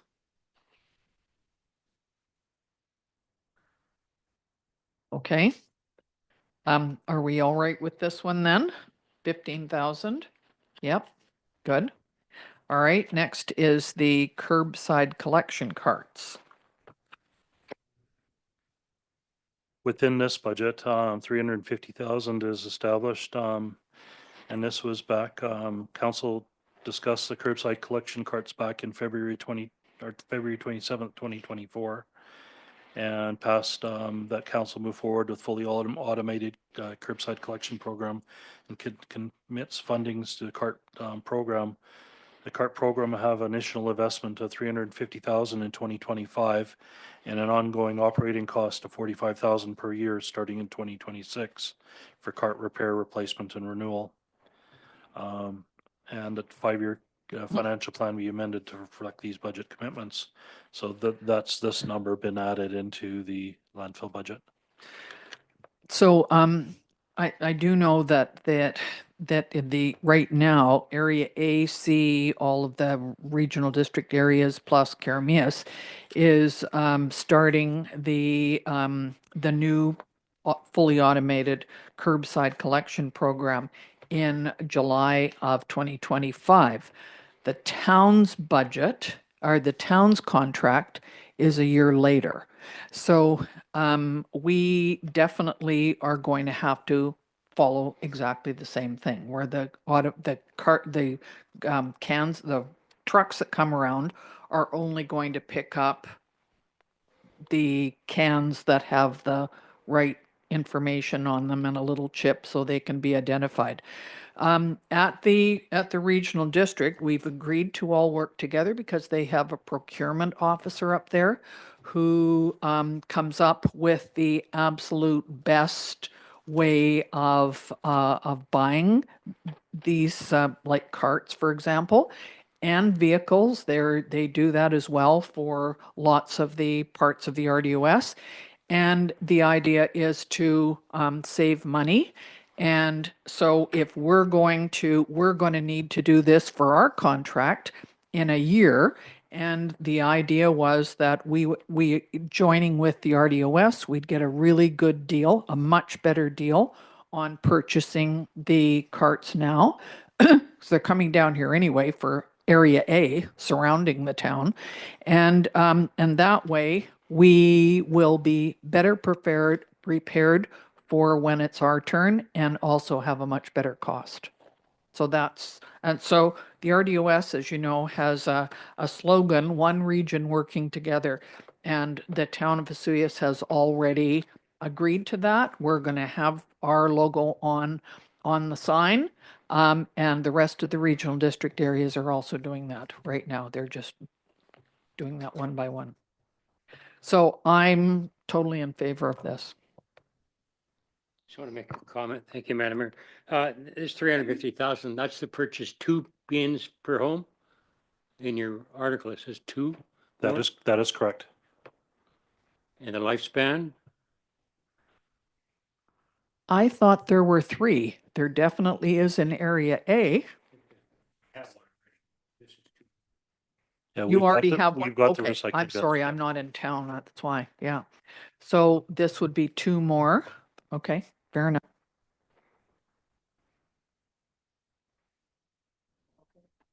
Guys okay with this one then?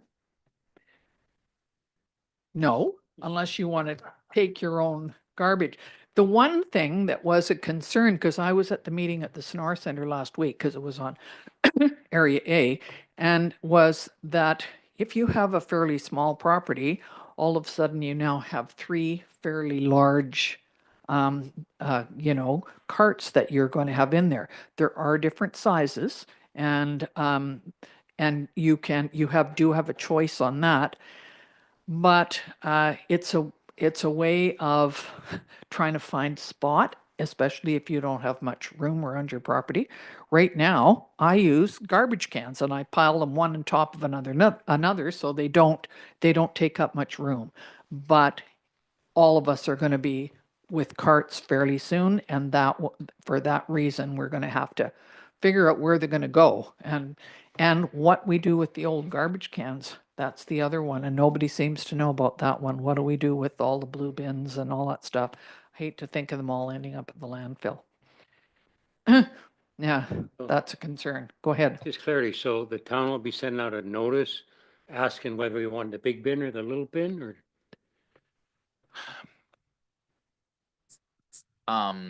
So fortunately we have some additional time. Our contract does come later, but we're still trying to, I just want to give a little more context on this for the public. So we do want to get together with the RDOS on the purchase. So what we're doing is we're trying to work with them to see how we can stage the contract or the RFP for the bins to see how long we can wait to see whether we go to how many big ones, how many mid-sized ones, and how many et cetera. So to answer your question, yes, the intent is to provide flexibility in the cart that residents can use, and likely adjusting a fee structure accordingly. Their RDOS, if the residents actually saw what they put out, standard is X, and if you want extra large, it's $5 or something like that. So we have not made it that far down that path, but it's a really good question. But again, we're a little bit behind because our contract was a year later than RDOS, but we don't want to lose the opportunity to get that bulk pricing. And we haven't gotten clarity whether we can stage that order. So we may have to rapidly put in something, making maybe some assumptions or a proxy to what the RDOS did in their consultation to determine how many mid-size, big size, little size. So thank you for that question, so I could provide some clarity, because I'm sure there's some residents out there that are wondering where we're at. But the bottom line is, I don't know whether, and I'm sorry, because my house is in Area A, that it's a fully automation system. And the one, if at some point there could be green waste that's picked up, and it would be, you don't have to have a fourth cart. You would use your yard waste cart for green waste because they would not be on the same week, is what my assumption is on that. So Oliver is working on green waste at their landfill. So I can see and that's going to come up fairly soon, because quite frankly, the whole time I've been at the regional district, we've been talking about how to deal with this in the region, how to move forward. And at this point, we're still not quite sure where. We've looked at every possible place to find a location, and it hasn't worked yet, although Oliver does have it, and they might have enough room for Area A, Area C, Oliver, and Osoyoos, but they haven't even quite started with theirs yet, so it's a work in progress. Go ahead. Thank you. I think an important note to emphasize too is as the waste collection industry moves further along with automation, we may eventually have to, this will be inevitable, right? So we see how hard our waste collection, the staff work, they're lifting, twisting, throwing. So in terms from like a WorkSafe perspective too, I feel eventually we just won't be able to get a contract for waste delivery that doesn't have these automation options. So just another point where this is essentially inevitable, and it's a great thing that we're doing a bulk buy with the regional district and a regionalized approach. And right now, Waste Connections is the contractor to do it all. So there's a cost saving there. If we would continue on, if we had to hire our own contractor, we might have a concern. So I can see this being definitely a joint venture. Are we okay with this one? Adding this on this year? If we didn't have it add on this year, it would be next year for sure. Is that okay? Oh, absolutely, Mayor. I think this one is almost a must in order to protect ourselves to be able to buy as part of that bulk deal. So I would strongly encourage council to, approve this. If we can delay the purchase and giving the money, we absolutely will. But we definitely want to capitalize on that bulk purchase if possible. Okay, so we're going to then look at, now I can say it, I jumped the gun before, Waste Management Services and Regulations Bylaw, number 137003, 2024, consideration of first three readings. Thank you. Councillor Poderica, is there a seconder? Councillor King, all in favor. Thank you, everybody.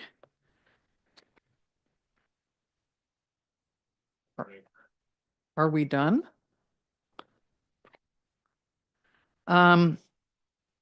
So what does that mean? That we terminate? He got you. Second. All in favor? Thank you, which means that we do not have a meeting tomorrow. So is it possible to put out a news release right now just to say that we have completed this and there will be no meeting tomorrow?